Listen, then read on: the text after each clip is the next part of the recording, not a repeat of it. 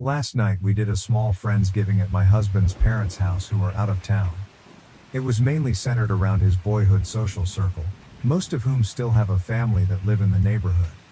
After we got done eating, a few of us decided that it would be nice to relax in the hot tub and look at the lights of the city.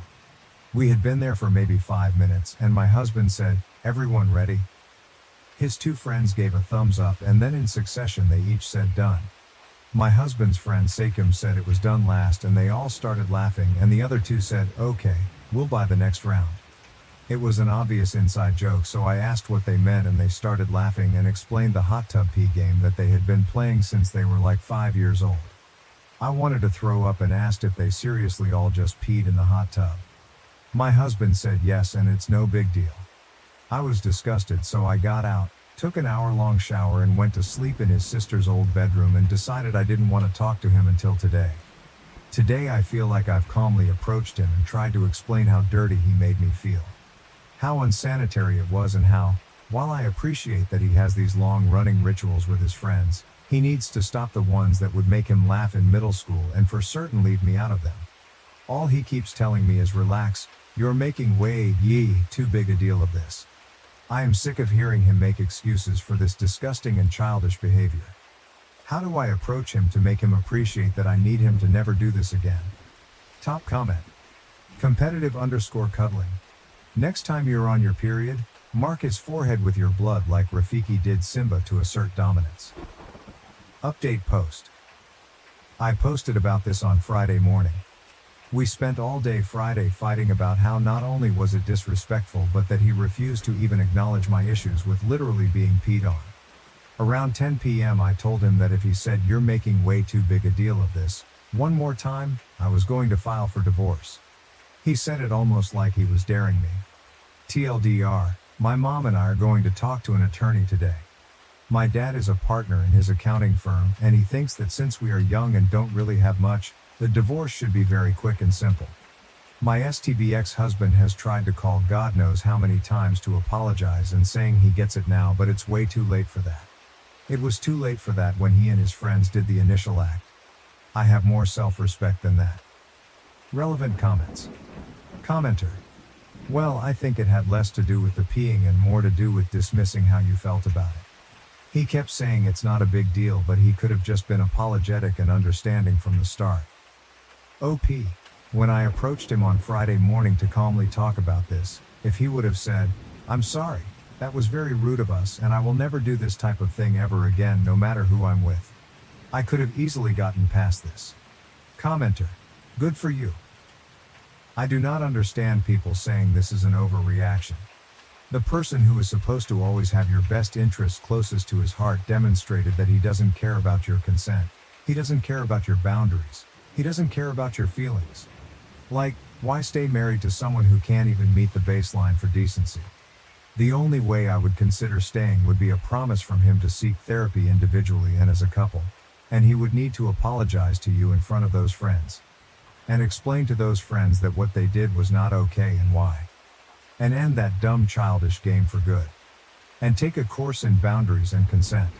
OP, I think if he were to come up with your second paragraph, on his own, not guiding him, I might be able to forgive him and cooperate. I also think he should ditch his childhood friends and grow up, but again, I'm not going to lead him to that decision. Commenter. I'd be careful of anything he says now though, as he could find this post, see your comment and just tell you exactly what you want to hear.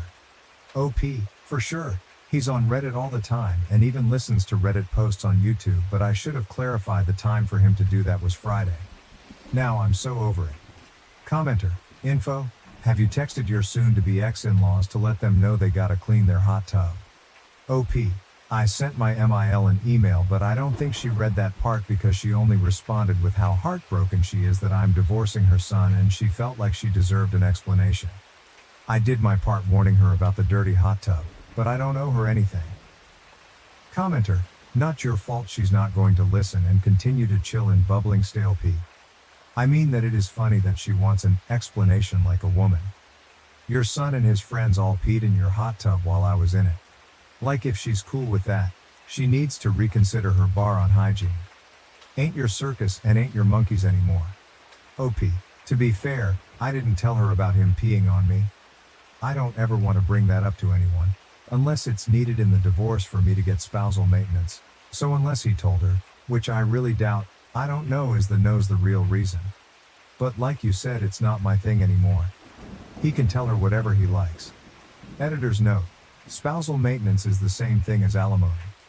On spousal maintenance, I've supported him through a master's degree. I think state law says I'm entitled to 40% of his salary for half the number of years we were married. It will help me take some time off, get over the divorce and get on my feet again. Commenter: how long have you been married for? OP: just over 5 years. Commenter: deleted. Your husband dodged a bullet there. OP: I truly hope he feels that way. Judging by the 57 texts he's sent me just this morning, I don't think he does. Commenter: downvoted. LOL, are you guys seriously trying to defend this lady's delusional 5-year-old mind? Just say it out loud: I am getting a divorce because my husband peed in a hot tub. OP: I've been saying to myself for 3 days now and it sounds more right than ever. Commenter: downvoted. It's pretty obvious you do not love him. LOL. It's cool if you want to bail, but threatening divorce in the middle of an argument is petty as fuck. OP: I loved him very much until Friday when he said you're making way too big a deal of this, for the 10000 the time. Then I was over it. Mini comment update, a few hours later. We are meeting with a lawyer in an hour. My mom keeps telling me to document everything as it will turn out better for me money-wise. My dad stole my identity and opened 3 credit cards in my name. He told me that since I'm young, I can do without for a few years. I found that my dad used my information to open 3 credit cards over the last year. When I went to get a pre-approval for a mortgage, I was told by the lender they wouldn't be able to give me a home loan because of the defaulted credit cards.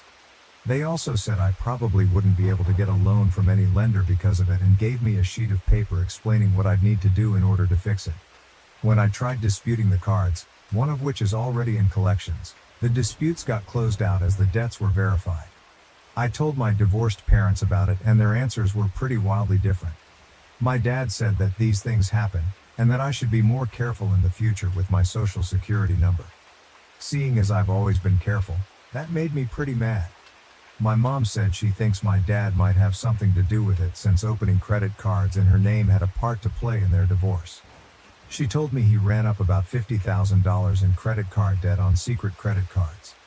A few days ago, I ended up casually telling my dad I'm going to have to file a police report for the credit cards. He told me I probably shouldn't do that because $15,000 isn't that much in the grand scheme of things. When I told him it was keeping me from buying a house, he said I could just wait a few years until they fell off of my credit report. He said it would only take another 4.5 years. When I told him I obviously couldn't wait that long, so I had to file the police report, he straight up told me not to do it and to just be more careful in the future. Once I told him I already got the paperwork together from the credit agencies, he told me he had opened the cards to pay for living expenses over the last year. He said his work slowed down a little bit, but he'd do what he could to help pay it off.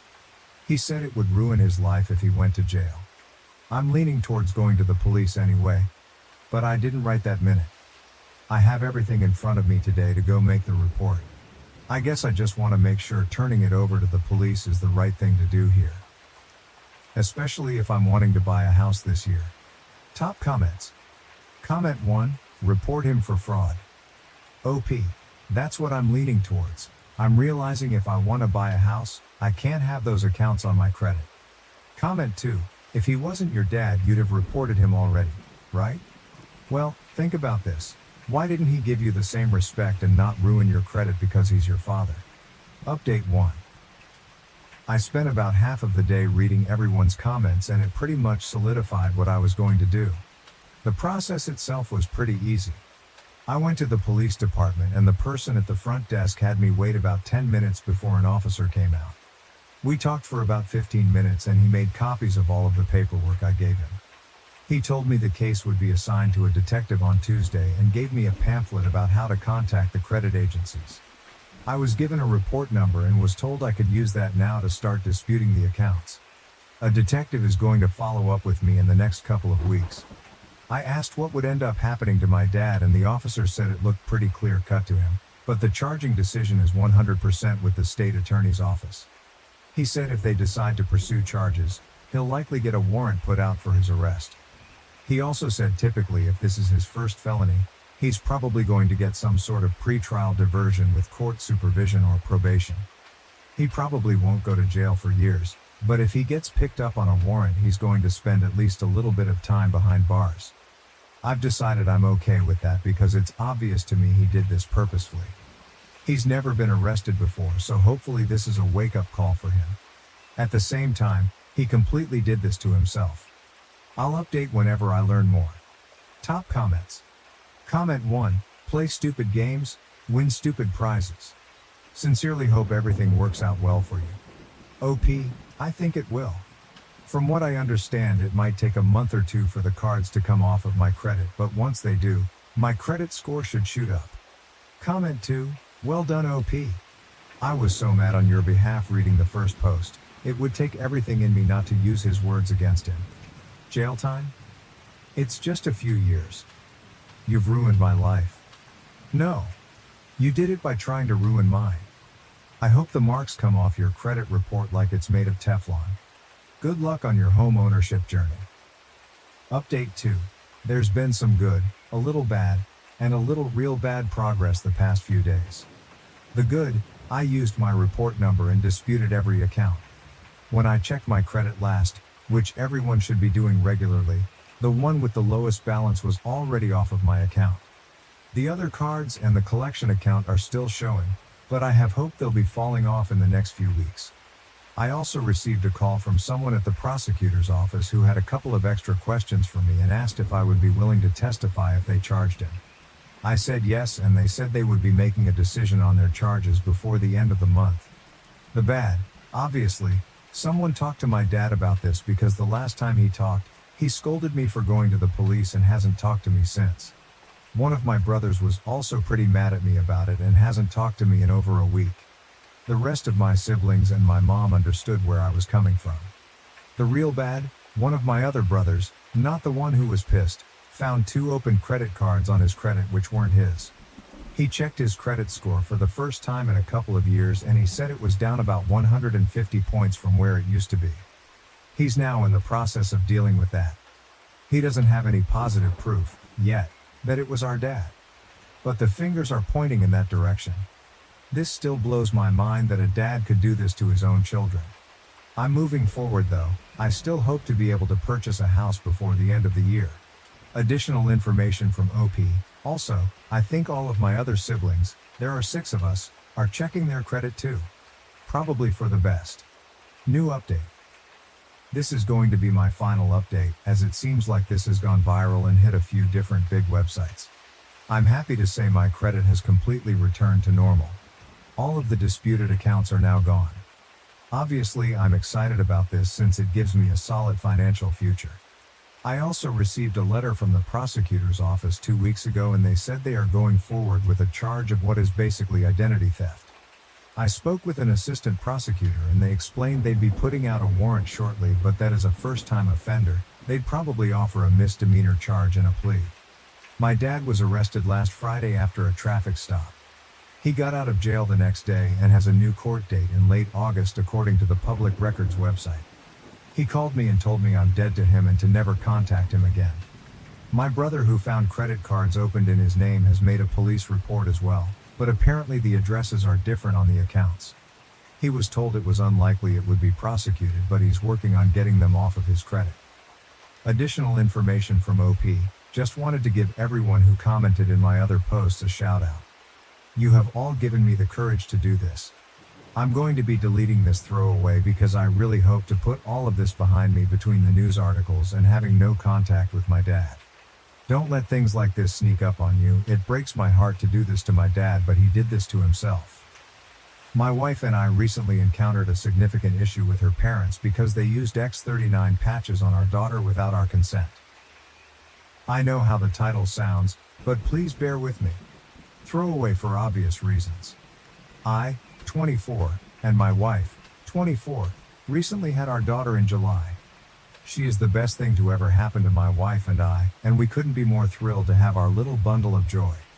She recently got sick while staying with her grandparents, my in-laws, while my wife and I took a trip for work. For context, my in-laws are really big into LifeWave X39. It's a patch that supposedly helps regrow stem cells by reflecting light rays back into your body, allowing your body to produce more stem cells to fight off diseases and sickness. If you ask me, it sounds like snake oil, and my wife agrees, calling it a pyramid scheme. The only way to get said patches is by spending well over $1,000, and then you're tasked with selling the patches yourself. It's essentially some multi-level marketing product, where the more patches you sell, the more money you make. Falling right in line with my wife's comparison to a pyramid scheme, but MLMs are somehow legal. Now I've tried doing research on X39, and the only comments I've seen praise said product are brand new accounts never used before or after, or their entire profile is dedicated to shilling out for LifeWave/X39. In my own research, they appear to just be overpriced stickers. They contain no medication, no special UV rays or anything of the sort. They're literally just an overpriced sticker with an air bubble. But my wife and I have made it very clear that we wanted no part in X39, nor did we want our daughter to have it. Even if it's fake, we wanted no part in it, and on the off chance it did something, I didn't want our daughter to be used as their lab rat or guinea pig. Now, before we left our daughter with my in-laws, we provided them with some infant medication, just in case she got sick. Can never be too safe, you know? Well, we returned home from the work trip early because our daughter wasn't getting any better, so we picked her up and went home. We were going to give her a bath, and in the process of taking her jacket off, we found an X39 patch on her arm. Upon finding it, we immediately called her parents and demanded to know why she had a patch on her. Her parents tried saying that it's safe for the baby. We even ordered the ones for ages 7 and younger. And that it's practically medication. Their words. Which still didn't answer our question. So my wife checked the go bag, and the Motrin we gave them was, while it was used, not used very much at all. Her parents tried claiming that someone else in their group or whatever gave it to their son and they got better in a week. Point is, we didn't buy it, nor did we care. We've made it abundantly clear that we wanted nothing to do with X39, and we didn't want our daughter to be a part of it. They failed to listen. My wife was on the phone with them for over an hour, and while I don't know the exact length the conversation went to, I know it at least ended with her screaming, "Going to see my fucking daughter again, and if you attempt to come to my house we will call the police." Before hanging up. That was 3 days ago now, and we've had several missed calls from family members, her parents, her siblings, and even family friends, all saying that we overreacted, and they were just trying to help. Maybe we overreacted, but we wanted nothing to do with that, and despite making it clear, they went against our wishes and did it anyway. And instead of giving my daughter actual medication, they try to give her some placebo patch. Her parents tried claiming that we're stopping them from seeing their only grandchild over something so small. But we did want to hear it. Relevant comments. Comment 1. I kinda think you, Tosh, for leaving your sick baby to go out of town.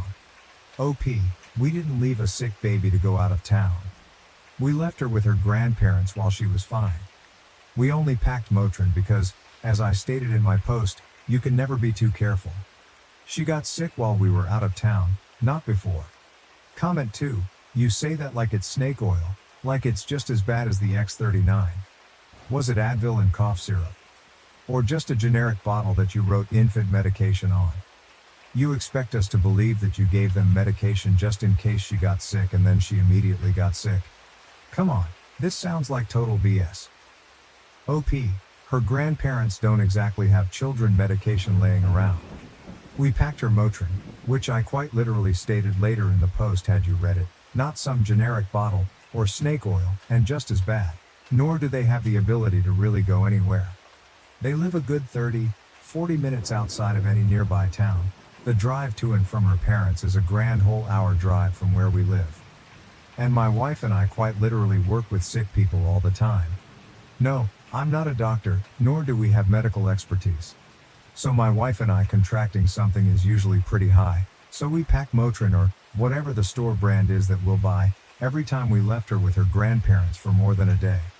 Update 1, About a month ago I made this post ranting about my in-laws' weird obsession with a, for lack of a better term, cult regarding stem cell regeneration through patches, which clearly isn't a real thing. There's been some development on that end, and while I'm confident things will likely end here, I wanted to give a quick update for those who may have been curious. I'm writing this on the toilet at work, so don't mind the rushiness of it all. After my wife essentially cut ties with them and we all received a million phone calls and text messages from family and friends, things quieted down for about a week or two. We started having my sister watch our daughter instead, when we had to work. We haven't had another out-of-trip town since the initial post, however. Through those couple of weeks we never really heard anything beyond a couple of supposed shit-talking posts on Facebook bitching about us, but I can't seem to find the posts. We thought things were, probably, hopefully, going to end there, but boy were we wrong. And this is quite the jump from the last post. My wife and I were visited by CPS about 2 weeks ago or so, after they received concerning calls about supposed child abuse and negligence within the household. Of course, nothing like that happened, and the caseworker was very quick to see that. We had asked who reported her, and while she couldn't say, we had a suspicion it was from her parents. We were completely helpful and cooperative with the caseworker, and after she left that night, my wife called her mom up and asked her if she's the one who called CPS.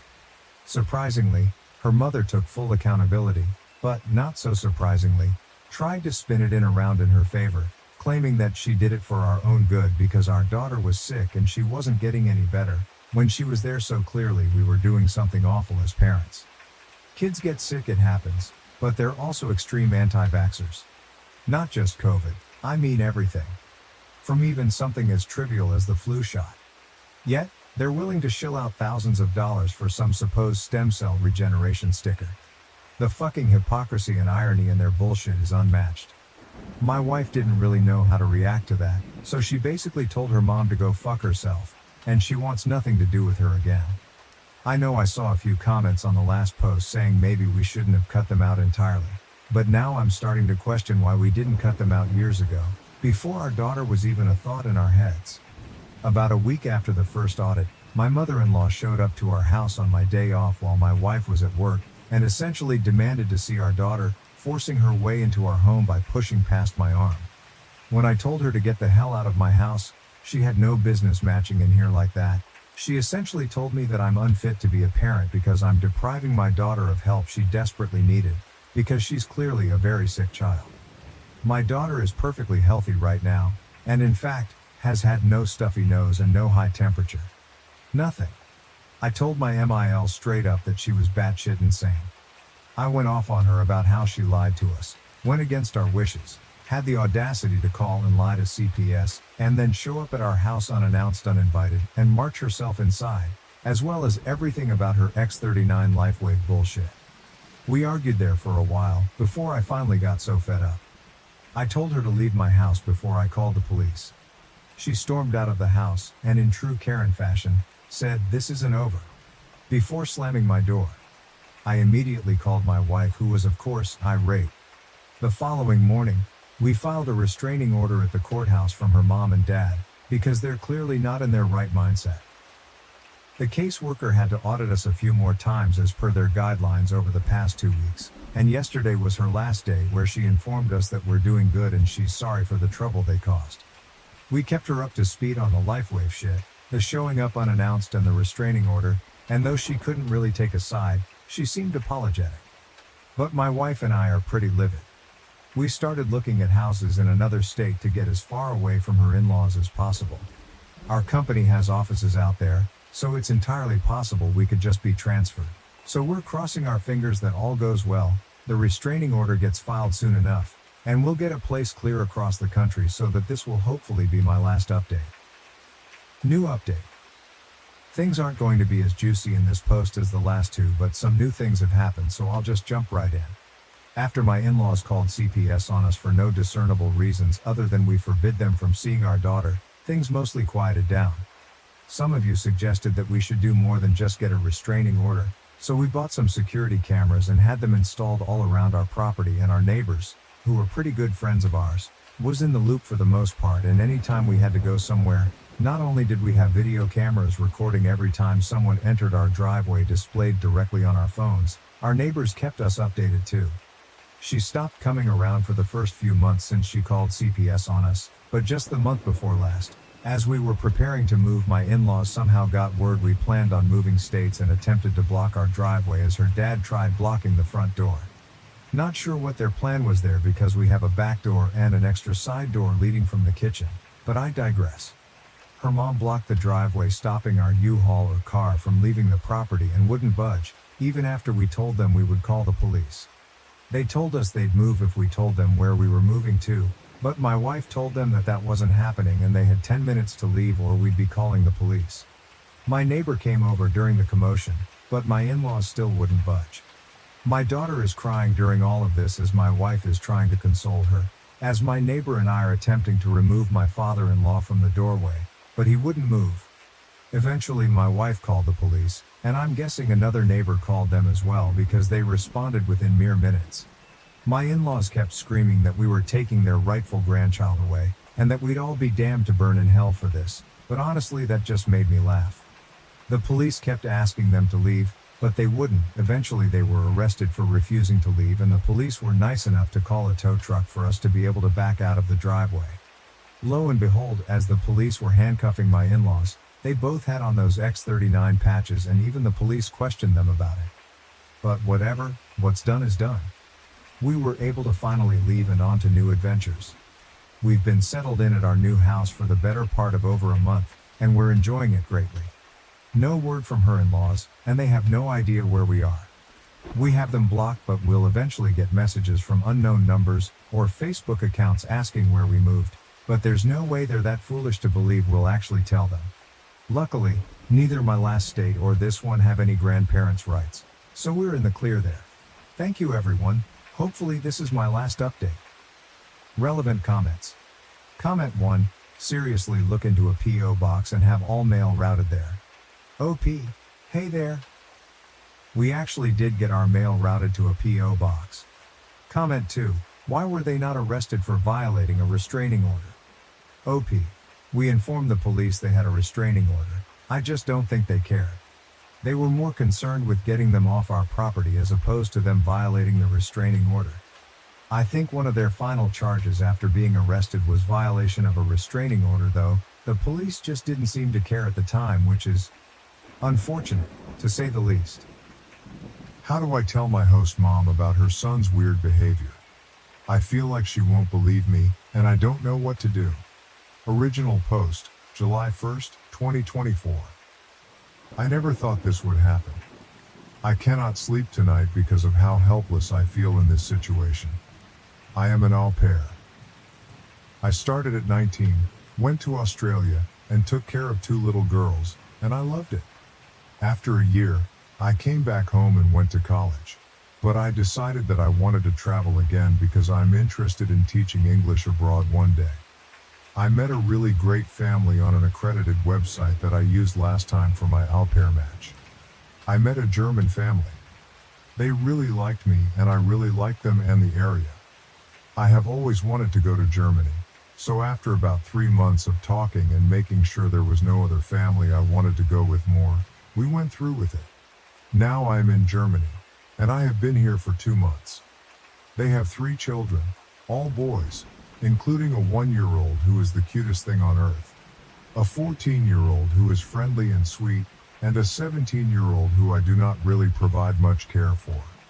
He kept to himself a lot and did not talk much with me, which I did not mind because I'm mainly there for the 2 younger ones. But some weird things started happening. I began to notice that he started staring at me a lot whenever we were alone, or even at family dinner. He walks up to me at times and it sounds like he's asking me questions in German, but I can't understand him. The oldest boys can speak English. When I tell him I don't understand him, he just walks away. I asked his brother once what he asked, and he said it was something bad, and he's told his brother to stop, but he won't listen. Then, over these past 2 weeks, he's made accidental contact with me. Sometimes he will brush up against me even when there's enough room for us to not bump into each other. 1 or 2 times, when this happened, I felt something on my waist, like his hand, but I thought maybe it was an accident.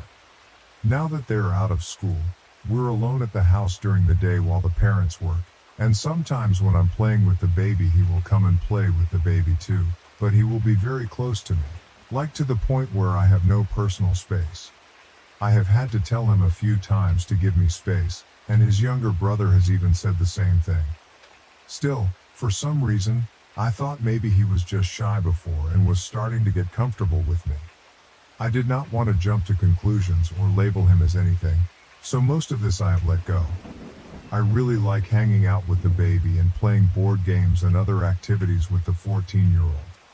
He is a funny, nice kid. But the bad thing that really happened was yesterday. The family went for a walk, and I stayed behind because I had bad cramps.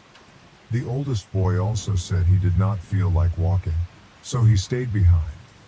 We were there alone, and after they had left I tried to go to my room, but he blocked me. I kept asking him to move, but he kept blocking me. The look on his face, like he thought it was funny, scared me. He would not speak English with me when I kept asking him why he was doing this, and at this point, I felt scared and decided to walk the other way. I was going to hide in a bathroom until the others came back. But then he grabbed my arm and forced my body against his. I do not know if it was a forced hug or what, but I tried to pull away, but he reacted by tightening his grip, so I just froze. He let me go after a few seconds and just left the room. When the family came back, I went into my room for the night because I felt like I would just start crying in front of them. I do not know what I should do. I feel ashamed that I could not fight him off, and that I am literally being harassed by a boy so much younger than me. I am scared to tell the host parents because I can tell they love their son a lot, and at the end of the day, I am just a random girl that they have only known for 2 months. I am torn because I love the younger two so much already and wanted to have a good time in Germany. But this boy is acting so weird. I do not know why he went from basically ignoring me to doing this. I know that despite all of this I should probably try to talk to the host parents, probably my host mom, as I am more comfortable sharing this with her. But I just do not know how to bring that up. How do I basically tell her that her son did something really weird to me? I never thought I would have to do this or be in a situation like this, and I need some help. Please. Too long. Didn't read. I am an au pair. One of the boys who I live with has consistently been doing weird things to me, and yesterday, he forced me into a hug.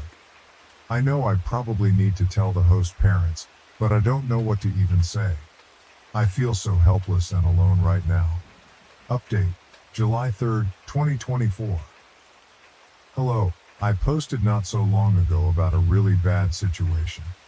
I hope that it's okay for me to post an update even though it was removed. I received a lot of people reaching out to me asking if I was okay and if I could provide an update, so I wanted to give some closure. In short, I am an au pair in Germany and was being harassed by my host parent's son, who is 17 years old.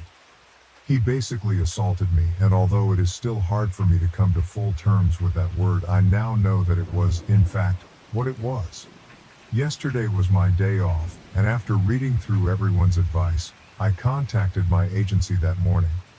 I made sure to first get out of the house so no one would overhear me and to get away from the older boy. The younger boy, who is 14 years old, asked me if he could go with me as I was going to the library, and I did not mind taking him.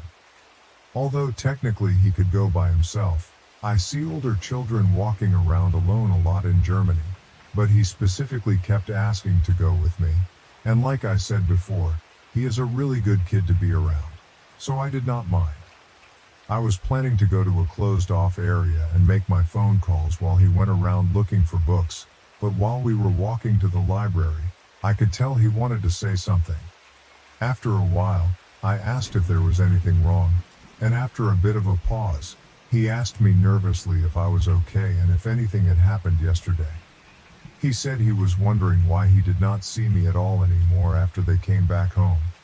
I did not say anything at first because I did not want to tell him inappropriate information. I told him I just had bad cramps, which was true, and wanted to sleep. but he is a smart kid, and I think he knew, because he asked if it was because of his older brother. When I did not say anything, as I was so caught off guard by his questions, he asked if I was leaving. He honestly looked so sad.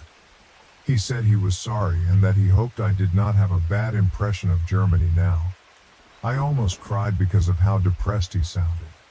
I told him not to worry about it and that it had nothing to do with Germany, him, or the baby, and that I would be okay.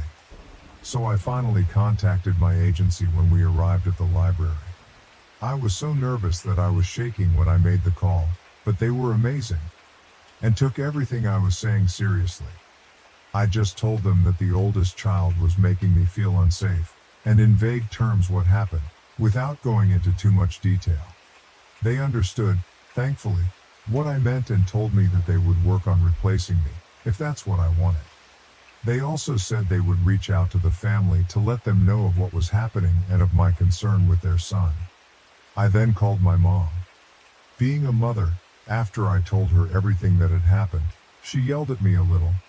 Not in an abusive way, but for not telling her sooner, and told me very sternly that I was not going back to that house tonight. Even being an adult, I don't argue with my mom when she uses that type of tone.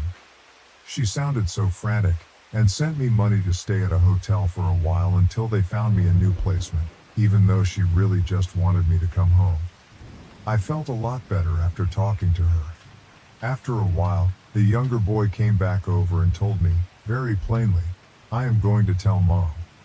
He would not listen to me when I told him not to, or not to put himself in that situation. I can handle it. He seemed very angry. He tried to reassure me that his parents would listen, and that they know that older brother causes trouble sometimes. They had another girl, a few years ago, that left because of him, and everyone thought maybe since he'd grown up and changed it would be different. I stayed at the library while he went home, and just waited. I did not know what was going to happen. I already had a hotel booked by then and knew I would probably need to go back to get my stuff. About an hour and a half later, I left the library. Since the parents were at home today, I felt somewhat safe going back to get my stuff. Before I got back, I received a call. It was from my host mom. When I answered, she was very frantic. She asked me if I was okay, and where I was. When I got to the house, the parents were in somewhat of an argument. I didn't understand all of it, because they went between German and English, but I heard some words like, not again, and ruining. In short, the mother pulled me aside. She said that she wasn't aware that the oldest son was still like this. She begged me not to leave. She told me she wanted her two youngest sons to have healthy attachments to their caregivers, and that it was very hard for them to do this with the oldest.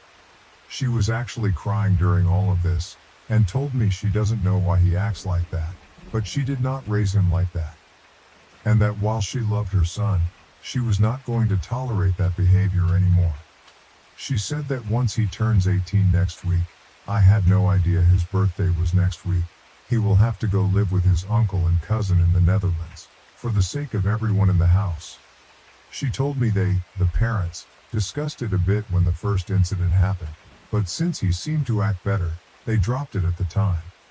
When I asked where he was, she said that he left quickly when his brother came home, saying he was going to a friend's house. He probably will not be back, and she said that even if he does, she will not let him in, and will tell him to go to his aunt's, who lives not that far, until he can go to the Netherlands.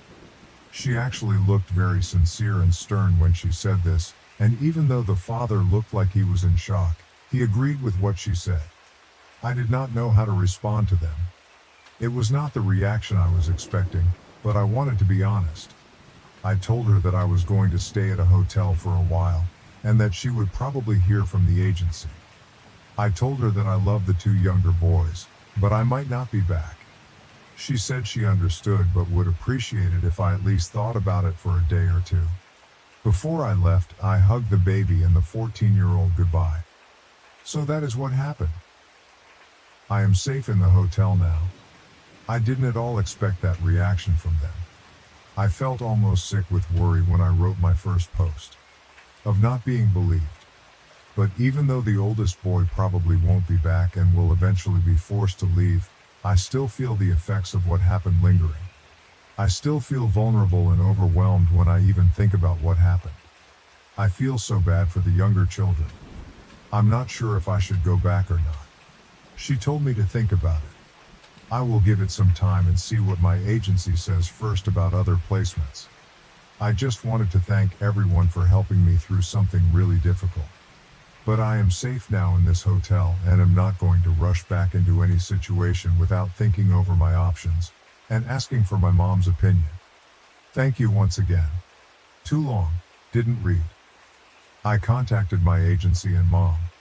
Both listened and took me seriously. I am now safe in a hotel and am waiting for my agency to get back with me on possible placements. My mom is helping support me financially and emotionally while I wait. The host parents find out about what happened. The 14-YO told them and reacted in a way I did not expect. They are begging me to stay, saying that the oldest boy will be sent to live with relatives for his behavior once he turns 18. I am not sure if I will go back, although I miss the younger two. I am going to wait until my agency gets back with me first before taking next steps. Thank you to everyone who reached out and helped me. Added comments. Commenter, as a German, this post infuriates me. First of all, therapy is free here. It sounds like the parents did absolutely nothing when this happened for the first time. They just hoped and thought their son got better. Secondly, the fact that they just want to get rid of their son by pushing him onto someone else instead of wanting him to face actual consequences, like going to the police with OP, is also infuriating. German police aren't perfect, but my own experiences with them have been genuinely good, and I want to encourage OP to go to the police. Lastly, the parents are trying to make OP stay in a house where she was assaulted. That alone is so utterly tone deaf that it's hard to believe. Sorry, Netherlands. OP.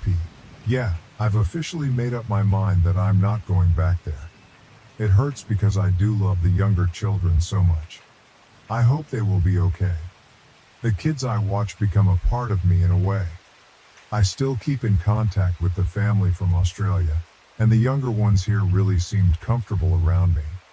The mom even said they usually aren't as open at first with new people like they were with me. I might still keep the host mom's contact info just to see if I can check up on them every now and then, purely for that purpose. Now that I'm really reflecting on it, it was a little strange that she still wanted me to stay after what happened. I thought maybe, for my mental health, she would encourage me to leave. But I think she is desperate for an au pair since they work a lot. It's amazing that therapy is free. I will suggest to the host mom that maybe the 14-year-old might need someone to talk to. I made sure to tell him that I was not abandoning him, and he seemed to understand. He is very level-headed for his age. I know he will continue to grow into an even more amazing young adult as he gets older. He told me he wouldn't forget me, and he would tell his baby brother about me a lot, so he will always remember too. It's also good to hear about the police. I always worry about being a foreign girl and not being taken seriously in another country. I am going to reach out to the Weiser Ring, like another poster suggested, and see if they can help me in that aspect. I feel bad for the people that might encounter him in the Netherlands, but I heard they don't play around there. So I hope he gets some sense into him soon. But there are vulnerable girls and women everywhere, so it does leave me with a sad feeling. OP makes another update in the comments. To give an update, I spoke with the agency sometime earlier today and asked them if there have been other au pairs with this family. They said this is their first time placing someone with the family, and if another au pair was with the family before, it was probably through another agency, but they had no knowledge of this, and when they interviewed the family was told this was a new experience for them. I am thinking maybe the other girl was through another agency. There are a few of them. I'm not sure that all au pair agencies can see each other's networks, but they said they will look further into it. They told me that for now, they will not be placing any new girls with this family, so that gave me some peace of mind. OP makes another update in the comments. To give an update, I spoke with the agency sometime earlier today and asked them if there have been other au pairs with this family. They said this is their first time placing someone with the family, and if another au pair was with the family before, it was probably through another agency, but they had no knowledge of this, and when they interviewed the family was told this was a new experience for them. I am thinking maybe the other girl was through another agency. There are a few of them. I'm not sure that all au pair agencies can see each other's networks, but they said they will look further into it. They told me that for now, they will not be placing any new girls with this family.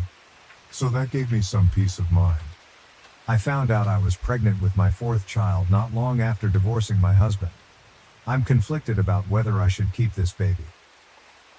This is long.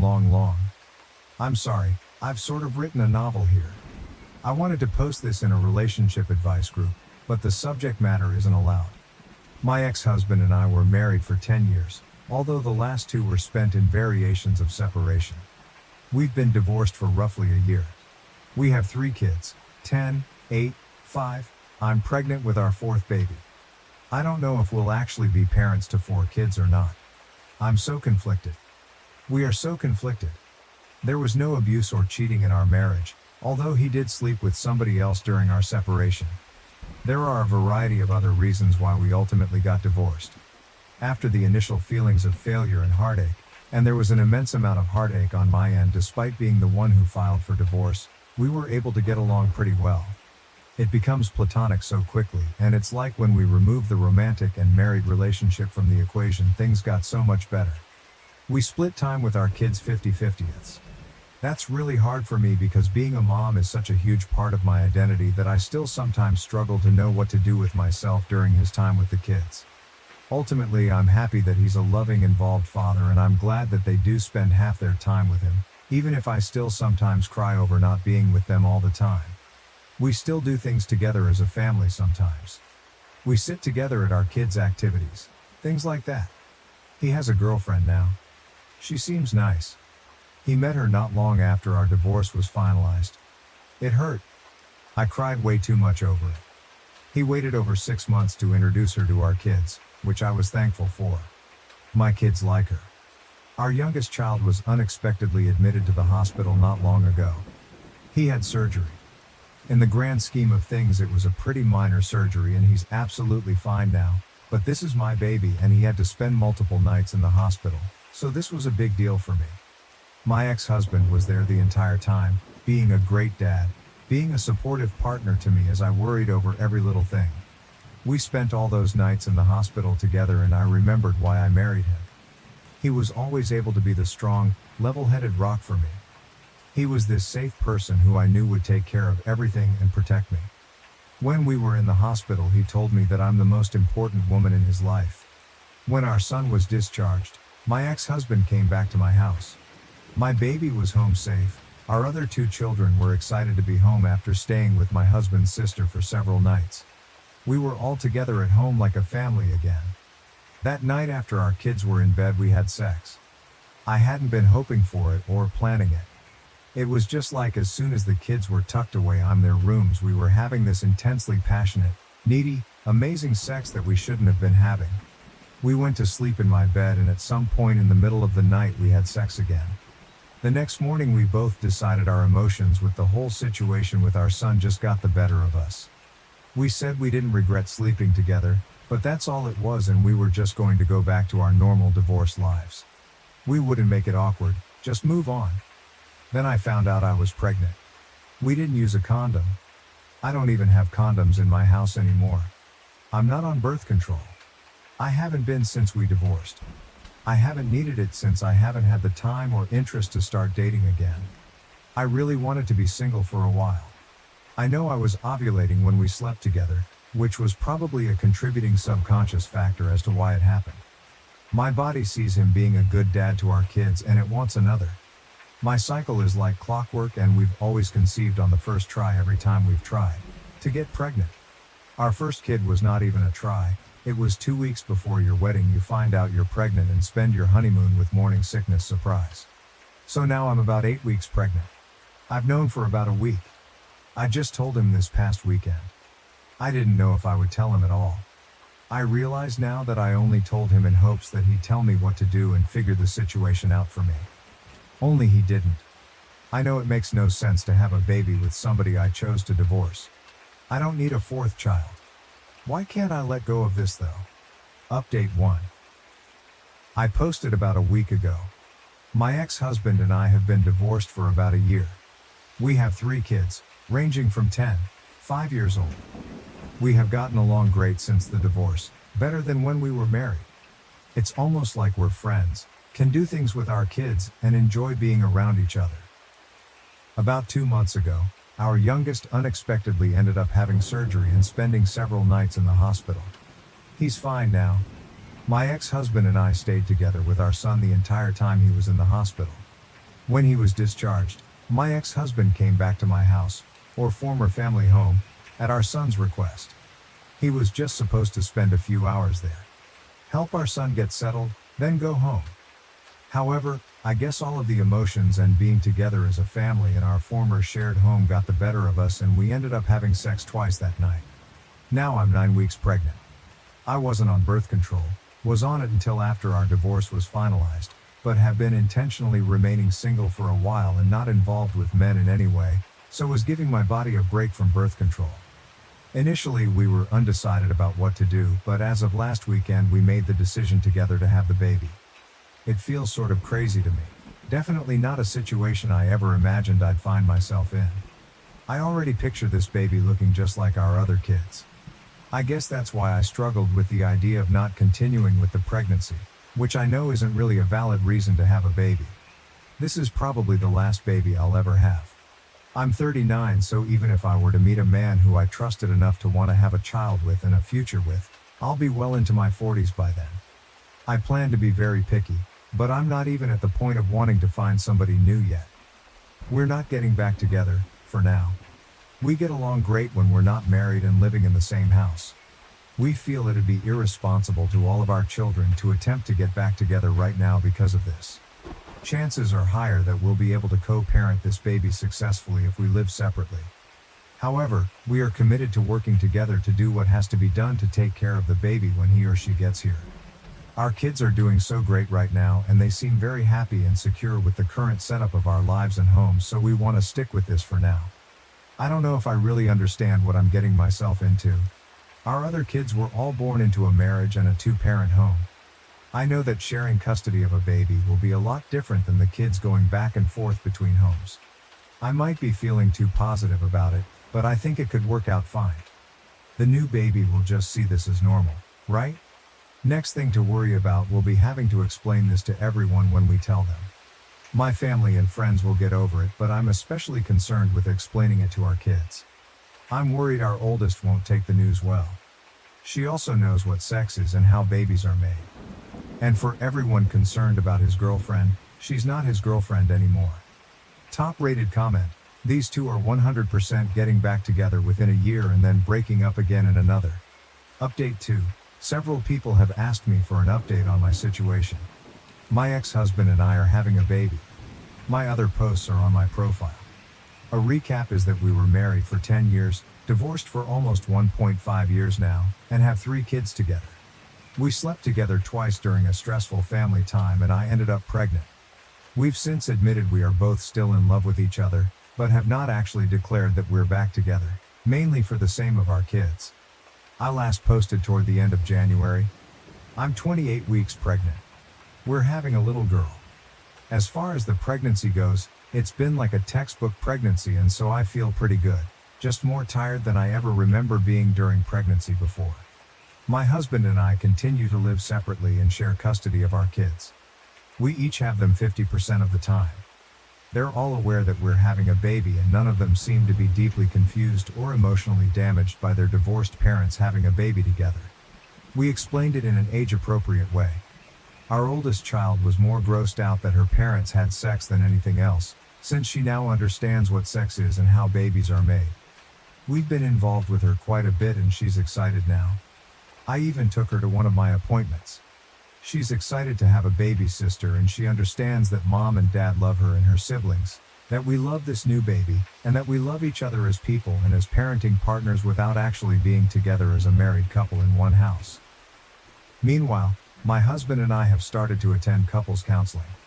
We tried marriage counseling when we were separated before we divorced, but I think we were both already pretty mentally done, so counseling didn't do much for us then. I think we're getting way more out of it now because we're actually invested in it and putting in a lot of effort. Sometimes I feel great after a session, and at other times I feel not so great and am reminded of reasons why we divorced. Overall, I think it's a good thing for us no matter what happens with our relationship. We've been sleeping together for the last few months. We already agreed that we won't be seeing other people at this time.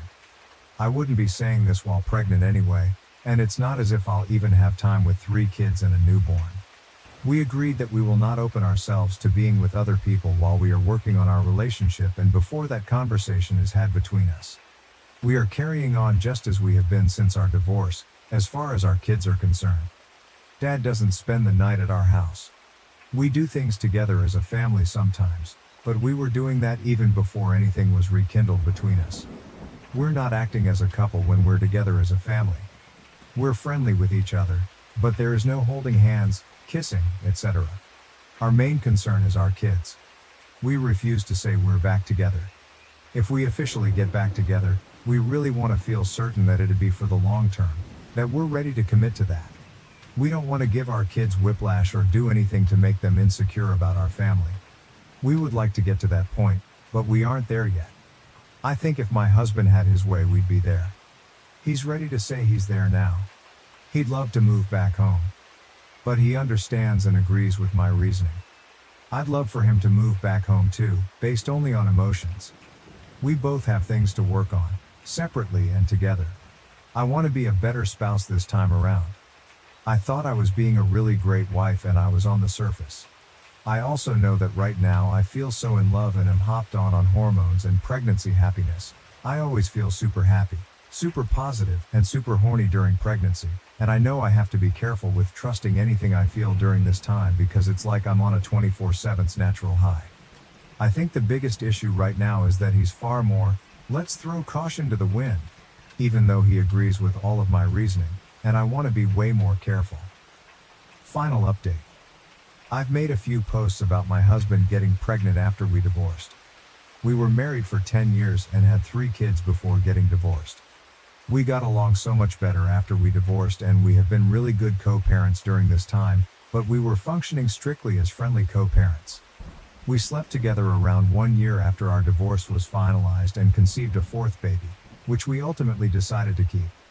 Our 4th child, a sweet baby girl, was born at the end of May. She's so perfect and we both feel we made the right choice to bring her into the world. It was the smoothest, easiest birth I've had and I take that as a sign. I feel like I fell in love with him all over again during labor and delivery, and that's when I knew I was ready to make our relationship official and public to everyone, including our children. Contrary to all the assumptions, our kids really don't seem to be negatively affected or confused about the baby. And I don't think the newest baby is getting any less love or attention than our 3 kids born within our marriage have. This is normal to them now. They understand we're still a family, and no matter what, we'll always be a family whether mom and dad live together. We are still living separately and technically still maintaining the custody schedule we had in place for our oldest 3 kids. Although, the kids are with me every weekday right now since it's summer break and I'm on maternity leave. We have a different arrangement for the baby, but he does take her overnight a few nights a week. I got our family home in the divorce and he spends time here with all of us. He has spent some nights here at home to help with the baby, but he doesn't stay in my bedroom quite yet. He has not moved in, although he has tried and continues to suggest it. This is probably the biggest point of contention these days. To me, this feels like the best of both worlds. I love him and truly don't want to be with anyone else. I think I sort of function better and am happier also living in my own space that he just visits. I know it's not the norm and some might say this means I don't really love him as much as I think. I really believe I'm just one of those people who needs more independence and alone time, and maybe we never would have got divorced in the first place if this had been the arrangement from the beginning. Is it sort of selfish? Maybe. I don't know anyone else with this arrangement, but I know some people out there do this. For all intents and purposes, we are together in a relationship again. We've made it official and exclusive, as juvenile as that sounds. We had already made it official between ourselves, but we hadn't really announced it to family and friends or our kids. We are still in love with each other, or back in love with each other, and we are not seeing anyone else. Our kids have adjusted well. They've been seeing a therapist since we filed for divorce, so that has really helped us navigate some of this. Prior to the baby's birth, we did not tell them that we were essentially in a relationship. Only so long you can keep that a secret from your kids. Even though they're young, they're perceptive. So we've recently explained to them that mommy and daddy love each other, but we get along better living in separate homes, and for now we think this is the best thing for our family. The only problem is that now they keep asking about when we will all live together again. I'm sure it's a little confusing to them, but I'm not sure how we could be handling it any better. We attempted marriage counseling when we separated, before divorce. It was not successful. I don't think either of us was 100% committed to it at the time. He really did not take it seriously back then, but I was more stubborn and resistant than I originally realized. We're in couples therapy now, and it's like night and day compared to last time. I'm scared to live together again, so we aren't going to do that anytime soon. It's not that I don't trust him. I don't trust us as a couple. I refuse to put my kids through all of that again. So, getting remarried and moving in together isn't something in the plans right now. Maybe one day. I hope we can get to that point. I just don't want my kids to have to go through a divorce and splitting households yet again. I feel like they'd lose all trust in us then. OP on their living situation. I think it might be best for us to find a way to each have our own place next to each other or on the same property, instead of one actual house that we share. Other than not living together, we are together. It's no different than any other couple that's dating but doesn't live together. Well, it's a little different since we share kids and we were once married, and I still usually refer to him as my husband, but not too different. We aren't keeping our relationship a secret anymore, so we aren't pretending to not be together. Everyone knows now. We spend a lot of time together. But yeah, he may eventually want more than I do, as in a relationship where we live together 24/7. At this point, the hubby's ex-GF was firmly in the rearview mirror, and OP was still brushing it off as if it is no biggie, but I found one exchange that people may find interesting. OP, downvoted. Yes, he had a girlfriend at the time. It's in my post history and I'm not trying to hide it, but we have moved well beyond that now. Response: people are downvoting her comment because it is pretty black and white when it comes to cheating. Cheating hurts others, and a lot of people value living in a world and having actions that don't result in hurting others. He was in a relationship and committed to his girlfriend when he decided that he had the right to sleep with his ex and not immediately tell her that he did it. She deserved better than to get trauma from someone who claimed to be committed to her, but was willing to step out on her. Cheating on someone does result in emotional trauma, which will affect how they will view love and relationships going forward. Personally, if he wasn't ready to be in a relationship with her, then he should have left her alone. I am tired of men in particular getting into relationships with women when they know they are not clearly over their ex-partner. It is a sign of selfishness and pure disregard of another human being's health. She was used as an emotional support and sex object by him, because no one that respects their partner would do something this cruel. So I'm not going to cheer on someone who could have just avoided this entire situation by not being in a relationship when he was clearly not ready to be in one, and hurt someone deeply. Edit: I want to add additional thought as well. Cheating is not only an emotional hurt but a sign that you give zero care about your partner's health. He was presumably still having sex with his ex-girlfriend after sleeping with no condoms with his ex-wife. With the rate of sexually transmitted diseases and infections increasing and the likelihood of the disease being antibiotic resistant, he told his ex that he had zero care for health and emotional well-being. She had the basic right to know that he slept with another person while still being intimate with her, especially with no form of protection. Not calling the ex-wife dirty, but with the risk of catching a disease that's incurable, or opens you up to higher risk of illness. Every person who is engaging in a sexual relationship deserves honesty. OP. All of this may be true. I'm not arguing anything you said. But I'd like to know what everyone on Reddit thinks we're supposed to do about it. We can't go back in time and undo what we did. Maybe Redditors feel that as an act of penance we should not be together, despite very much wanting to, since that's what we deserve for hurting her in the process. We should never be allowed to move on and have any happiness in our lives, together or separate, because we did something at one time that hurt somebody. Short of publicly flogging ourselves and maybe not allowing ourselves to ever be in a relationship with anyone ever again as a form of self-punishment, what are we supposed to do to satisfy the masses? Neither of us are proud of hurting somebody. Am I the A for refusing to help a friend who excluded me from their wedding and now faces backlash for their poor treatment of our friendship? Original post, July 12, 2024. For about 11 years now, I, 37 years old, have been pretty close with John, who is 38 years old. We met at a job in my mid-20s, and we were pretty regular company until the pandemic. During the pandemic, our hangouts, including those with a circle of mutual friends, declined but did not become extinct. John and his partner, Jane, who is 36 years old, have been together for about 8 years now and engaged for a little under 2 years. Both have a child from previous relationships, so they have taken trips with their kids nearly every year. I have been happy to help by visiting John's, now their, home to check on things, take care of their animals, and so on while they are gone. I have helped them out with other projects and tasks over the years. Most recently, I picked up Jane from the airport when she returned from a work trip and got her home this past winter during a snowstorm because my vehicle could handle it. Generally, I have been present and helpful on top of our base friendship. About 5 weeks ago, I found out from a mutual friend that their wedding is coming up, and invites went out a while ago. Everyone in our circle but me was invited. As a gay guy, I've experienced being iced out of some of my straight friends' lives and events in ways minor and pronounced, but this one has definitely been something that has had me thinking about my time and energy with people. I decided I would take the hint and begin to distance myself. 3 days ago, John texted me asking if I'm around in early to mid-August. I say I am. John asks if I wouldn't mind visiting like I have before to look after the animals and property. I said, sorry, I can't.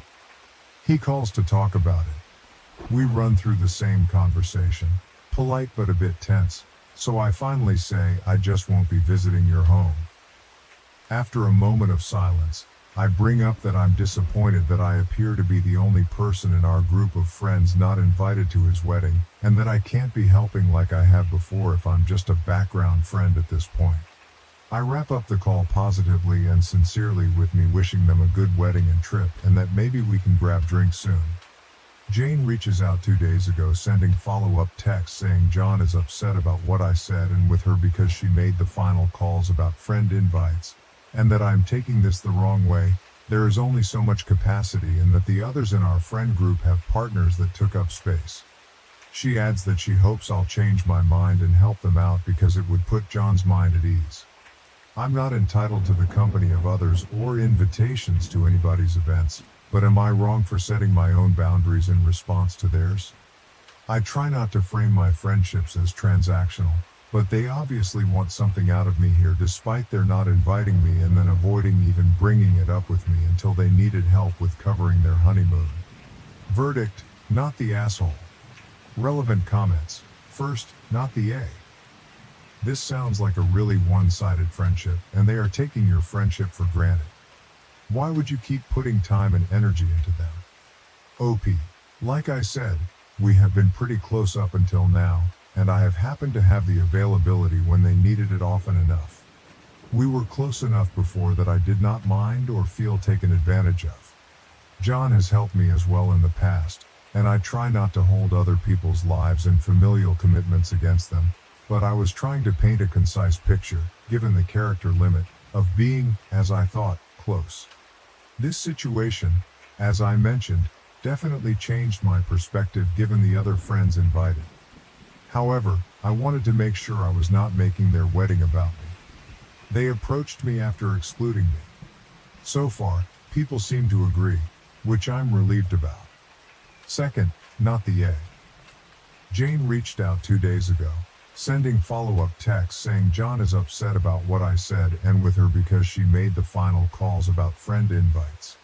She mentioned that I'm taking this the wrong way. There is only so much capacity. and that the others in our friend group have partners that took up space. What a bogus excuse. If your friends need someone to check up on their animals and property when they are on their honeymoon after a wedding you were not invited to, they can ask another friend or family member. The audacity of some people astounds me. I believe in putting the same energy into a friendship as you experience. OP, I do not pretend to be super savvy about wedding etiquette, and I realize every wedding is different, and lines have to be drawn about who can come or not. However, my mutual friend reached out to me to coordinate plans for our friend group during the weekend of the wedding, only to find out I was not invited, definitely stung and felt awkward, and my friend was in disbelief as well. Third, not the A. Not even a little bit. And then to ask for help like it is no big deal.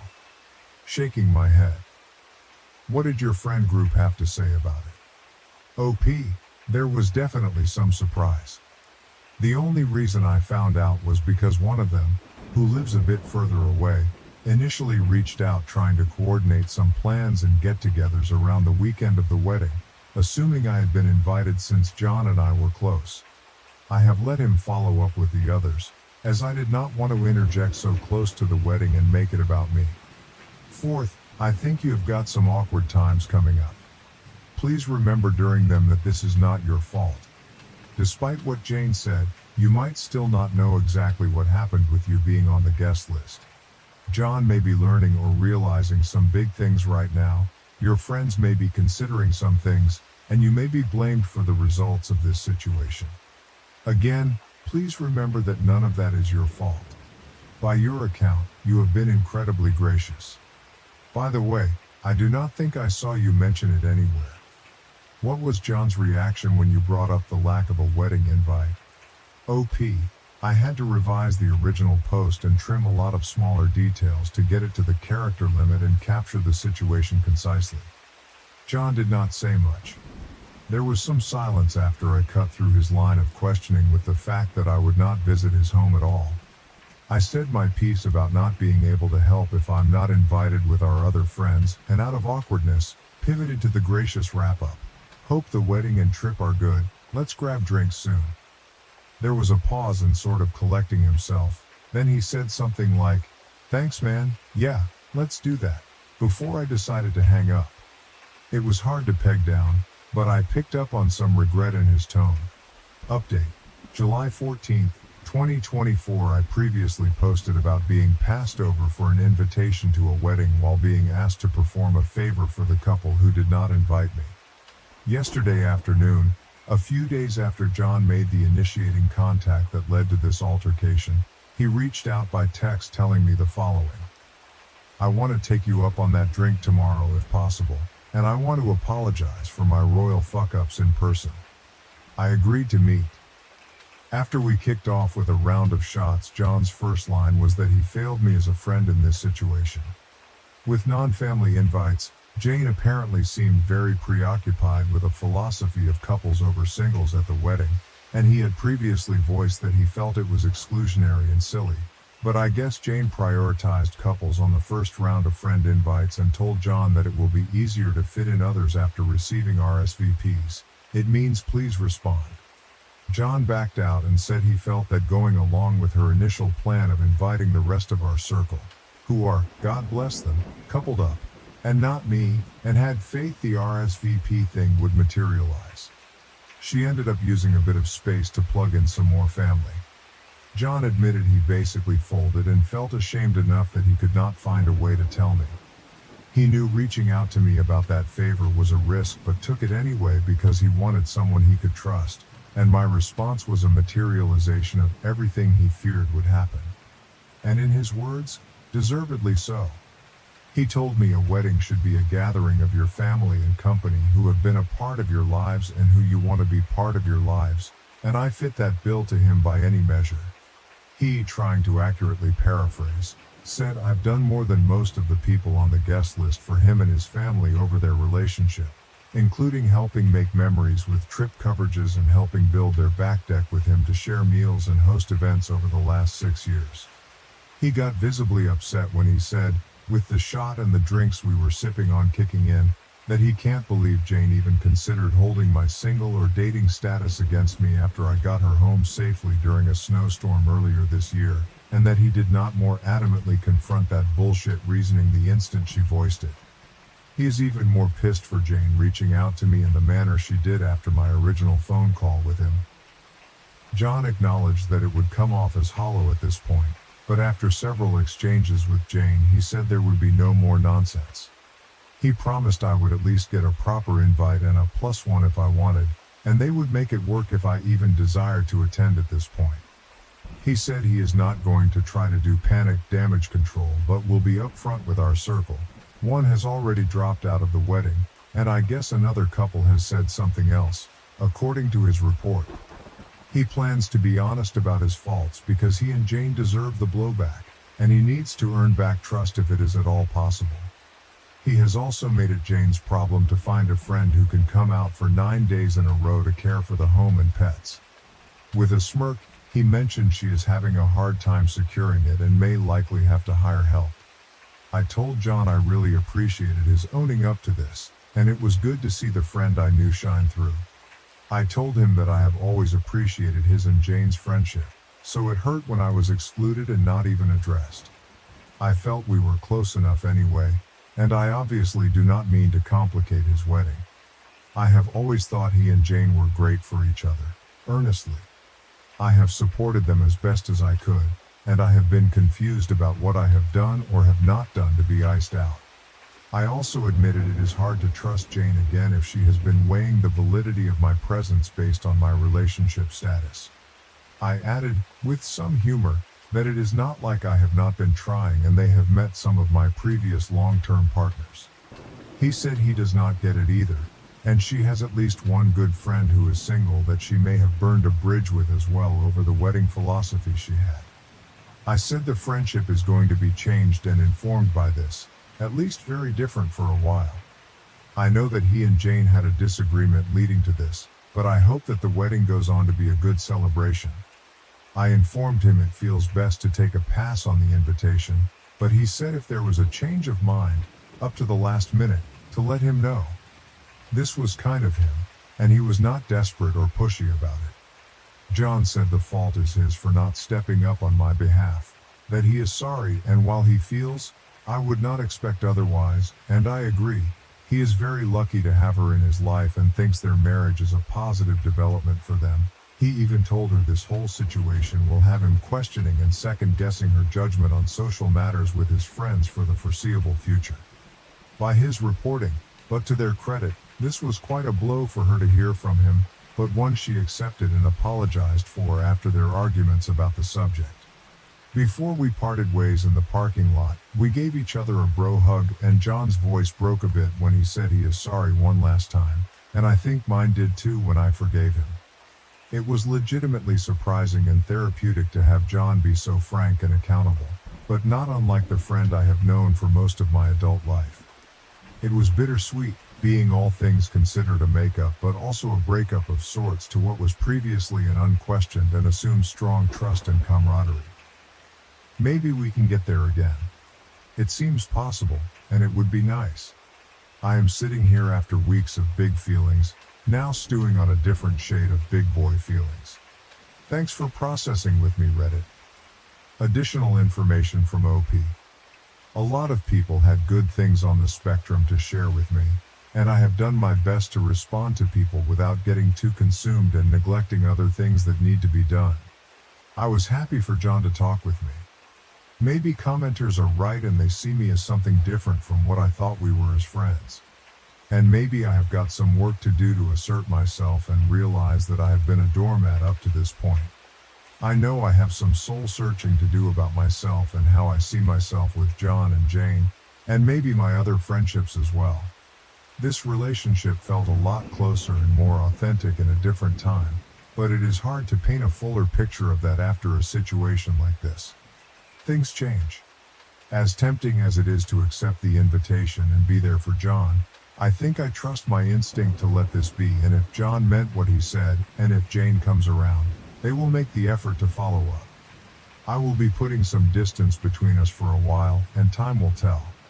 I am glad we got a chance to talk, Because if it is the end, I feel good about giving him a chance to own it. As I have gotten older, I appreciate the hard work of taking on uncomfortable stuff. I made some plans for that weekend with a couple of other friends, which I'm looking forward to. I find repeated updates on an initial post a bit messy and tacky, so if anyone wants my thoughts on particulars, just click my profile and look at my comments and responses. Thanks for the words and insights, Reddit. Relevant comments. Commenter. OP, how could a woman so terribly irrational and selfish be good for John? I mean, I couldn't have listened to her logic about the guest list for 5 minutes and John sucking it up like it's nectar of the gods. OP, I haven't seen this side of her before, and I believe John is a bit shocked by it. I can't know for certain if this is really her personality outside of my view though. I said in another response, but I believe that there are many parts of one's life where anyone, a friend or partner, can be of great benefit to you and then test your understanding with a wrong call. Those wrong calls vary in severity and scope, and I don't pretend to be a sage relationship expert, but she has helped him tremendously in the past 8 years. I have witnessed her kindness and the strength of the family they have forged and how much effort she has put into it.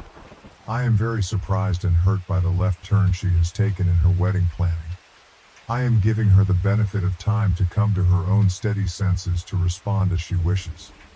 However, I take John's word that his admonishment of her judgment and actions, even if it was very late, meant something to her. I hope she will find the courage, maybe after this Bridezilla episode, to acknowledge it. Sooner would be better than later. I am practicing some distance for a while and want to give them space to prove this friendship wasn't a waste of time on my end. I think many Redditors are perfectly right to be angry. I still am, with her, and warn me against rolling over for them. I'm doing a lot of reflection and hoping I'm not being taken for a fool in all this. 11 years and a lot of good times and steady support in my own bumpy journey through adulthood. I hope some readers believe me when I say I have seen these two as a positive for each other. I have experienced them as a positive for me, even if this has caught me off guard and shown a side that is deeply short-sighted and hurtful. I could be wrong in all of this, but time will tell. My love for my husband has been gradually dying since he forced me to choose between an open marriage and divorce. My husband, Leo, 34, and I, 30, have been together for 7 years, married for 4 of them. We don't have any kids and we don't intend to. 2 years ago, Leo asked me for an open marriage. I was devastated at the time. I couldn't understand why he didn't just want me. I couldn't even comprehend the idea of sharing him either. He gave me the same song and dance a lot of men give their spouses, swore up and down that he loved me. I just wasn't fulfilling his needs. He needed more than what I could give. It was just to spice up our life. It was just sex, etc. I did ask if there was someone else. He said no. To this day, I'm still not sure if I believed him. But at the time, I was angry and hurt and said no. He pestered me to change my mind for a week before giving me an ultimatum. Open marriage or divorce. I chose an open marriage. I just couldn't bear the thought of him leaving me at the time. We have rules. We can't bring any partners home. We have to get tested for STD every 3 months. 1 weekend out of the month must be left free for us time. Any money we spend on with our partners must come from our personal accounts. I didn't partake in the open marriage myself for the first 3 months. Leo obviously did right away. He seemed to be gone or out late almost all the time, but he always acted so happy and loving towards me while I felt like I was dying inside. It killed me to think he was sleeping with other women, and I felt so lonely and unattractive and not good enough. I told my sister, Katie, 26F, and a few close friends everything. Katie told me to just play his game and be part of the open marriage too. If he can sleep around, so could I. I honestly didn't have much confidence in myself at the time. I'm a bit overweight and I've never considered myself conventionally pretty. I was afraid this would just humiliate me further. Katie and my best friend Jessie, 30F, set up my online dating profiles for me. I got so many matches that it was overwhelming. When I told Leo, he was surprised, but told me to do whatever I thought was best. Jessie helped me choose my first date, and I actually had a great time. He didn't pressure me for sex and took me out to drinks and dinner. We did have sex eventually, but it was all just casual and we didn't see each other after a couple months of casual dating. That first guy really made me feel more confident in myself. So I kept going on dates with men. A lot of them wanted to treat me, so I didn't have to spend much of my own money. Not only that, but some of the men have given me the best sex I've ever had in my life. Almost like the kind of sex you read in romance novels. It's been amazing. I am currently seeing 2 different men, alongside Leo. One, Mark, 38M, is more of a steady boyfriend I've been with for about 6 months, and the one, Steven, 25M, is very casual, mostly just hanging out and sex. They know about my open marriage, other relationships, and are fine with it. My husband has not been so lucky. In the beginning, he definitely was. He was always out and about and didn't seem to care even when I started dating too. But now he just complains a lot and hasn't been going out much. He whines about how he's usually the one spending money. A lot of the women he tries to be with want an emotional connection before sex. He often wants to be with younger women, but they want younger men. He's also been upset that I go out with random guys so often while he's at home alone all the time. He hasn't asked to close the marriage yet, but I feel like he will soon. He keeps saying he misses us and wants to spend more time together. He tried to initiate sex a lot more too. He wants to go on dates and go on vacations and all that stuff more and more, and he gets upset when I tell him I can't because I've already scheduled to do stuff with my partners, mostly Mark. Honestly, I don't think I love Leo anymore. I care about him, but I just don't love him. I'm not saying I love Mark or Steven, but I honestly feel closer to Mark nowadays than I do Leo. Mark makes me feel comfortable and safe, and I love spending time with him more than my own husband. Steven is funny and sweet and really good at sex. Katie and Jesse have been wanting me to divorce for a year now, but I was afraid of hurting him and thought I still loved him. But I think my love for him died when he asked for this open marriage in the first place. Seeing him get all pissy about it now just because he's not benefiting from it is also a turnoff for me too. But I don't know if divorce is the best option. I still care about him and I still don't want to hurt him. Maybe if he finally asked to close the marriage, we can talk about it then. Relevant comments. Comment 1, divorce. You're happier without him. He would only want to close the marriage because he can't get laid, not that he only loves you. OP. We've just been together for so long that the idea of him not being there feels weird. Which sounds stupid since I have 2 other partners, so it's not like I'll be lonely. But Leo was a part of my life for so long that for him to not be there just doesn't feel right. But you're probably right. OP on her husband dismissing her feelings regarding the open marriage. OP, I really do think Leo does love me, in his own way. Even when he was more active in the open marriage, he still made time for me and still did a lot with him. For me. But you're probably right on the divorce. Comment 2, part of the issue is the main relationship is supposed to be the important one, so the whole 1 weekend a month for us time wasn't enough. OP, I actually did argue that in the beginning, but he insisted that he needed to keep his weekends free. He did spend a lot of time at home during the weekdays, so in his mind, that made up for it. Comment 3. What if he finds evidence of your open marriage and frames you as a cheater and then brings you to the cleaners? At this point, I wouldn't trust Leo. What you're experiencing is normalcy. You're used to his presence in your life. But how long are you going to live like this? OP. Jesse had the same train of thought of you and actually took screenshots of his dating profiles during the beginning of the open marriage. She also told me to save screenshots of any texts we had about the open marriage. I don't think Leo would do that, but I also didn't think he'd ever ask for an open marriage. So what do I know? Update 1. Hi everyone. I got so many comments and messages on my last post, which got deleted for some reason, that I was a bit overwhelmed. Especially when a lot of you kept saying the same thing, divorce, divorce, divorce. But the thing is, I think a part of me still loves my husband. I know in my last post that I didn't think I loved him anymore, but I can't just forget about the things that I do love. I love when he sings in the shower.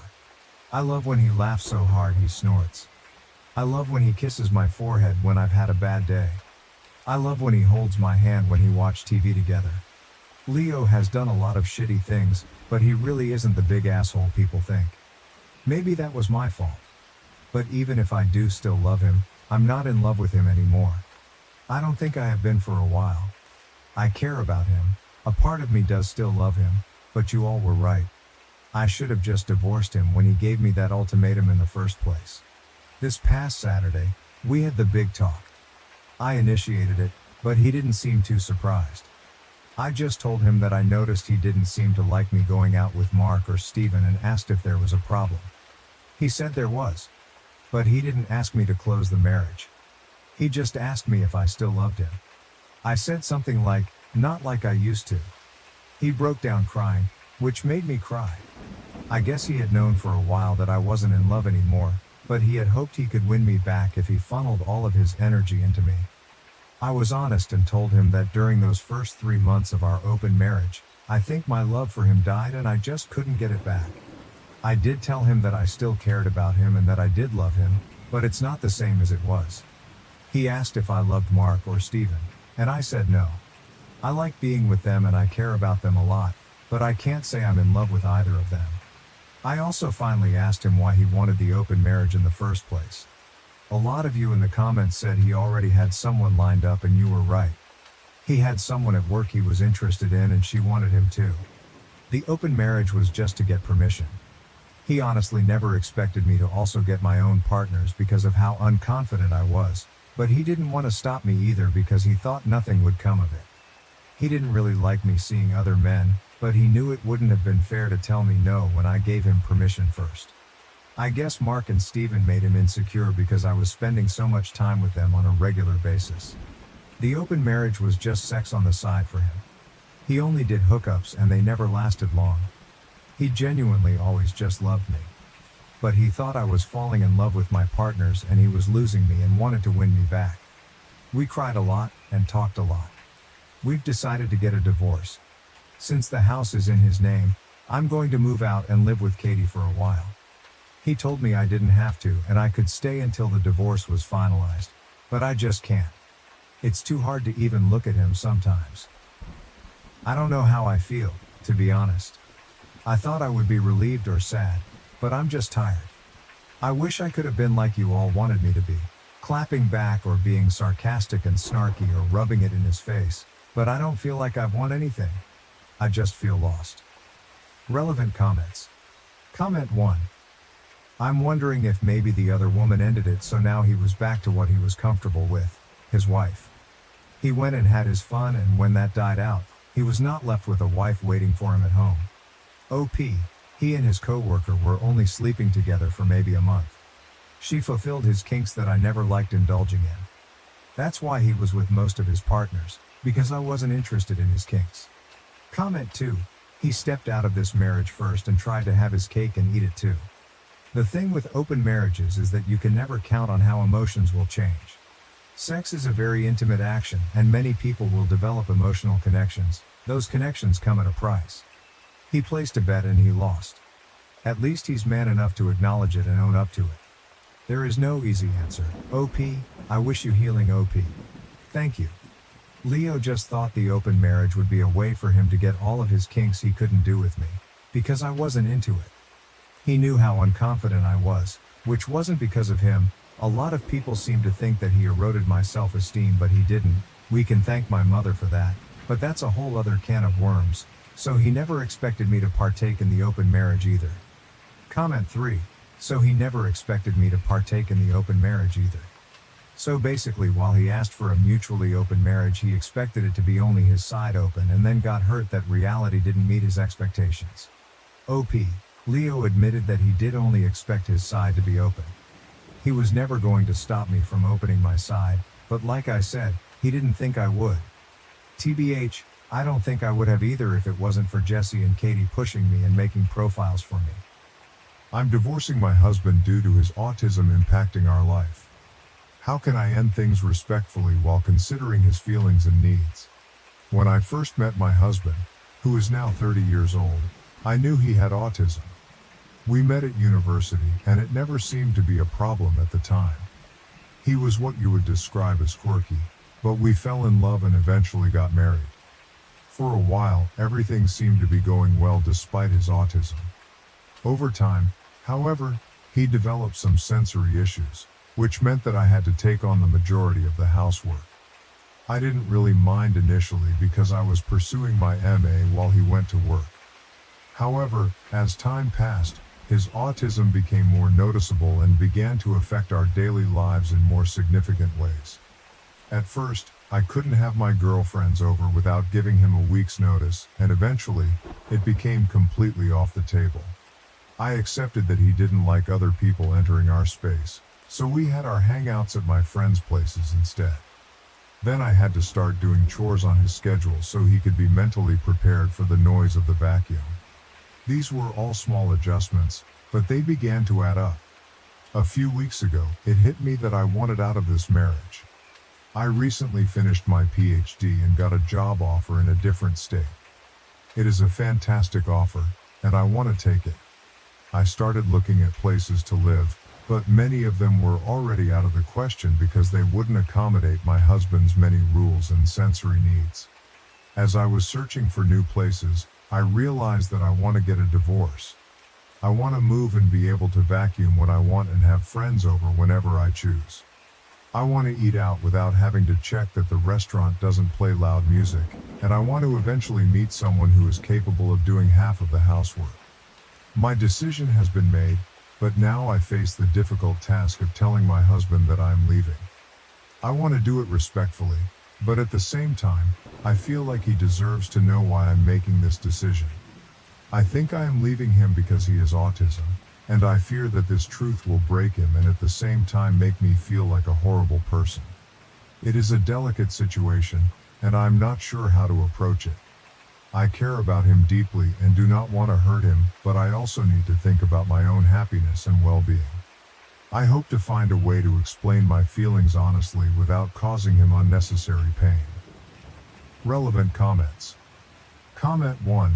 Don't tell him you're leaving him because he's autistic. He's always been autistic and always will be, and you're not leaving him because he's autistic. Focus on the actual reasons. That his needs and boundaries aren't compatible with yours anymore. That your relationship isn't equitable and you're unhappy. That you are not okay being in a relationship where you do 100% of the housework, can never have anyone over, and have to plan everything around his schedule. It's harder when there's a valid underlying reason, but all these things would be true if he wasn't autistic. Comment 2. Yes, this. Usually, you should not tell someone with a disability that their disability is why you're leaving them. At all. If their disability is what makes them incompatible with you, then you should tell them they're incompatible, but don't say that the incompatibility is due to the disability. Comment 3. He will know whether you tell him or not. I have had guys break up with me over my PTSD. Listing my PTSD symptoms, but not naming my PTSD doesn't fool me. I am not an idiot because I'm disabled. Comment 4. That's pretty cruel, honestly. It sucks either way, but it's extremely clear that the reason she's leaving is his autism has progressively gotten worse, which is not uncommon. The problems he has are things you can work on, but she's clearly not interested in doing that because it can take years before even slight progress is made. She should tell him because it's the truth. Comment 5. I disagree, and we're taking all the blame away from the husband here because of his disability. I don't care about his super sensibility or whatever, he could just leave the house or find a way. It's the adult thing to do, to try to make up for the things you lack instead of just dumping your problems onto your partner. But he's just letting the wife progressively have more and more work. Relationships are based on boundaries and agreements. Each party gives something in it. That is determined at the start of the relationship, and while some can change, both parties have to agree with it. The husband changed because of his disability, but instead of finding a new way to make things work, the wife just had to progressively take on more and more work. I get it. Autism isn't nice to have. It can be horrible, but the wife isn't his caretaker. She doesn't have the responsibility for that. It's cruel, yes. But she has to just deal with his problems without his help. It's cruel to her. Comment 6. Yes, She is 100% leaving him because of his autism. If he was not autistic, she would stick around.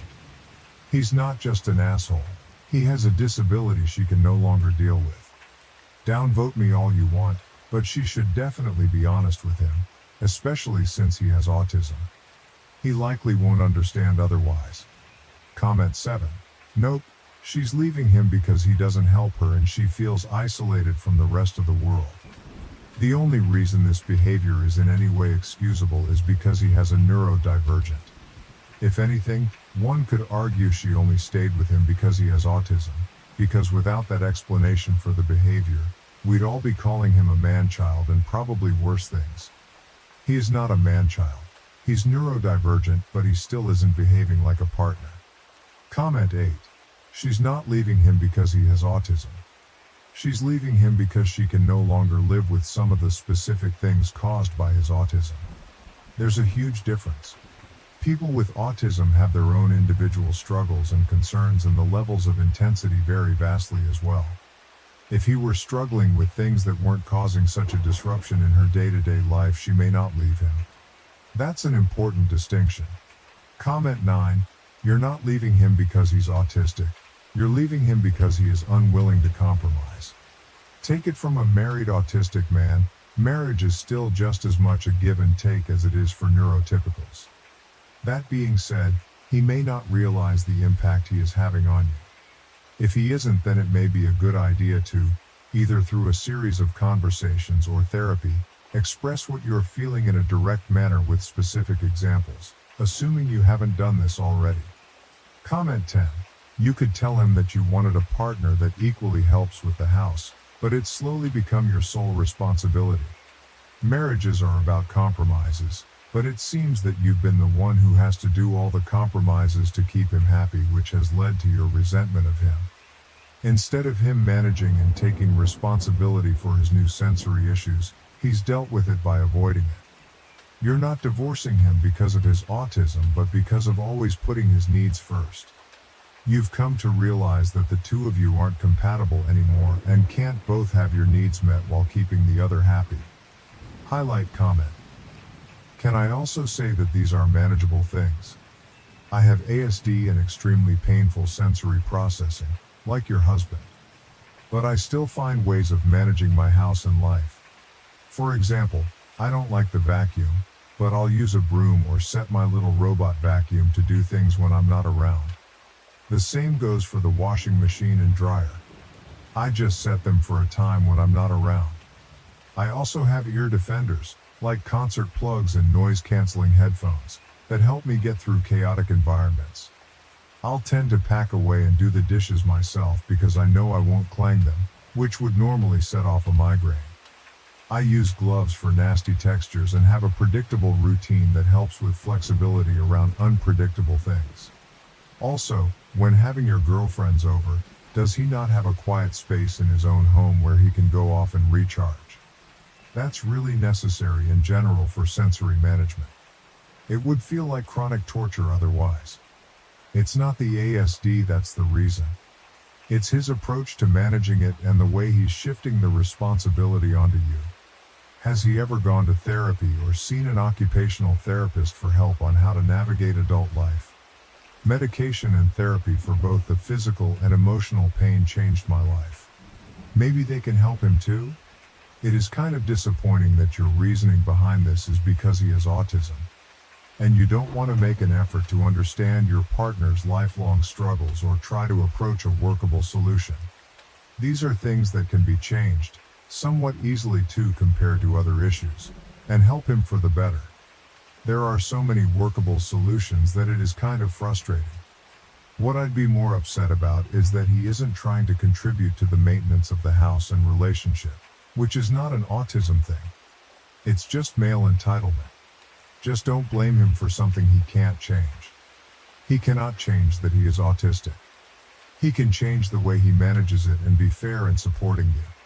Be very, very clear with that distinction when you talk to him. Update.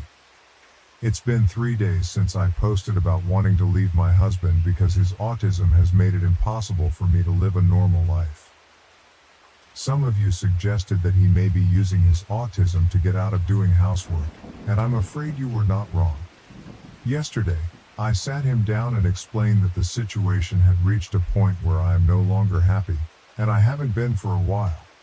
I told him that I no longer love him and that there is zero attraction left. However, I still care for him, and I assured him that I was willing to continue paying my share of the rent. We split everything 50-50ths. For 3 more months after I move out so that he has enough time to find a place that suits his needs. He did not take the news well at all. First, he begged me to reconsider, but I stood firm in my decision. Then he accused me of being ableist for leaving him because of his autism. After the tactic didn't work, he admitted that he had simply become too comfortable with me doing everything around the house and that he was now willing to go to therapy with me.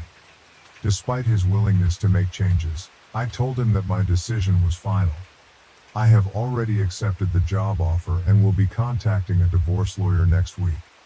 I also informed him that, while I still won't have people over out of respect for him, he will have to start doing his own chores from now on.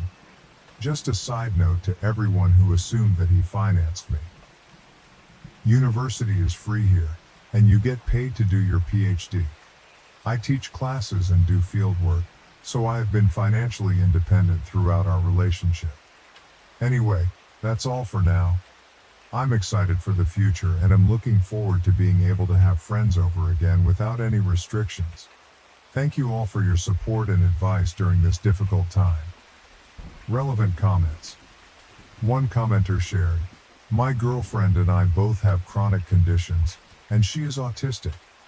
I can just manage a day's work, and she can just manage a bit of housework each day. We both put in every ounce of energy we have to make life as best we can as a couple, and her autism doesn't stop that." Another commenter replied, "Well done to you two. It sounds like you're both giving it your all." A different commenter expressed surprise at OP's generosity. "I'm honestly surprised you're going to pay for half of his rent for 3 months. You should get your stuff, leave and only contact him through a lawyer. He's no longer your responsibility." Someone else replied, "OP, you're a really, really good person. I really hated the nasty comments some people left. Everyone was on their high horses, but I'm sure no one would put up with the nonsense you did. You get one shot to be happy in life, and you would have been miserable if you didn't make this change. Could you imagine if you wanted kids? You'd either have them with this guy or be forced to forego it to care for your spouse forever. Never let anyone think you did anything other than the exact right thing here. You're going above and beyond for him. Good luck, you deserve happiness." Another commenter encouraged OP, "Good on you for leaving and standing firm in your decision. You deserve to be happy and nothing less. You deserve to be valued and appreciated. I think your husband will see his fault in all of this, hiding behind his autism, and will be forced to stop doing it because you won't be around to take care of him. He's not your problem anymore." Finally, one commenter shared their personal experience. "I was diagnosed with Asperger's as a teenager. These days my condition is called high-functioning autism, and I do the most housework in my family during the week. He is not physically disabled. He's just using autism as an excuse, which is a shame. Good for you for realizing and getting out. I hope you can soon find someone who values you and isn't just taking advantage. All the best." Highlight comments. Comment 1, "I have had ADHD my entire life and was diagnosed at a very young age, before I was 5 years old, although back then they called it ADD. I ride longboards, but noises from people in traffic bother me, so I wear noise-canceling earbuds. I literally cannot balance on a longboard or skateboard unless I block out a lot of surrounding noise. I get vertigo and lose my balance even when I'm just standing if there are certain noises bothering me. I discovered that ADHD places me somewhere on the autism spectrum as well. While I have always had issues with noises, I do not make other people change their lives to revolve around me and my disorders. There are plenty of options available, such as noise-canceling headphones, earbuds, and earplugs, which this man could have used. He simply did not want to take these measures. My ex did the same kind of thing to me as well. In fact, my ex went as far as to fake his problems. I also have bipolar disorder, and my ex started lying to our doctor and pretending he had it too, using it as an excuse to abuse me at home. Every time he yelled at me, had a mood swing, or pushed me, he claimed it was because he was bipolar. The truth is, he is not bipolar. I am the one with bipolar disorder. I know this might sound harsh, but he might not even have autism in the first place. My ex read books on bipolar disorder to fake it better, and this man might have studied autism and blamed every bad habit on it. People do that, you know? My ex was getting medication for bipolar disorder but was stashing it without taking it. I found months and months of medication packages he was not using, despite getting them filled at the pharmacy to make it look like he was taking his meds. I have his container of meds and a package, and I've already shown it to a lawyer to prove that he lies about having mental health issues. Comment 2. I have ADHD and autism has been suspected but not yet diagnosed. Life can definitely be tough for me sometimes. I struggle with loud and dissonant noises, surprises, and unexpected changes. I get overwhelmed easily, tend to shut down, and experience major anxiety. I understand that it can make functioning difficult at times, and sometimes I need my significant other to be patient with me. However, it is still not an excuse to never do anything and hold your spouse's life hostage. In this case, the individual was definitely using excuses and taking advantage of the situation. This is fucked up by texting my date that I might end up marrying him just seconds after our date ended. This just happened to me. Literally 10 minutes ago. I am dying. I am dead. End me now, oh Holy Ghost. I thought this only happened in some poorly written rom-coms.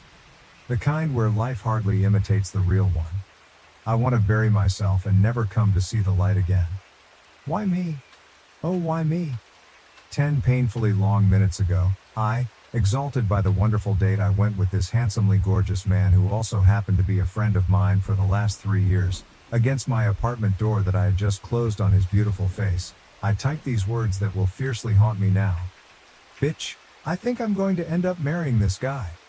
This was meant for my best friend, the only other soul I could muster to express my vulnerable feelings. I sent this deeply poetic text to him instead. Do you think there is a void big enough in this planet to hold all my misery? All the embarrassment? Do you think I can make a pact with the devil to turn back time? I would just need 10 minutes. That'd be really nice. Can I please die now? Literal and metaphorical death is the only relief I might know. I am currently in my library, sprawled across the floor intently staring at the ceiling.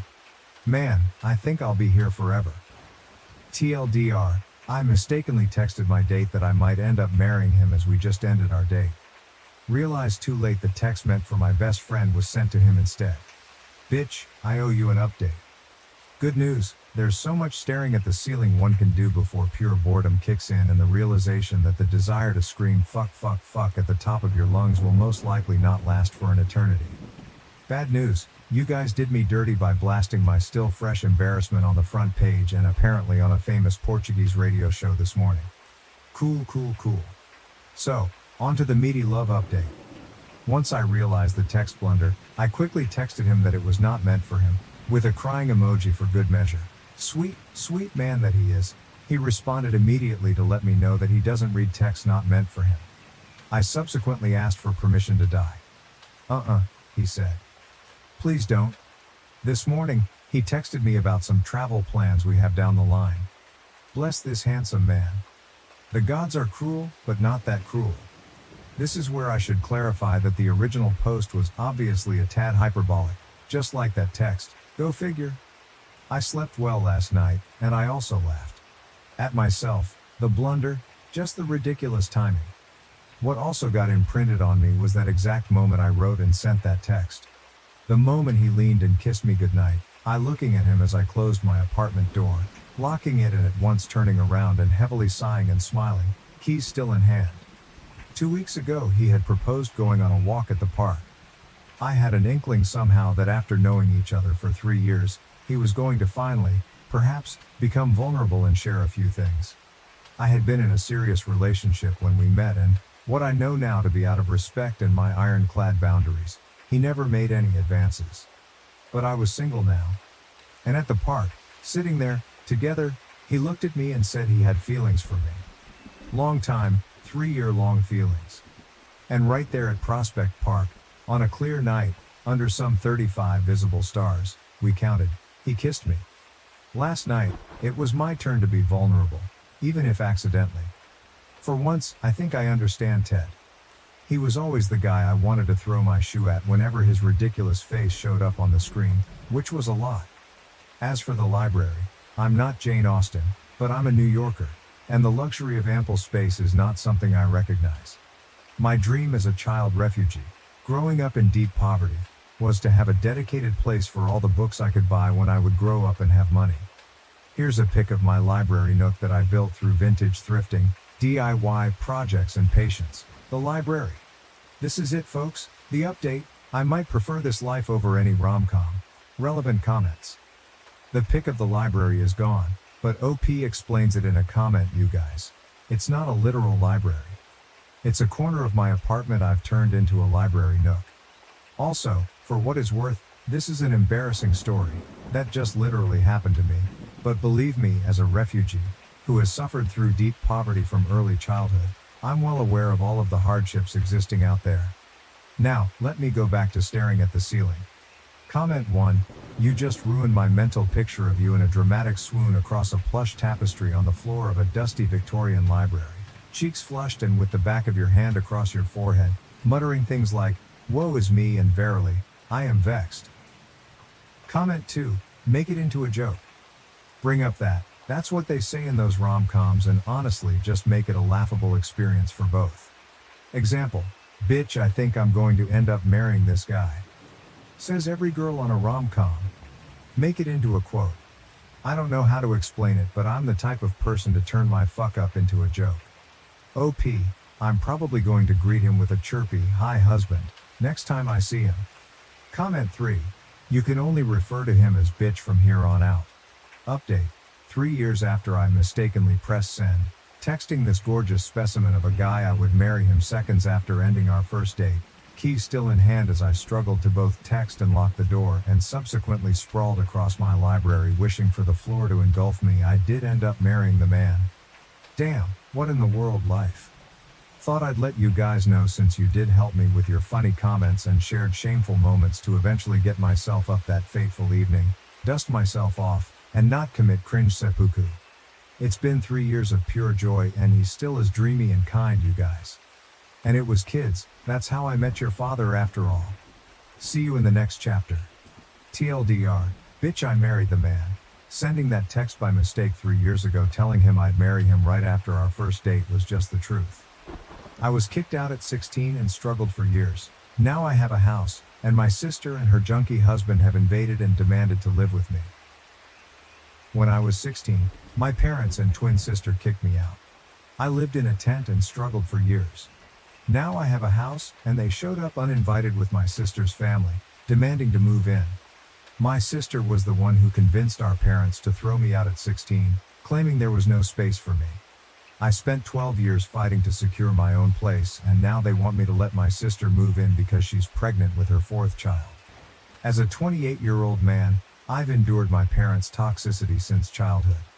My twin sister has always been a thorn in my side.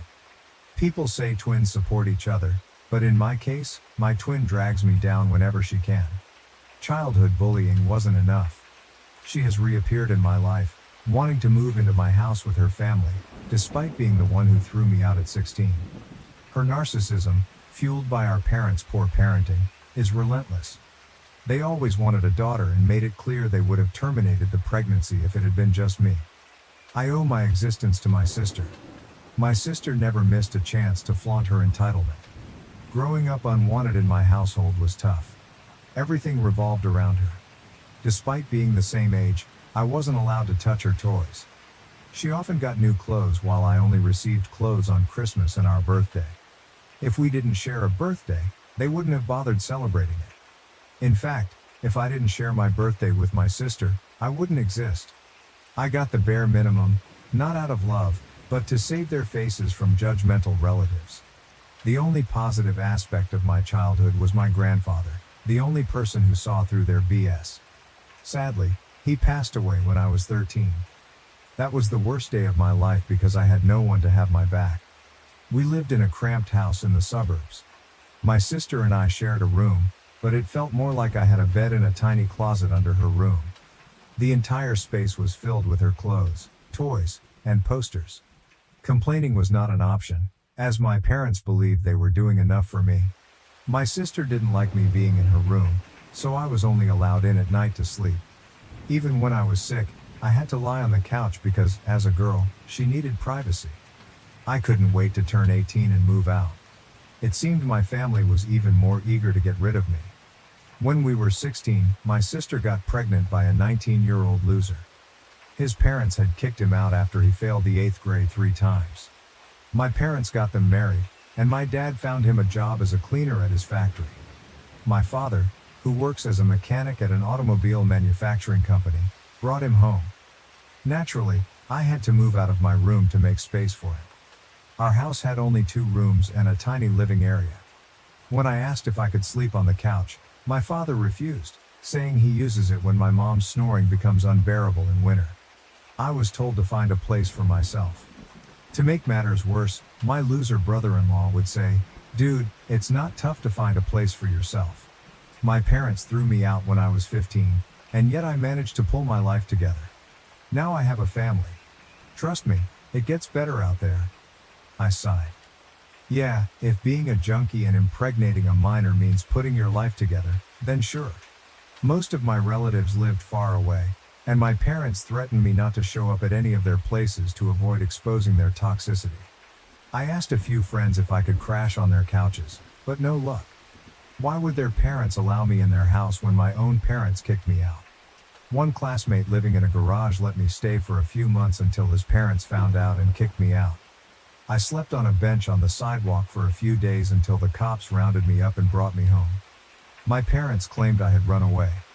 They took me in that night, but my father got me a makeshift tent from a junkyard and told me to set it up in the backyard as a reward for staying silent in front of the cops and not showing up at relatives' places. The tent was still safer than sleeping in the open. Summer was bearable, but winter was brutal. One night, it was so cold I thought I might die from the cold. I knocked on the house but no one responded. Desperate, I knocked on my parents' bedroom window, and my dad yelled from inside not to disturb him or he'd come out and knock me down. I felt so miserable that I wanted to die. I cried the whole night. The next day, I went looking for a job that would provide a place to sleep. A bakery shop needed a worker for their factory about 20 miles away. They agreed to give me a place to sleep and offered me food. They baked at home and needed a helping hand. They offered me to live in their backyard, but I had to clean it up. I agreed.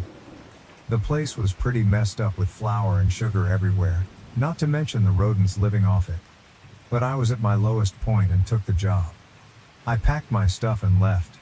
My sister was even happy and said, "Good that you're leaving, we don't have space for you here." No one even bothered to ask where I was going. I cleaned up the place and made it livable. Initially, it was hard to get rid of the rodents that came searching for food, but eventually, I felt comfortable living there. I had to drop out of high school, just a few months shy of the final year exams. My friends urged me to stay in my parents' backyard and finish high school, but I had given up. I focused on my job and lived off my salary. Soon, I realized I needed to upskill to get a better job. I picked up a few skills. My dad is a mechanic, so I grew up playing with his toolbox. It saved my parents from buying me toys, and I also helped Dad with plumbing around the house. I saved up and took a course, eventually landing a job at a car plant. I worked tirelessly to climb the ladder, and now I'm a supervisor. Recently, an old friend was urgently selling his house due to divorce issues and wanted a quick buyer. I was hesitant to buy a 3-bedroom house, but he offered a hefty discount on the market price and allowed me to make the down payment in parts. I jumped at the opportunity. 2 weeks ago, I moved into my new house, and today, I found unexpected guests at my door: my parents, sister, and brother-in-law. It was a shock because I had been no contact with them for years, and they hadn't reached out to me either. This house is nearly 15 miles from their place, so there's no way they stumbled upon it by chance. I'm not in touch with any relatives, either in person or on social media, but I suspect a neighbor might have informed them. I still keep in touch with one of my old neighbors, and he might have seen pictures of my house on Facebook and told my parents.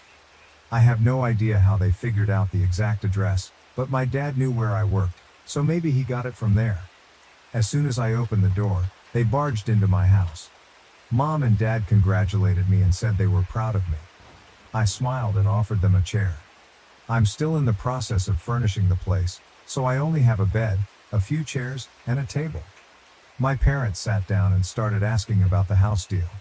They found it unbelievable that I could buy a house at 35 while they were still renting. Meanwhile, my sister and her deadbeat husband were casually strolling through my house as if planning to move in. I asked them why they suddenly showed up in my life.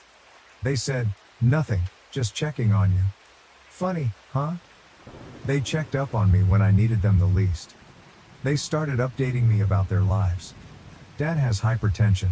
My sister has 3 kids, 14, 9 and 4. And she's pregnant again. Well, good for her. I just sat there nodding, debating whether to yell at them or politely ask them to leave. Mom asked if I was getting married or had a girlfriend. I said it's none of her business. She responded, "Why are you so cranky? Is everything all right?" I said everything was fine until they showed up. She laughed and offered to help if settling into the new house was overwhelming for me. Just then my sister announced, "I've decided we're going to take the bedroom with the attached balcony and bathroom." I'm so excited to have my own bathroom. The kids can have the other room. I flipped out and asked, "What the hell is happening here?" My sister said, "You have a 3-bedroom house and you're a single man. You don't need so much space. You used to live in a tent, so getting a bedroom is quite an upgrade for you. This house is big enough for all of us." My parents cut her off and asked her to attend to her youngest son, who was crying for attention. I looked at my parents and asked them what my sister just said. Dad explained that accommodating 7 people in a small house was getting tough.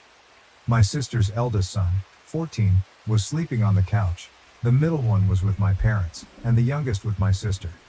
And now, with another baby on the way, they needed a bigger house. I screamed and Mom said, "You know you have a big house now. Can't you take your sister in?" Before she finished I yelled, "Hell no, I'm not taking anyone into my house." My sister screamed that I owed her for bringing me into this world, the same old story. "Mom and Dad would never have had you if I wasn't there. You owe me a place here. Our house is so crowded I can't even breathe." I replied, "Yes, thanks to you and thanks for bringing me into this world. Now get out." Before anyone could say anything, I asked them to leave. Dad tried his tough approach, raising his voice and saying it was my duty as the man of the house to take care of my sister. I yelled back that I had no obligation to take care of her, but as parents, they were obligated to take care of me, and they failed. He was okay with his grandson sleeping on the couch, but when I asked, he refused and threw me out. I ranted about how I survived with rodents in my employer's garage and lived in a dingy apartment for a decade, but none of them ever checked on me. Mom started sobbing and tried to hug me. I blocked her and asked them to leave. Bill said, "Man up, bro. I've lived that life for years and never complained. You have a big house and you're single. What do you need all this space for?" I gestured for him to shut up. My sister started cussing me for shouting at her husband. I said, "Well then, get out if you don't want me to knock him down." I chased them out of my house without letting them speak another word. I'm fuming with anger. They were always toxic and narcissistic, and now they've turned greedy. But I'm not 16 anymore, blindly following their orders like a puppet.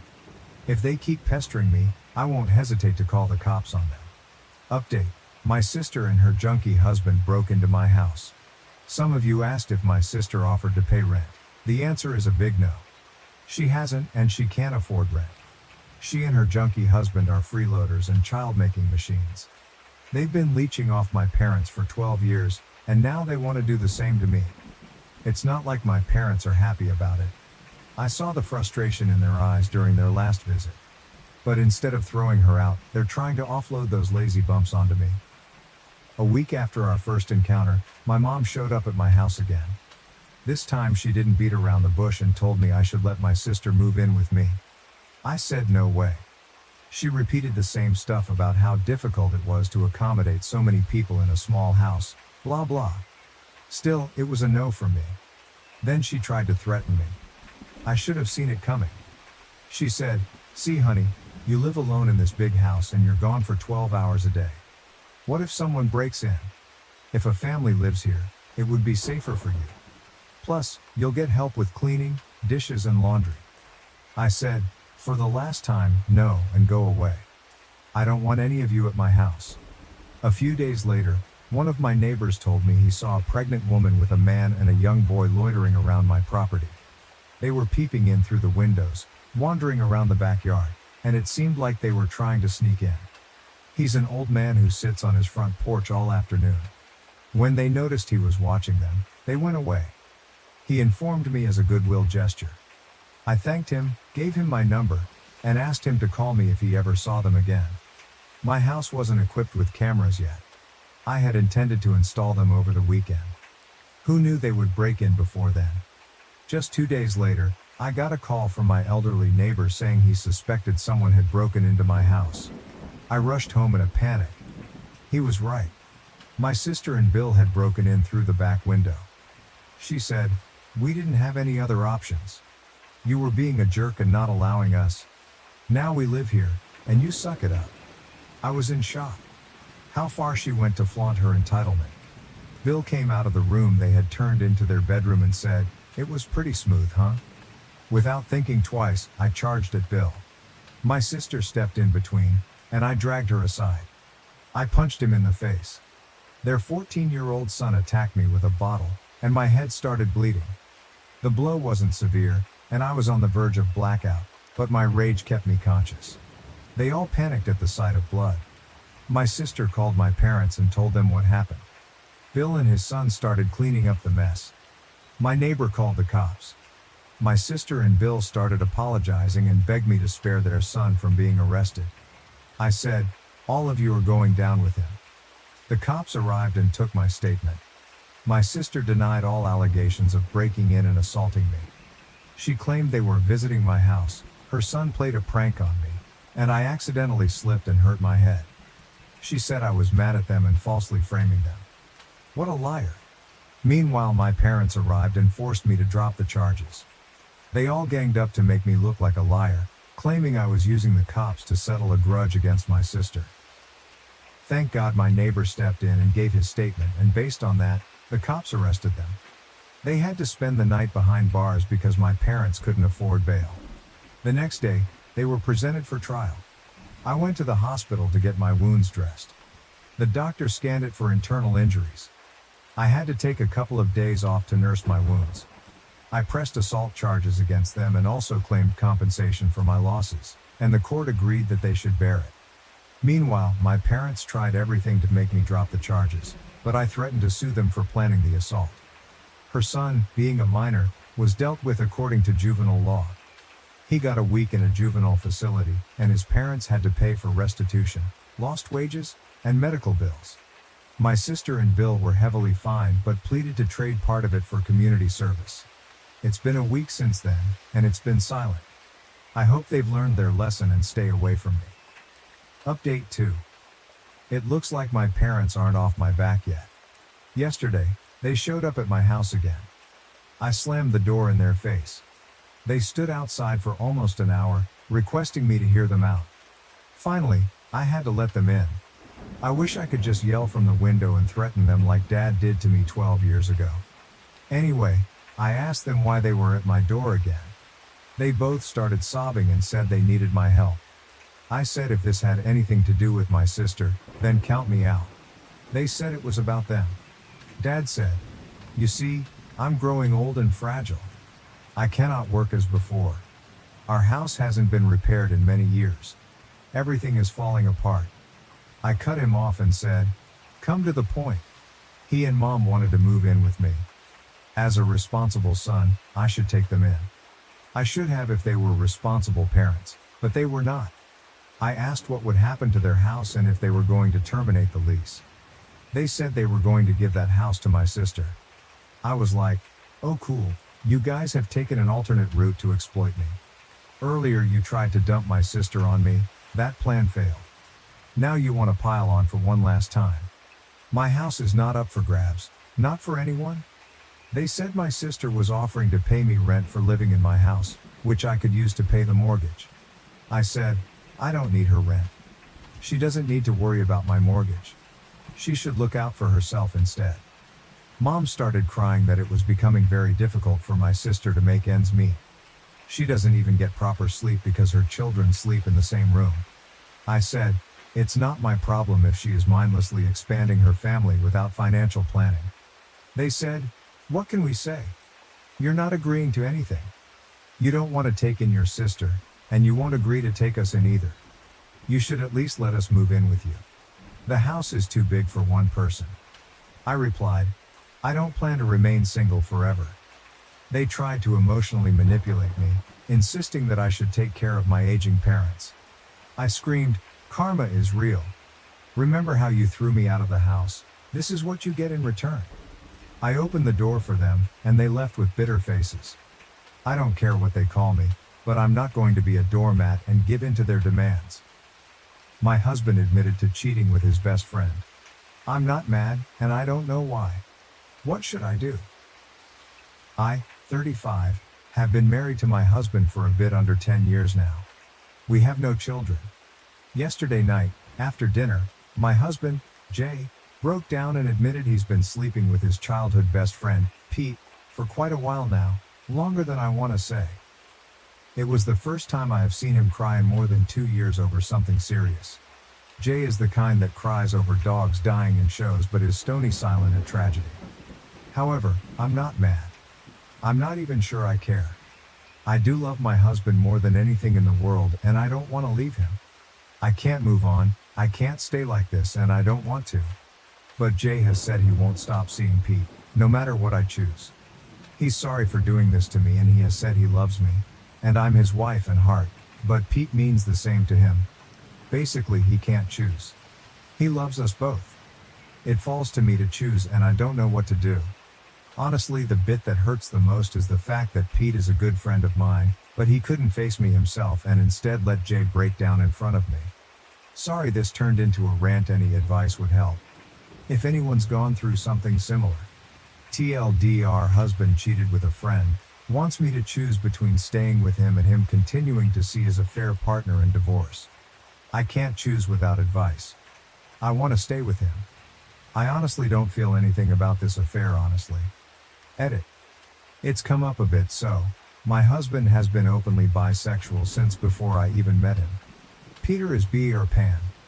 He's dated guys and girls, and others, in the past. No one in the last 3 years to my knowledge. I'm straight. Edit 2. Since apparently I have no self-esteem, I guess I couldn't possibly have 4 degrees, a PhD, make roughly $120K a year, be the main provider for the household, run my own business and go to the gym twice a week. I know I look good, I actually have a rather large ego about myself. This honestly has nothing to do with self-esteem. I don't know where it reads that, I'm a poor little girl who got in over her head by a big strong man, but I can bench press Jay and wait. I know what I'm worth and I know I want Jay so. Relevant comments. Comment 1, leave OP, I don't know if I should though. We're happy, we can still be happy. Throwing that away seems, I don't know. Comment 2, so you don't mind sharing your husband. How many nights a week will you get to be with him? Or will his friend be moving in with you? OP, I don't know. He's managed to be with Pete enough in the time we currently have. I don't know how it would change if I stayed. Comment 3. What I don't understand is, why don't you want better for yourself? He told you he doesn't care if you stay or leave. But Pete? He stays, I think, because he cares about his relationship with Pete. How do you stay with someone who doesn't care if you stay? He doesn't want to fight for this relationship. You yourself said you don't care that he cheated. You are financially independent. What's keeping you from just ending it and moving on? You say you love him, but if you did, wouldn't you care that he's cheated for years with a person you considered a friend? Wouldn't you care that he's chosen his relationship with Pete as the one he can't let go of? OP, Must be how I wrote the post, sorry. Jay does care, he just can't choose and doesn't want to force me to choose. He's staying at a friend's house, not Pete's. I double-checked. He's staying with a married couple of lesbian friend we have, so he's not cheating with them right now, so I have the house and quote, as long as I need to do anything. Is it bad that I don't really care that he cheated? I have some heartache of the lies and who it was with, not that it was a man, but Pete, but the actual cheating itself doesn't bother me too much and I honestly think I could just move on, ignore it or somehow work with it. Update. After reading all your advice I chose to ask for space, which he, J36M, freely gave. He was staying at a friend's house when I called, I couldn't face him yet, and asked. This helped to confirm what I already knew, he was indeed staying with our mutual friends.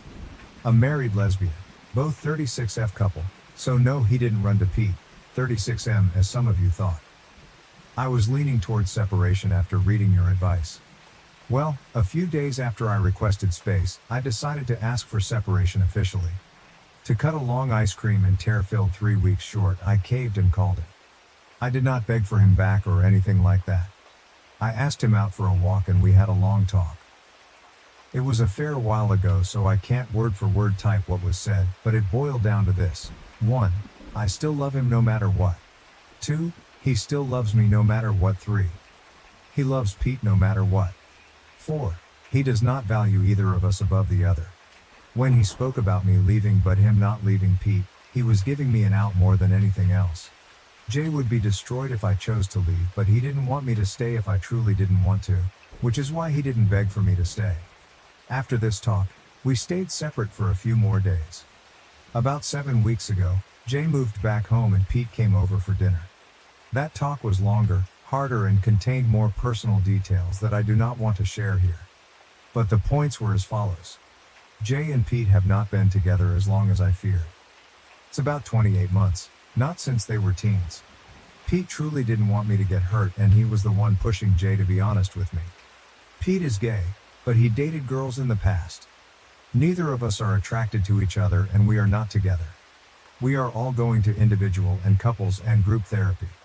Couples are each of us as. Me and Jay need to work out our marriage and emotions. Pete and Jay need to work out the secrecy and talk through their own relationship, and Pete and I want to work on working together. Something I should have mentioned but didn't due to the fact I knew how Reddit would react, is I'm asexual. I am not in any way sexually attracted to my husband, or anyone for that matter. However, I choose to have sex with him as I know he enjoys it. I still have a libido, I just don't feel the need to have sex. When I have sex with Jay, rarely, once every 2-ish months, it isn't a chore but more a more intimate cuddle. Jay knows this and has known this our entire marriage. In fact, he was the one who helped me figure out I was asexual. If this is hard for you to understand, remember attraction choices. Asophobes will be blocked with no reply, honest questions can be answered. So yeah, that's my story. I can take further questions in the comments. TLDR, we separated, cried, got back together, are happy, I got a promotion and we are all in therapy together and individually. Relevant comments. Comment 1, sorry I'm a bit confused. Are you guys a throuple minus the sex? Or did you get back together with Jay and accept he has sex with Pete? Also, does that mean you now don't have to have sex with Jay out of obligation anymore, because he's getting his needs met by Pete? OP, me and Pete are not together. I don't know if I will have sex with Jay again, it's something I'm working on in therapy. I told my wife our roles are unequal and won't miss seeing my brother for her 2-week vacation with friends.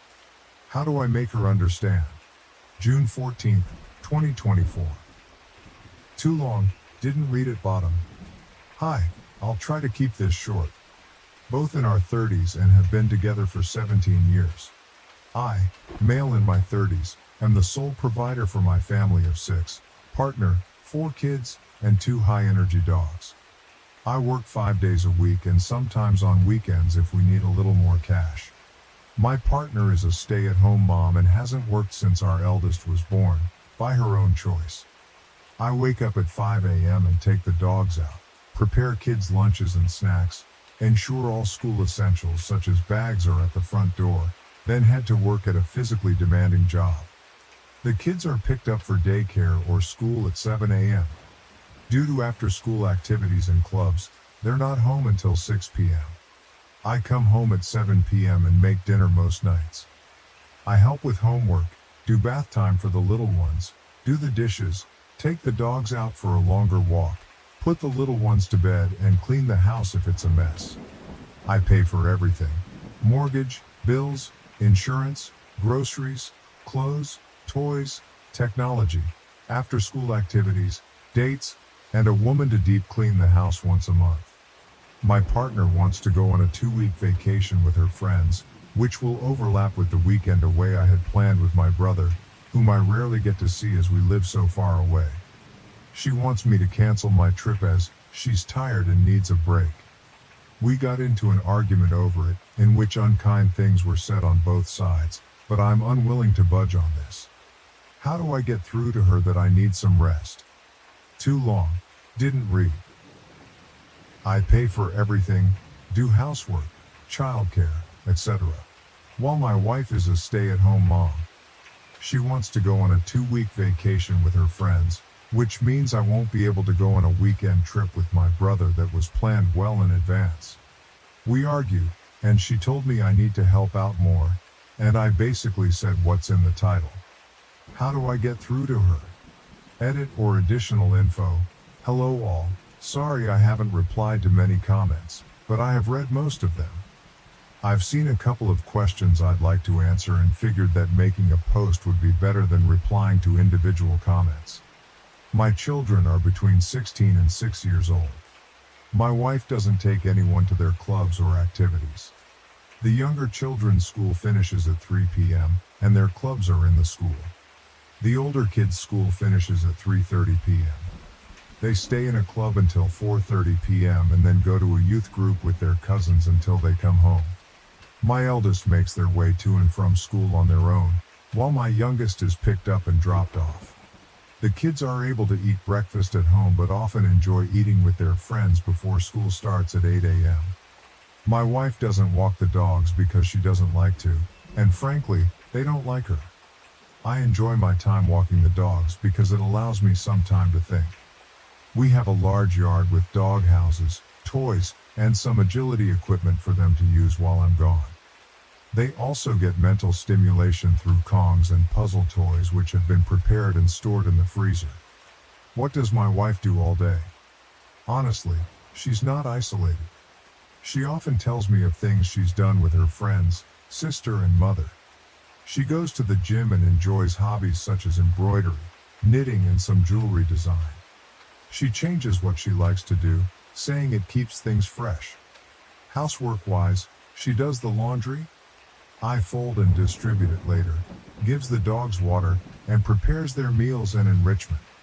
We have robot vacuums and air purifiers to deal with dog hair, but my wife will vacuum if needed. I wipe countertops and put dishes in the dishwasher after meals. The older kids take care of their own rooms and bathrooms for an allowance. Have you ever not truly noticed something until it's right in front of your face? I was so mad because I wanted to go see my brother, and she wanted to go on vacation with her friends. Yes, she wants me to pay for it. Things have been like this for so long that I didn't see how unfair and imbalanced things were until I truly started to look at how our duties were distributed. You've all given me a lot to think about. I'll answer some comments later. Update 1, July 2nd, 2024. Here is the update. It's not good, but it's not totally bad either because apparently, I've sprouted a backbone. A lot has happened, and I feel like my world is falling apart. This will be long. The following few paragraphs are more background. Too long. Didn't read at the bottom. Some of you have suggested that I enable her behavior, and I'd like to address it to explain how things got this way to begin with. My wife worked from age 16 to 20, but I'd often come home after work during the early stages of her pregnancy, and she would tell me how bad the morning sickness had been and how she was getting in trouble at work for being late or not turning up due to the issues she was having. One night, after a long discussion about things, she suggested that it would be easier and better for her and the baby if she stayed home during the pregnancy. I was reluctant at first because we weren't exactly swimming in cash, but ultimately, the health of my wife and child were more important than a few months of added stress. To save money, we moved in with my wife's older sister and her husband. We split rent and utilities, but we're still saving some money. The pregnancy wasn't easy on her. She was often cranky and uncomfortable and, as a result, could be quite mean, rude, and a bit handsy. So after further discussions with my wife and her sisters, I took on more of the household duties such as cooking, etc. When my eldest was born, my wife's sister helped with childcare while I was at work for the first year. But after she and my wife had a fight when he was about a year old, we moved into our own place. However, my wife struggled during the day when I wasn't there to help, so we ultimately decided to put him in another daycare facility. I would drop him off on my way to work and pick him up on my way back home when I finished. Once home, one of us would cook dinner while the other watched the baby. Back then, we had no pets, so household duties weren't too much and could be handled by a couple of hours of cleaning on Saturday or Sunday when we could split it between us both. When my son was 3, my wife's sister offered to get her a job where she worked. My wife had to do an interview, but my sister-in-law was confident she'd get the position. My wife was reluctant and nervous about returning to work, but she attended the interview and was offered the job. I don't remember much of our celebrations that night, but it ended in the conception of our second child. My wife told me when she'd been at her new job for just over a month. She stuck it out for a couple more weeks but was fired due to not turning up for shifts. I asked one of her doctors about the issues she was having so early in the pregnancy with back pain, leg pain, nausea, etc. But my wife cut me off before I could finish and asked me to leave the room. When we got home, she berated me for speaking to her doctor like she was a child and told me that if she wanted something brought up to her doctor regarding her pregnancy, she'd do it herself. I had embarrassed her because she knew her body and knew what was normal and what wasn't. I still thought the issues had to be addressed with her doctor, but whenever I brought it up, her mood swings would get worse. My mother-in-law came to live with us when my second was born for a short while, when I returned to work after my paternity leave. When my daughter was about 4 months old, my wife expressed she was having difficulty looking after her by herself during the day, but my mother-in-law, who had her own life and responsibilities, couldn't come back and stay indefinitely. We had a 2-bedroom apartment then, and having her sleep on the couch didn't seem fair to me. So we enrolled my daughter in daycare while my son was at nursery. My son went to daycare after nursery as well, so I'd pick them both up around 6 p.m. and head home. My wife promised she would speak to her doctor about the possibility of depression, etc., and her mood did improve with the additional help with the children. My wife took on cooking and cleaning duties then, but struggled as well. I would often come home to burned or ruined food and would need to make something else anyway. So I ended up cooking dinner most nights so we wouldn't waste food. During a weekend away for a friend's wedding when my daughter was 5, I suggested that my wife go back to work. Both kids were in school now, and I thought we could improve our lifestyle with 2 incomes. We had recently bought a house because the apartment was too small for us, and the children needed their own rooms. She seemed hesitant, which I understood after being out of work for so long, but she agreed. She applied for several positions but had no luck with interviews or callbacks. We found out she was pregnant with our third not long after that, and returning to work was put on hold again. The pregnancy was difficult as expected, but again, my mother-in-law came to stay when I had to return to work.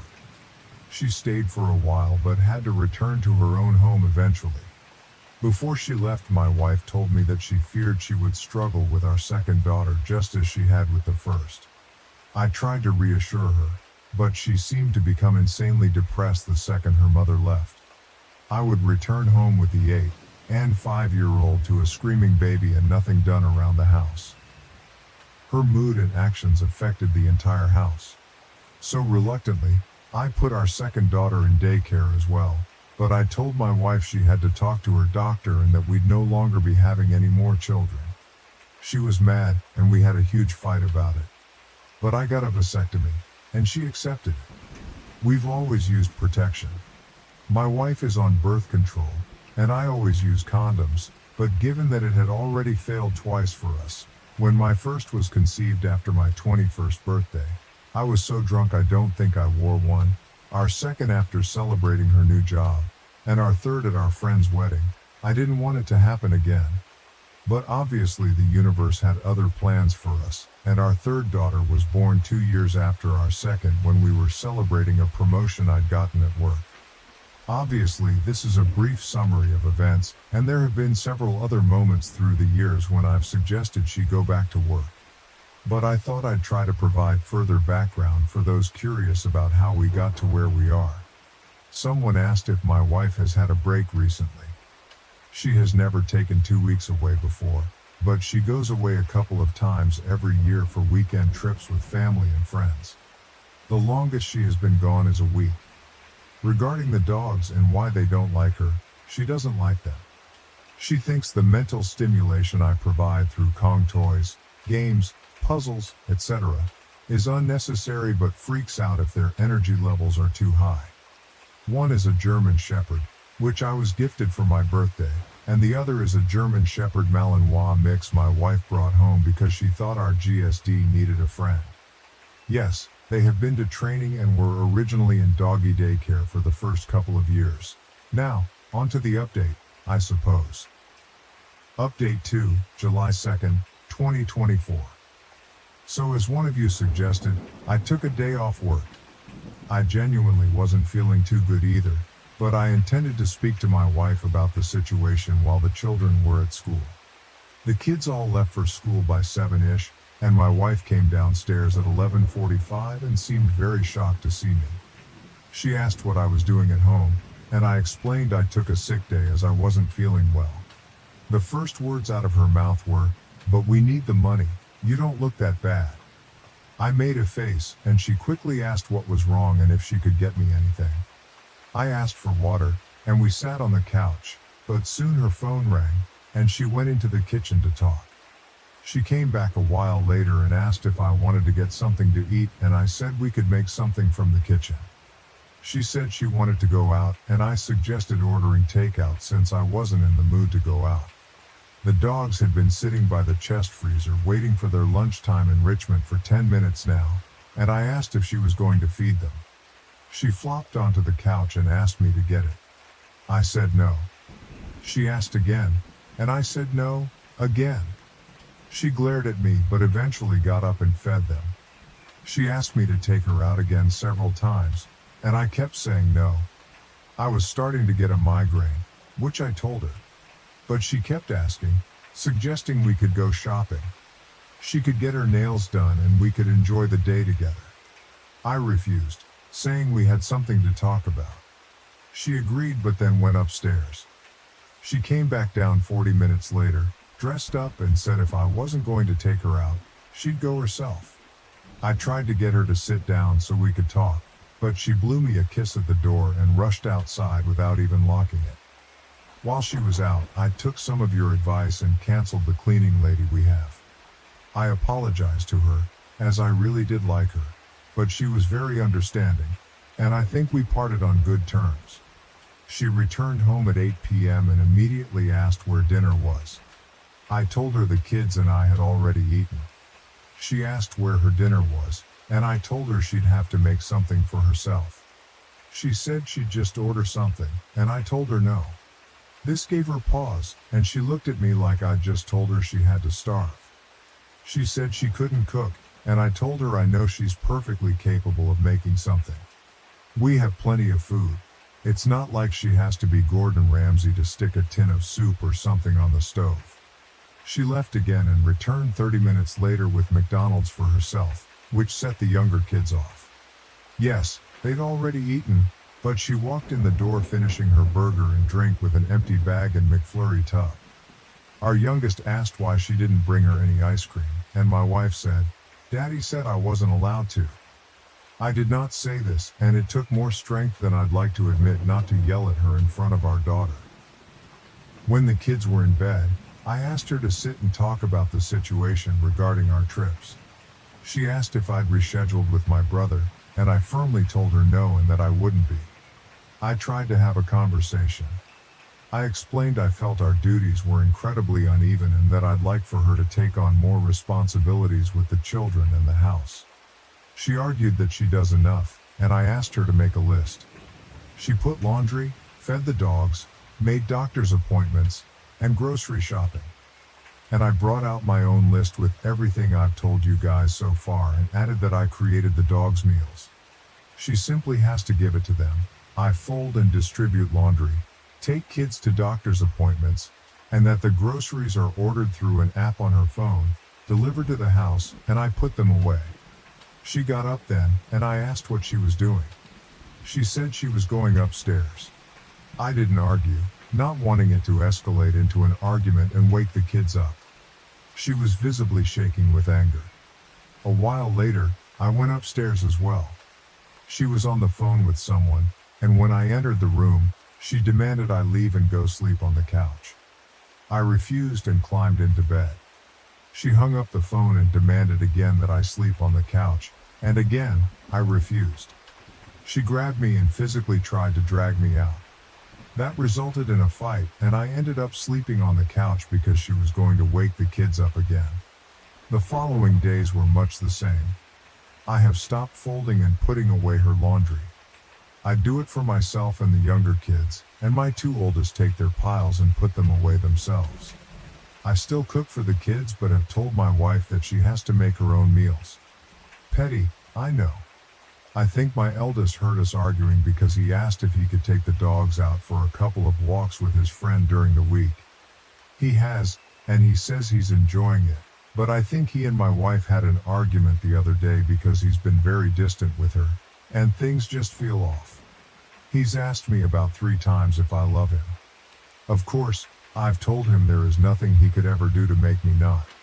Yes, I've tried to talk to him about it, but he doesn't want to talk yet, and I need to respect that. I think pushing him could be a mistake.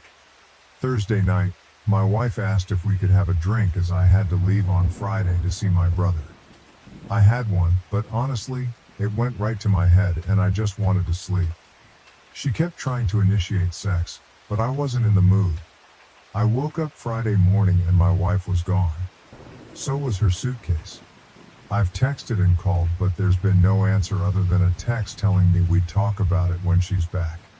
She ignored me and went on her trip regardless, and I am furious. I have left her some cash in the bank account she has the card to, but have moved everything else into another account. I had to call my brother to explain why I wouldn't be coming to see him, and he arrived here on Saturday with my nephew and 2 nieces. The house is very full, but honestly, it feels more open than it has in a long time. The kids seem relaxed, and so do the dogs. I don't know what will happen with my wife, but I'm done. I can't afford a lawyer right now, and unfortunately, I don't know anyone who could give me a deal or do me a favor, but this marriage is over. It should have been a long time ago. Too long. Didn't read. My wife and I talked, had an argument. She went on her trip regardless, and my brother is here with his family. This sub only allows 1 update, so if I post anything further, it will be on my own profile. Relevant comments. OP on if his wife might have undiagnosed health problems including PPD-OP. I spoke to her doctor about the issues she was having because she would not. He asked her what was happening, how she was, and she would say the pregnancy was fine. She was having no issues yet at home. All I got was how hard things were, how ill she felt, how sore she was, screaming, yelling at me. I went to bed because I am 6.5 and work a physically and mentally demanding job. It is not good for my body to sleep on a 2-seater couch. I wanted to sleep as I had work in the morning. She escalated and got physical, not me. She made the argument worse, not me. Undiagnosed PPD.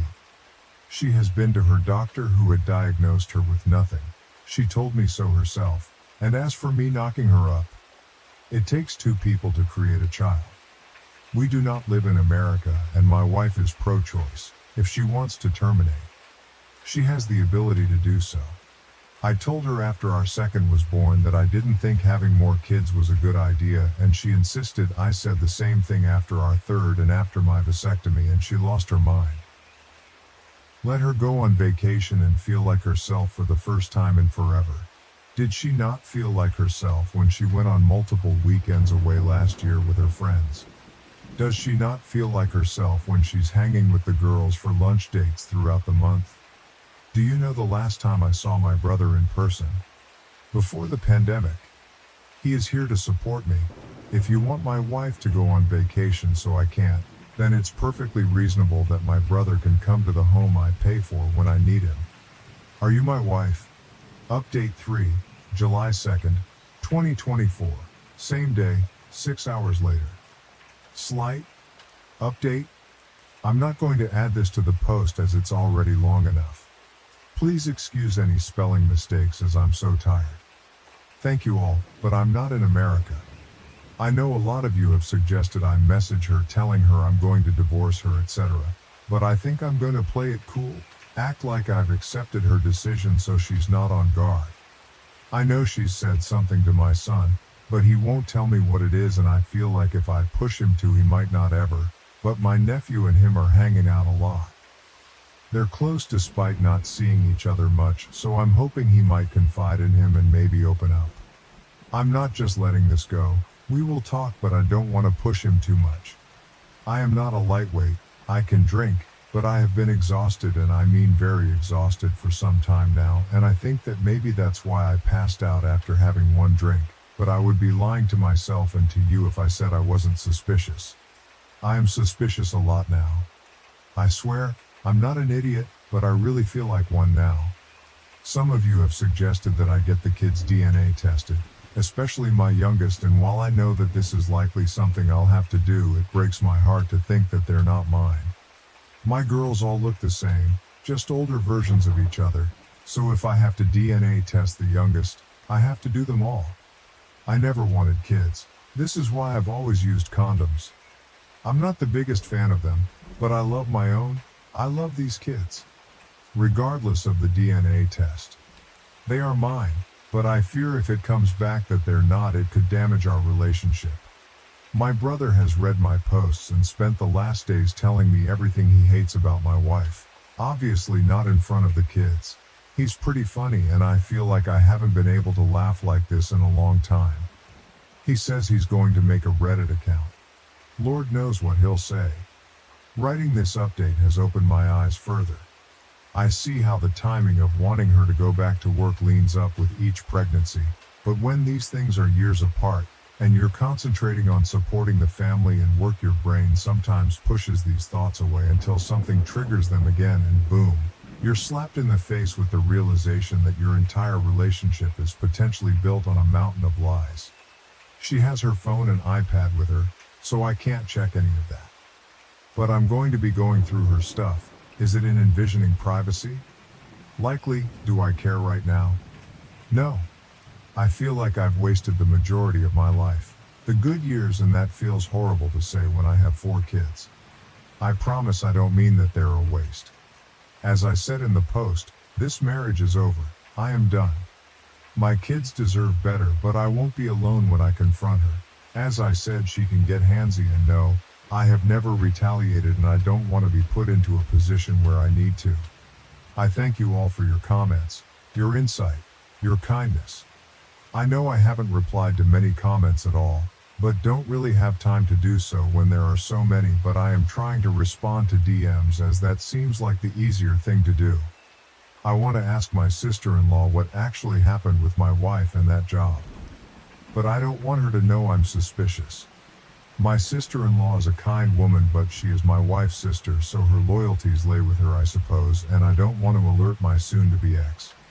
Does anyone have any ideas how I can do this?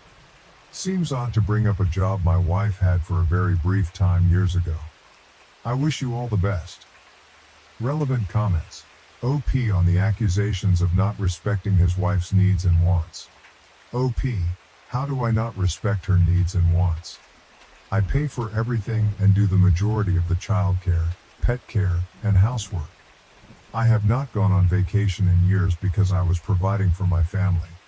I have given her everything she's wanted for the past 17 years, and she couldn't give me a weekend with my brother. Why couldn't we both go on vacation? Because I don't randomly have the money to fund 2 weeks away for her.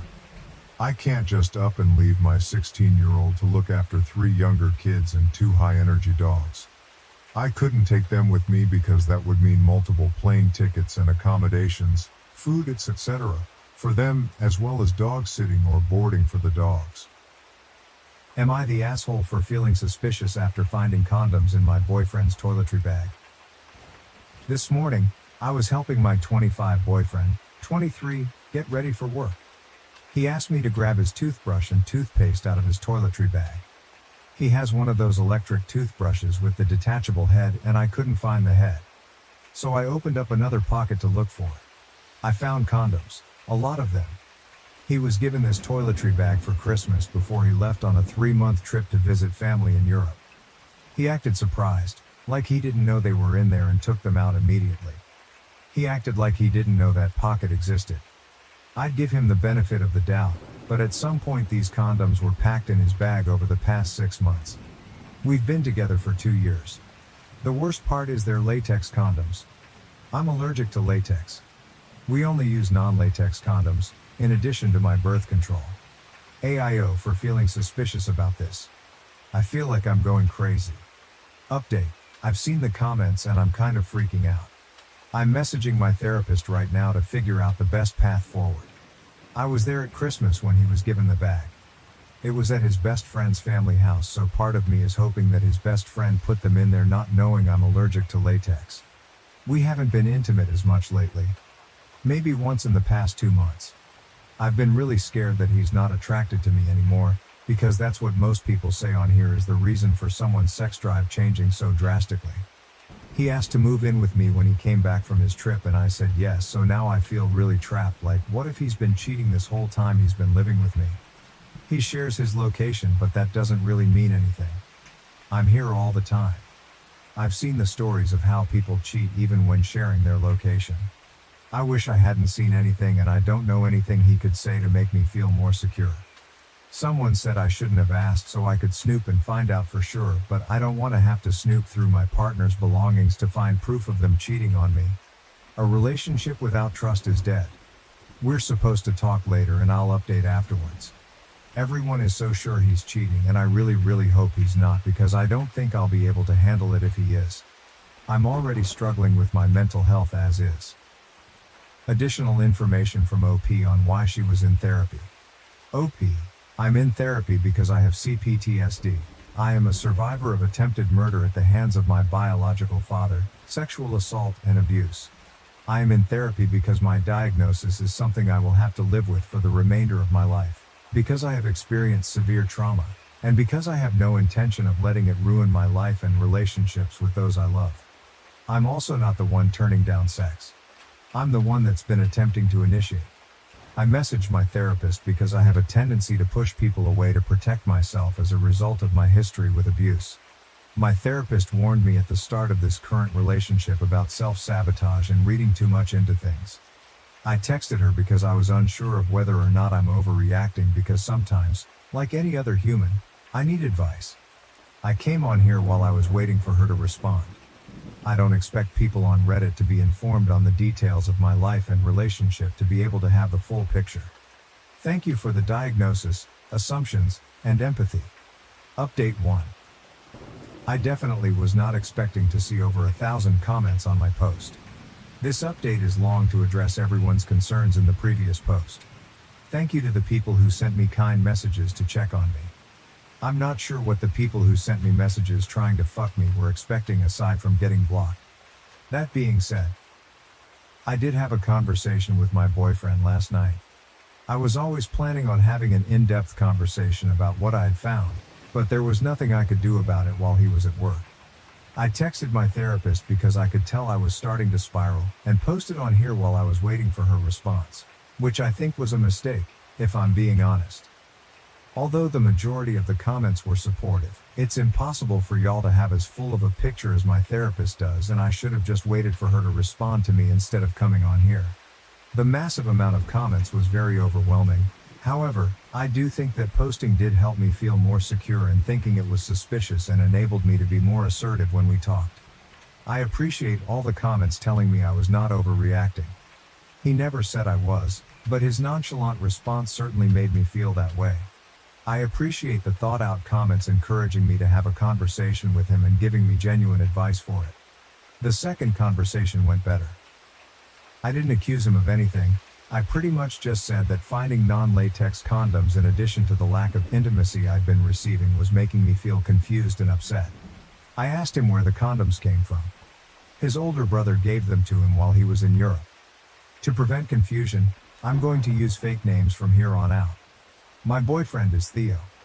His oldest brother is Alvin. His other brother is Simon. Yes, like the Chipmunks. I couldn't think of other names for 3 brothers. Sorry.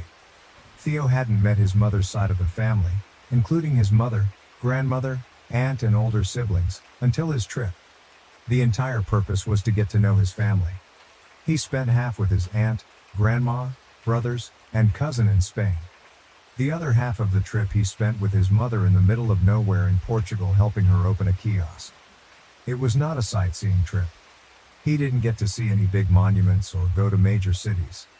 I was not able to come because I'm in school and work full time and it wasn't worth it for me to just come for a week during the spring break. I also thought it was important for him to enjoy his one-on-one time with his mom since he was separated from her when he was an infant. His brothers are very different people.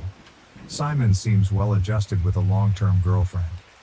He spent a lot of time with Simon and his girlfriend, who was the only one there fluent in English and helped him translate when his Spanish fell short. His oldest brother, the 30-year-old who gave him the condoms, Alvin, has been in and out of prison for a majority of his life. I guess Spain has some weird laws around squatting, so whenever he gets out of prison the dude just claims abandoned property and fixes it up to live in, because I guess the government would have to provide him housing if they kicked him out. Anyways, while Theo was on the trip, he called and texted me every day.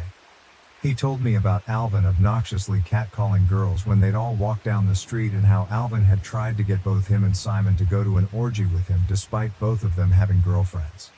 Theo was very clear about having a girlfriend. He carries around a picture of me in his wallet, and his aunt said he talked about me a lot while he was there. Despite this, Alvin was very pushy with him about how he should be fucking a bunch of women while he was there and having fun. I remember this from when Theo was there. He found it really annoying. So did Simon. I guess during one of those conversations, Alvin straight up gave Theo a bunch of condoms to use to cheat on me. Side note, I counted them based on a comment someone left about how many are typically in a pack. They're all still there, I think. There's 8. I don't know how many come in the packs in Spain. Theo hid them in his bag. He said he would have left them there, but his aunt cleaned his room regularly and he didn't want the drama of his other family members seeing. Once he got back, he forgot they were in there. He only uses his toiletry bag when he goes to the gym. We went out together with our friends Saturday night after his shift and stopped at the gym on the way downtown so he could shower and freshen up. Otherwise, his toothbrush is in our bathroom. He's not living out of a suitcase, he's fully moved in. I do see how some commenters saw the existence of the toiletry bag as a red flag when we lived together. So I wanted to clear that up. I did ask him why he accepted the condoms. He said he had zero intention of using them, and that he accepted them because Alvin wouldn't listen to anything Theo said about me and that he left him alone after that. Theo didn't even say goodbye to him when he left. He tried to spend as little time with Alvin as possible, despite him constantly inviting both Theo and Simon over to his abandoned house. Simon grew up with Alvin, but still seemed pretty content about avoiding him when I asked about it while Theo was there. I guess he's just not a good person, so the rest of the family avoids him when possible. So that's it. My boyfriend didn't cheat on me. The condoms came from his older brother. I believe him. He was very straightforward with his answers, and was more concerned with my well-being when he came home and saw how upset I was. He wasn't defensive at all. He listened to me without interrupting. He told me he loves me and that he has zero desire to cheat on me. He also works 2 jobs, shares his location, and usually is at home if he's not at work or the occasional gym visit. He doesn't have the time to see other women, and if he does have spare time, he spends it with me or his friends. who are also my friends. He does have friends separate from our friend group at work, but he invites me to come along when they've gone out or asks me to join them when they play Overwatch after work. I love him. I believe him, and I'm moving past this. That doesn't mean I'll let any additional red flags slide if they pop up though. As many of you said, I'm still young and have my whole life ahead of me. If things get worse, I know I'll be okay by myself. I love him and I want him in my life, but my happiness doesn't depend on his presence. I have a therapy session tomorrow, and I've had a lot of time to think. In hindsight, I think what made me spiral the most was that if he really did cheat on me, I'd be living with a stranger. I've had so much trust built up towards him, so I view him as this person who would never hurt me intentionally or yell at me or cheat on me. If he was capable of cheating on me, he could be capable of those other things too. That was really scary to think about and made me spiral. The massive amount of comments where everyone was so convinced he was a terrible person and that I'd been fooled also did not help. I felt like I had no idea how he would react towards me if it was true, and I was very, very scared. As soon as he came home, I felt very silly for feeling that way. He's nothing like my ex. He's never given me a reason to be afraid of him. I shouldn't have let comments on the internet freak me out so bad, and I definitely need to take some time away from Reddit. I hope I addressed all the questions, concerns in the comments. Thank you for all your help. Thank you for listening. For the commenters who had questions regarding our sex life and relationship in general. When he first came back from his trip and moved in, things were normal and we both had high sex drives. Things started slowing down pretty drastically over the past couple of months. We've talked about it prior to me finding the condoms. We both acknowledge that it's an issue and that we're at an age where our sexual activity should be at its peak. He says he doesn't know what's wrong. He's embarrassed because he's attracted to me and doesn't understand how he can have a gorgeous girlfriend and lose his sex drive. His words, not mine. He has an appointment next week to get his hormones checked and has been looking into getting a therapist of his own in case the issue is mental and not physical. It's still difficult to not feel insecure when I try initiating and he's not in the mood, but he still makes an effort to show affection in other ways.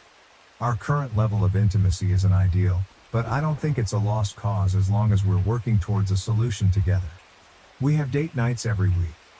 I'm very supportive of him spending time with his friends, and he does the same for me. We live together, but no one is clingy or codependent. We do check in with each other to see how we're feeling about the living situation since it is somewhat new and we're still figuring out how to divide and conquer with household tasks. I'm a full-time student and I work full-time. He works 2 jobs. We both contribute equally, and do our best to make time for ourselves and each other despite our busy schedules. I have 14 credits this summer and barely exist outside of work and school, LOL.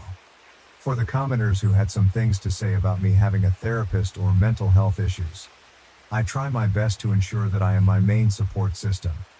I've been in the position before of being someone's emotional punching bag due to their mental illness, and I would never ever put someone I love in that position. I'm in therapy because I have experienced an extreme amount of trauma and don't want my CPTSD to impact my life and relationships in a negative way.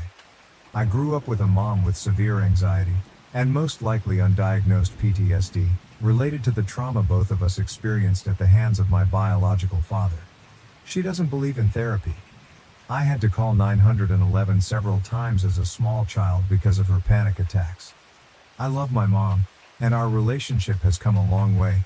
But the last thing I would want when I have children is for me to be an unstable parental figure. My usage of therapy doesn't warrant me staying single. My therapist has been very encouraging of this relationship since my boyfriend asked me out 2 years ago. I had gotten out of an incredibly abusive and toxic relationship the year prior, and had zero intention of getting into another serious relationship anytime soon. I was thriving and my therapist thought I was ready. But I told my boyfriend that I needed to focus on myself. We took things slow. He was respectful and patient every step of the way until I was ready. He has never raised his voice at me or even cussed at me.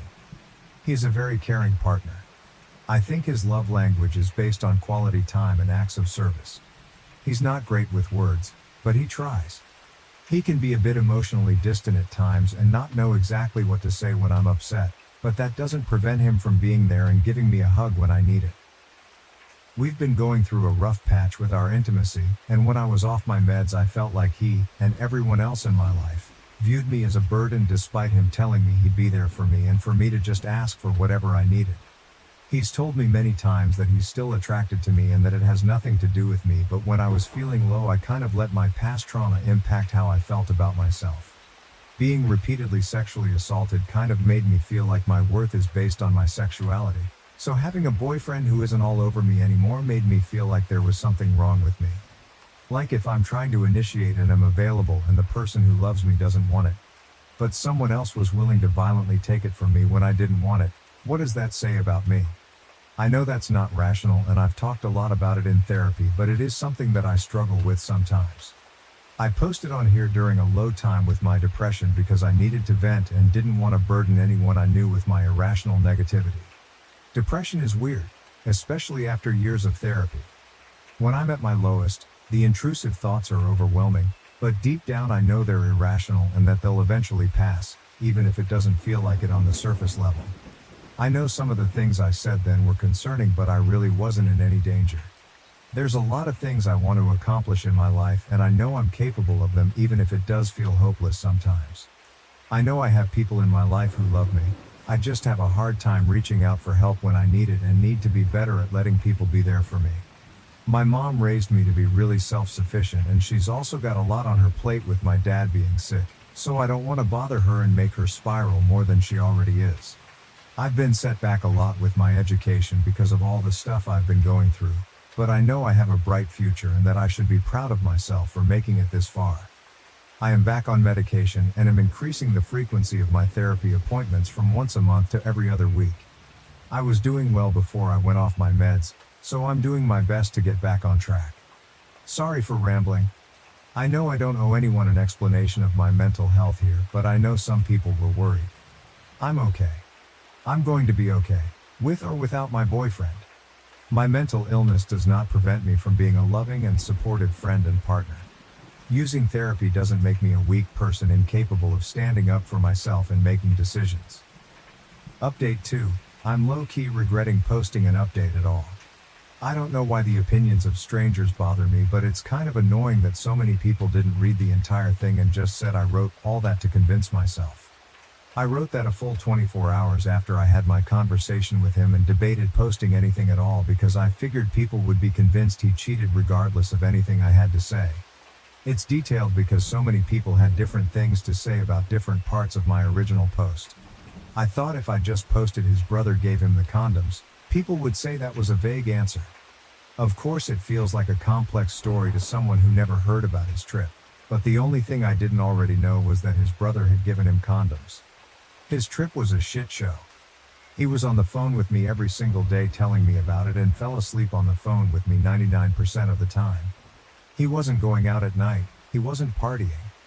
Half his trip he spent with his estranged mother and her crazy racist abusive boyfriend who kept accusing him of stealing and saying wild shit about how he couldn't believe my boyfriend would sleep with an ******er like me. I had to talk him down on the phone to keep him from freaking out and endangering himself because he had no way of getting home if his mom's boyfriend kicked him out. He already got abandoned in a random town in Portugal by them for like a full day and a half at one point. I'm not surprised the condom slipped his mind. If he hadn't maintained constant communication with me while he was there, I'd be more suspicious. If he hadn't told me about all the other crazy shit his brother pulled while he was there, I'd be more suspicious.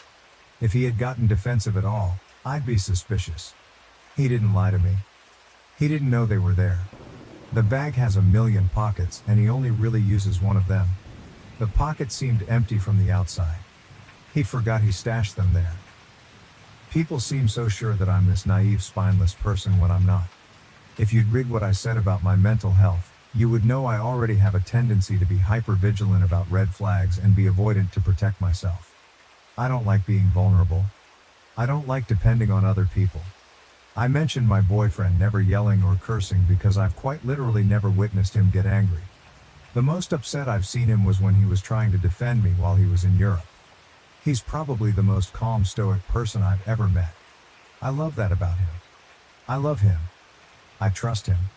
Also, His last serious relationship ended with him catching his ex in the act of cheating on him. She had mental health issues and responded to being caught by attempting to kill herself by walking into traffic. I know some internet troll is going to say that's another far-fetched story, but I know it's true.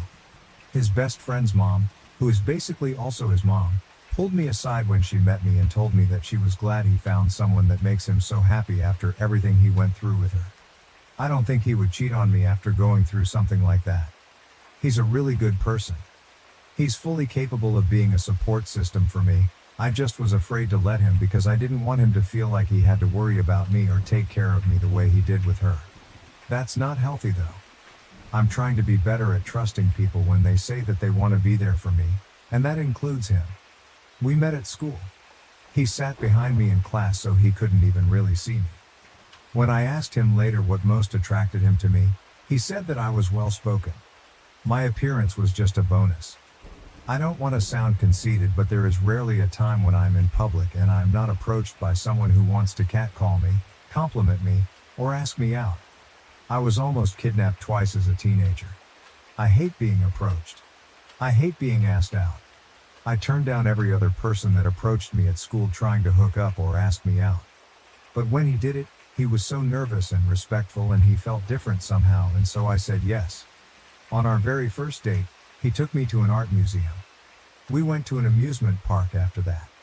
He followed that up with a picnic under the stars where we spoke for at least 5 or 6 hours about our lives and what we wanted in the future. It felt scary at the time because it was the best date I'd ever been on in my life and I didn't think I was ready for anything serious, and he came along and made me feel so comfortable and at ease. We both come from emotionally volatile parents and are trying to do our best not to become them. We connected right away, but I still wanted to take things slow. It took 6 months before I was ready to make things official. During that time, he made it clear that I was the only one he was interested in. He detailed my car multiple times, brought me flowers, got my cat little holiday-themed bandanas. He bought me vinyls of albums that he noticed I listened to in the car. He did all of this without expecting anything in return, and still does these things to this day. He's trying to learn how to braid so we don't have to get my hair done anymore.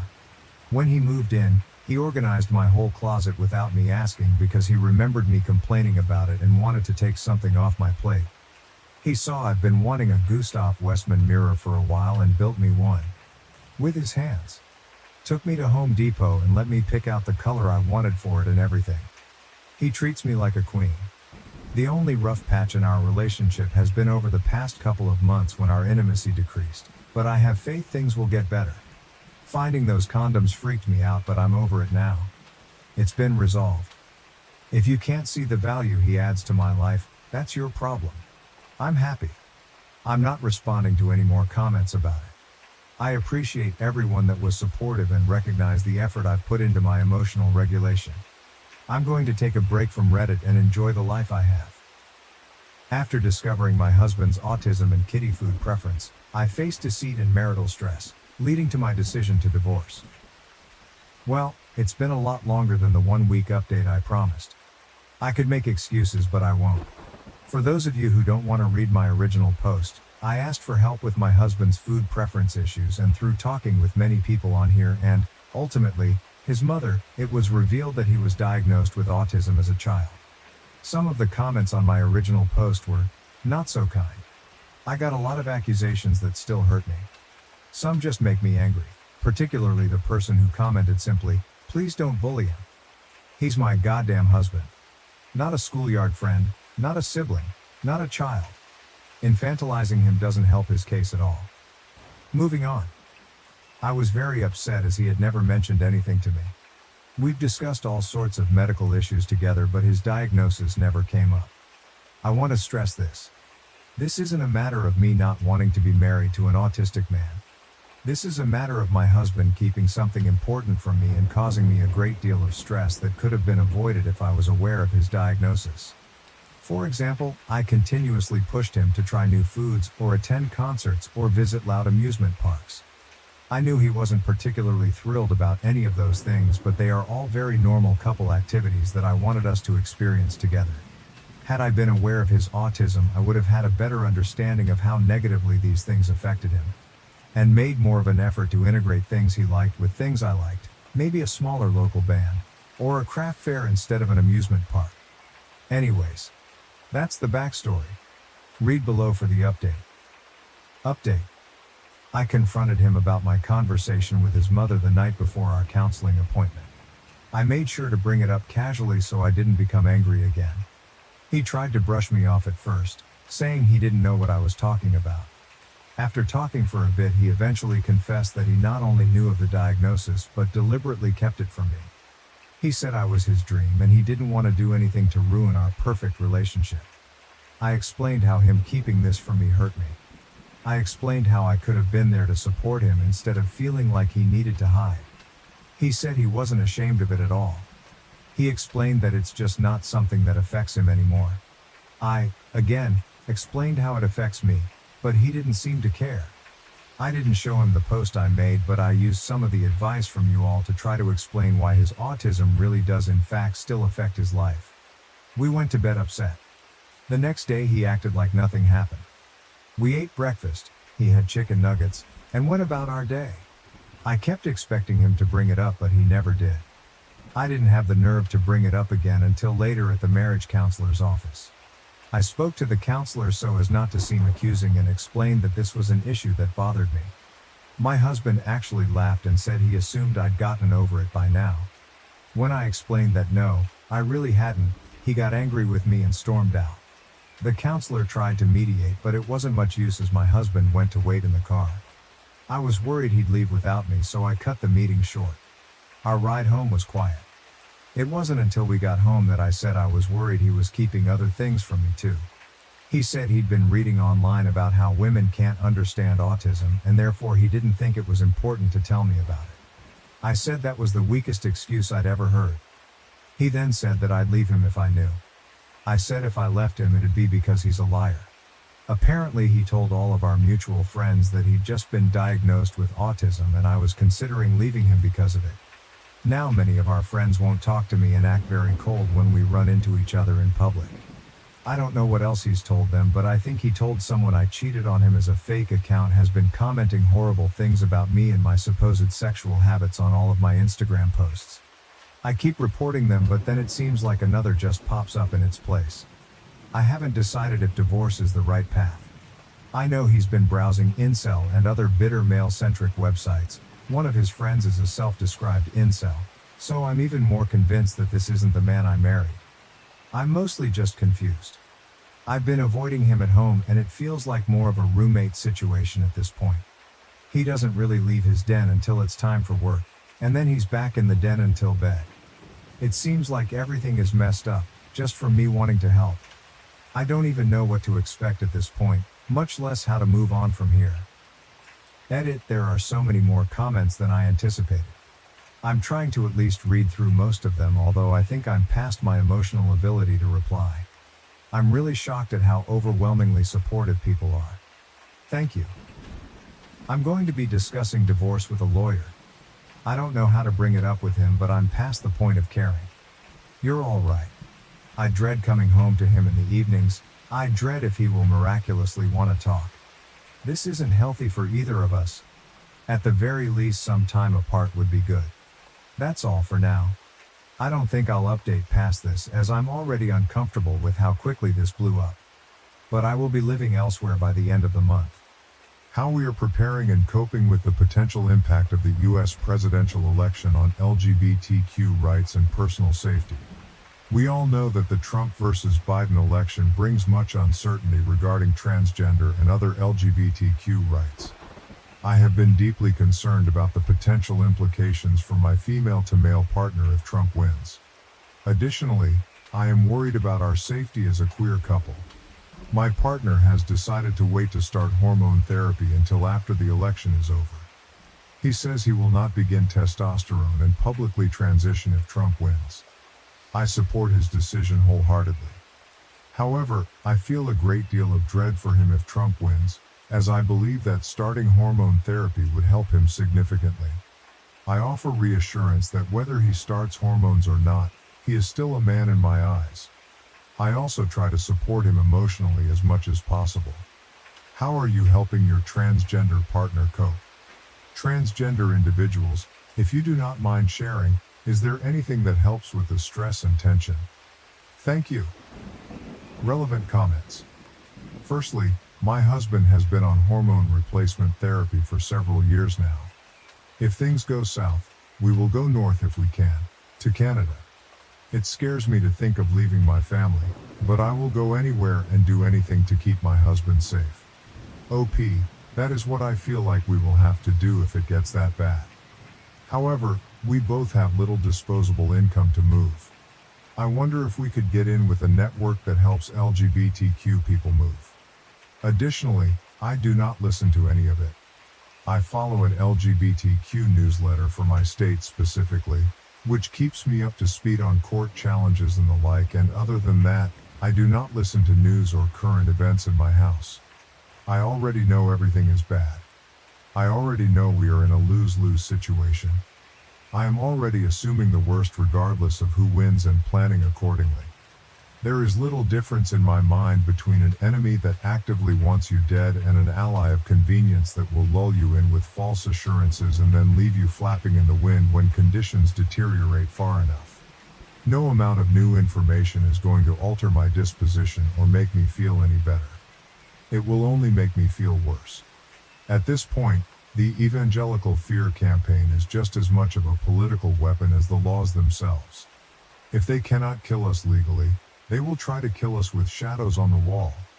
I have been learning trans DIY on Rails, using my doctor endocrinologist to check my work, having her hook me up with future reference material that she endorses, learning how to manage and synthesize hormones myself, and doing everything in my power to achieve pharmaceutical self-reliance, and maybe be proficient enough to help people near me if needed.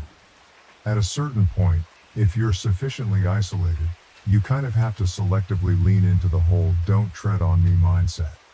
You have to take a leaf out of nature's playbook and cultivate an effective threat display and actually be the transgender witch nightmare that the small-minded townies are all afraid of. At least that is the course we decided on. So far, it has been a lot less stressful, even though I do not like being this kind of person. But it has certainly been getting the job done, and I do not fear for my or my spouse's safety in public, for reasons I will leave tastefully non-specific. We hold hands and kiss and express ourselves openly in public, and these spineless cretins keep their eyes down, and that is good enough for me. We will not be leaving.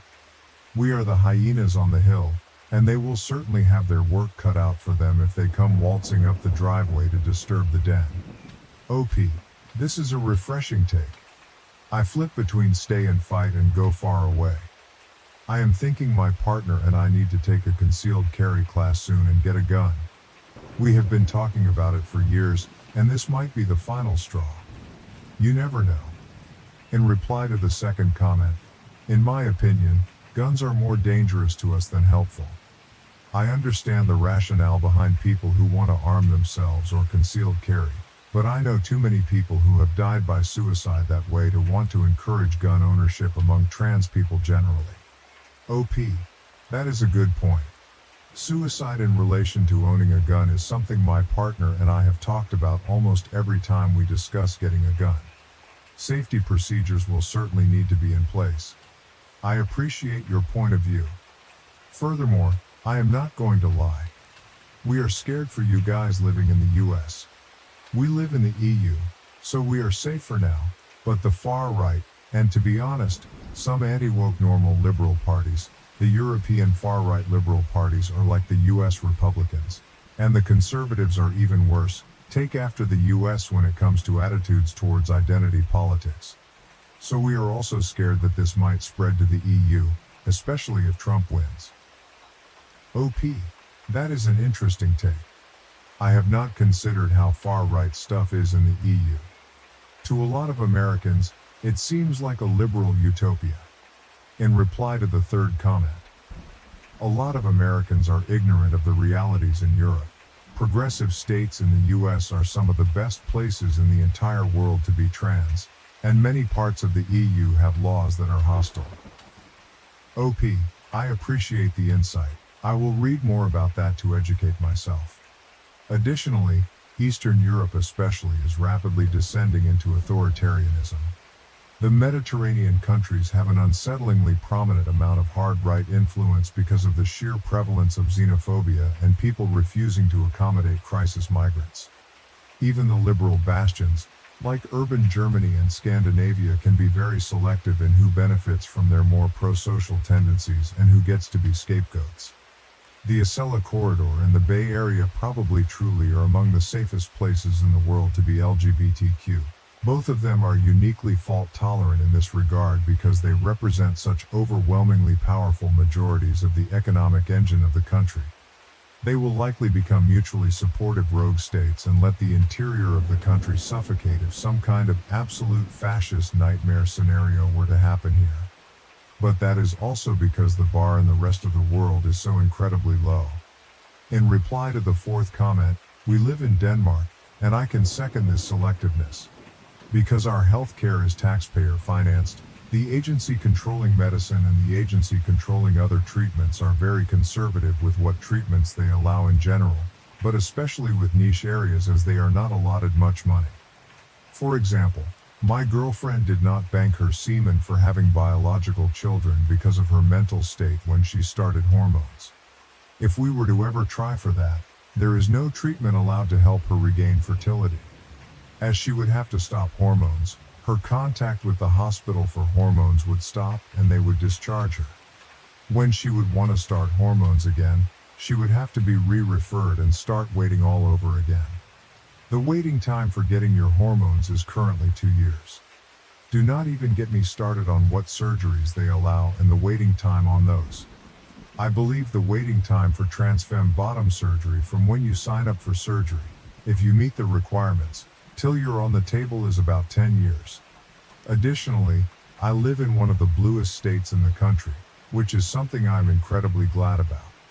But I am frankly terrified of a Trump win, and especially of the possibility of the Heritage Foundation 2025 plan thing coming to pass because they are looking to explicitly come after LGBTQ+ rights on a national scale. One of their stated goals is to outlaw pornography and classify essentially any discussion of transness or gender identity as pornographic. I am praying that the debate is a wake-up call for the Democratic Party. And frankly, I am really glad that I have a skill set that would make emigrating relatively easy. OP, I am very worried about Project 2025. My partner and I are thinking of getting married if Trump gets elected. Like, the next day or something. Just to have that marriage, even if the right becomes revoked. Furthermore, I have a trans wife and son and fortunately live in New Mexico, which is passing laws to make it a safer place for our family. That being said, we are finding grassroots support for ourselves and others and working with Pink Haven Coalition to set up a safety net for trans families who need to move here, but also be in touch with an organization that has a plan if the worst happens so we can get the hell out. OP, thank you for sharing. We live in one of the most liberal cities in North Carolina, but want to get out of the state in the coming years. Maybe even sooner. Lastly, people transitioned during the first Trump presidency, and they will transition during the second one. Putting your life on hold until U.S. politics is good for trans people just means your life will be on hold forever. There is no place without rising anti-trans politics right now. It sucks, but that is the situation. There is no place that is going to feel 100% safe to transition. So you might as well transition as is and at least live an authentic life. OP, he is literally talking about there only being 2 genders, making it illegal to be anything else besides the gender you are assigned at birth. This is not about policy, it is about control. When he says he is going to do something, believe him. This fascist movement has plans to send people to camps. How well did it go the last time fascism started rounding up people? I am not trying to be all doom and gloom, but this is not hyperbole. Read Project 2025. It is not just about Trump, it will be implemented no matter who leads the GOP. I grew up Republican, and this party does not represent any of the values they claim to have. If you value democracy and want to keep our community safe, vote Democrat all down the ballot. I would completely understand if people want to see how the election goes before transitioning. Maybe taking HRT on a low dose can help alleviate the dysphoria. Top comments. Firstly, the whole issue that people do not seem to understand when it comes to Trump is that minorities are very, very afraid of this man. It makes perfect sense that we are, because he has already persecuted one kind of minority, that being immigrants. I can very much see him doing much more to harm other minorities such as black people, Mexicans, transgender folks, and the rest of the LGBTQ community. Project 2025 is a very scary thing that could become a reality, and if it does, I fully understand why your partner would not want to transition. As a trans man myself, I share these fears. OP, thank you for understanding his perspective. He and I are very afraid of a Trump presidency. Trump and his supporters want to terrorize minority people of all demographics. We have experienced very poor situations in life where we have been mistreated for being a queer couple. It was very hard on us and borderline traumatizing. I want him to medically transition on his own terms and will support him however possible. And of course, he is already man enough for me. A reply to OP, I understand the fear as my girlfriend and I are currently in a red state that does not support LGBTQ except for in very few select areas of our state.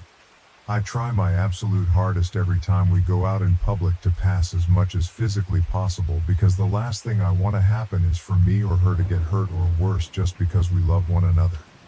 It really is a reality that I think a lot of people do not realize happens. Just because you do not see it on the news every day does not mean it is not happening to people, you know?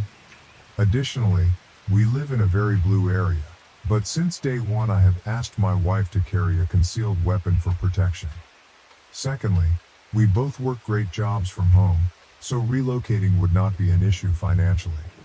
She has not decided on name changes yet, nor is she out publicly to many people and is still presenting as cisgender, but I guess that the election will determine our next steps. Furthermore, I am not going to lie, we are scared for you guys living in the US. We live in the EU, so we are safe for now, but the far right, and to be honest, some anti-woke normal liberal parties, the European far-right liberal parties are like the US Republicans, and the conservatives are even worse, take after the US when it comes to attitudes towards identity politics. So we are also scared that this might spread to the EU, especially if Trump wins. OP, that is an interesting take. I have not considered how far-right stuff is in the EU. To a lot of Americans, it seems like a liberal utopia. A reply to the third comment.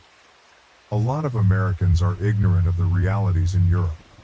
Progressive states in the US are some of the best places in the entire world to be trans, and many parts of the EU have laws that are hostile. OP, I appreciate the insight. I will read more about that to educate myself. Additionally, I am not going to lie. My anxiety is through the roof, and I have been unemployed, struggling with the idea that my existence might become outlawed in this country. I have spoken to my roommate half-jokingly about potentially having to seek asylum in Canada if Trump wins. It is a rough time. As a partner, I think you're doing a great job staying actively aware of the harsh realities of what is happening while also supporting and being there for your partner. I am sure it is a huge comfort to have you there validating his experience. I know in my own life, the most frustrating thing for me is being told that I am being dramatic by cisgender heterosexual folks who have a lot less to lose in this election. You sound like an amazing person to be in his life right now during such a difficult time. OP, yes, I am really anxious too. I think about it every day, but I try to push it out of my mind so I can do my work. It is so upsetting when cisgender heterosexual people do not care about the election. It matters for all, but especially minority groups. They need to have some empathy. I am a cisgender, white, female, so I have privilege of my own. I do have autism, but I am able to work and do schooling with little professional support. I try to influence my coworkers and others to no avail. Furthermore, I am honestly concerned for the both of us. I am a non-binary lesbian married to my male-to-female partner. I am also sterilized, and we are both child-free. Her egg cracked after we got married, and she has been on hormones for a year now. She even started progesterone not too long ago. We would not have enough money to move anywhere if we had to, and it does not seem like she would want to escape anywhere. I think she told me she would stop hormones if she is not able to get them anymore. But I personally want to find a way to keep her on them if they become inaccessible. Of course, I do not want to risk her safety in any way, and I will always see her as a woman no matter what, but I just want to do whatever it takes for her, you know? Like, would there even be ways to still get them or make them somehow? But regardless of what happens, I will defend her and protect her with my life. She is my soulmate and has been since we first met. Discovered my husband's affair, aided by my stepdaughter, used her college fund, filed for divorce and left them. Now they want me back. I discovered that my husband was cheating on me, and my stepdaughter helped him hide it. As a result, I used her college fund for myself, filed for divorce, and left them both. Now they are pleading with me to reconcile. Hello Reddit, I need your assistance because I am in a difficult situation with my stepdaughter and I am unsure what to do. For background, I am a 42-year-old woman who has been with my soon-to-be ex-husband, David, who is 44, for 15 years. We have been married for 10 of those years, and I have loved him more than anyone else in this world. David has a daughter named Stacy, who is 17 from a previous relationship. He and Stacy's mother were never married. They only had a brief fling lasting a few months. She became pregnant and chose to keep the baby, but they had broken up just a couple of weeks before she discovered she was expecting. They decided to maintain a cordial relationship to co-parent the baby, and there were no real feelings involved. Stacy's mother tragically passed away in a car accident when Stacy was just 6 months old, leaving David to care for his daughter on his own. After that devastating event, it was just the two of them, father and daughter, facing the world together. When David and I first started our relationship, he was very upfront about his situation. He informed me that he was not only looking for a wife, but also someone who could step into the role of a loving and caring mother for Stacy. This was something I was more than willing to take on, as I have always loved children and had a deep desire to nurture and raise a family. At that time, Stacy was very young, only 2 years old, and her innocence and youth made the idea of becoming her mother even more appealing to me. I did not see David's situation as a burden or an obstacle. Rather, I saw it as an opportunity to expand my capacity for love and care. I was ready to embrace Stacy as my own daughter, and was fully committed to raising her with all the love and attention she deserved. The bond I hoped to build with her was something I cherished from the beginning, and I approached our new family dynamic with an open heart and a genuine willingness to be there for her in every possible way. Right from the beginning, I had been very serious about our relationship, and after 5 years of dating, we decided to get married. Our life had its ups and downs, but at the end of the day, I always thought that he loved me just as much as I loved him. I had absolutely no reason to believe that he might have been cheating on me because, even up until a couple of months ago, we had been talking about celebrating our 10th marriage anniversary with a family trip to some exotic place, and he had been pretty excited about it. People who cheat on their wives don't act that excited about a trip with their family, so I really hadn't seen this coming. Anyway, about 6 days ago, I found out that he had been cheating on me for the past 7 months with his co-worker. I had just been at work minding my own business when I received an email from said co-worker. It had all the details of their affair, and she had even attached proof of text conversations, phone calls, and even pictures of them together at places on days that he had told me he would be away for business trips. But those trips were really just romantic getaways with his affair partner, which I had no idea about. I was in shock when I received that email and went home immediately, not knowing what else to do. At that moment nobody was home since Stacy was spending the day with a friend and David was at work. I used the time to carefully reread the emails because I didn't want to have an emotional breakdown at work. I noticed that the coworker had included her phone number in case I wanted to speak with her. She explained that she decided to come clean about the affair because she knew he would never tell me, and she felt I deserved to know the truth. Apparently, he had been promising her for months that he would end things with me and tell me the truth, as she was uncomfortable continuing an affair with a married man. I guess her conscience had kicked in all of a sudden, or whatever. But anyway, apparently, David had been promising her that he was going to tell me the truth. I even had screenshots of that. He had told her that he was going to end the marriage with me and be with her wholeheartedly. She had believed him the first few times, but then it had been almost 3 months, and he still hadn't told me. So she had decided to take matters into her own hands and tell me the truth herself. After reading that email in its entirety, I decided to think about it for a while, and then I went ahead and called her because the worst had already happened. I was still kind of in denial, so I felt that maybe speaking to her would make me realize that this was not some prank. It was really happening. So when I spoke to her, she started off by apologizing to me and said that she really did not have any intention of ruining my marriage, but she had just fallen in love with David, and that was the reason why she was telling me the truth. Then she went on to explain how the affair had started, how long it had been going on, and all the promises that he had made to her, which were the same promises that he had made to me in the initial stages of our relationship. With every word she spoke, my heart broke a little more. By the end of our conversation, I thought nothing could be more heartbreaking. But then she revealed that Stacy had known about the affair all along and had been helping David cover his tracks. This revelation shattered me completely because I had always considered myself Stacy's mother and never thought of her as just a stepdaughter. I had been in her life since she was 2 years old and had raised her as my own. Discovering her betrayal felt like the end of the world to me. Honestly, his co-worker let me know that apparently, every time he would need to lie to me or cover up for me, Stacy would make up excuses for his absence and why he was not picking up his calls. In exchange for keeping her mouth shut, he would buy her several expensive gifts. That explained a lot of things that had been happening recently. Like David had been totally spoiling her, and that hadn't been the case before, but I just thought that he was doing well at work, which is why he was trying to buy her nice things. He had also given me a lot of jewelry and clothes, so I had just assumed that this new habit of giving us gifts so frequently was because of how he was doing at work, but I guess not.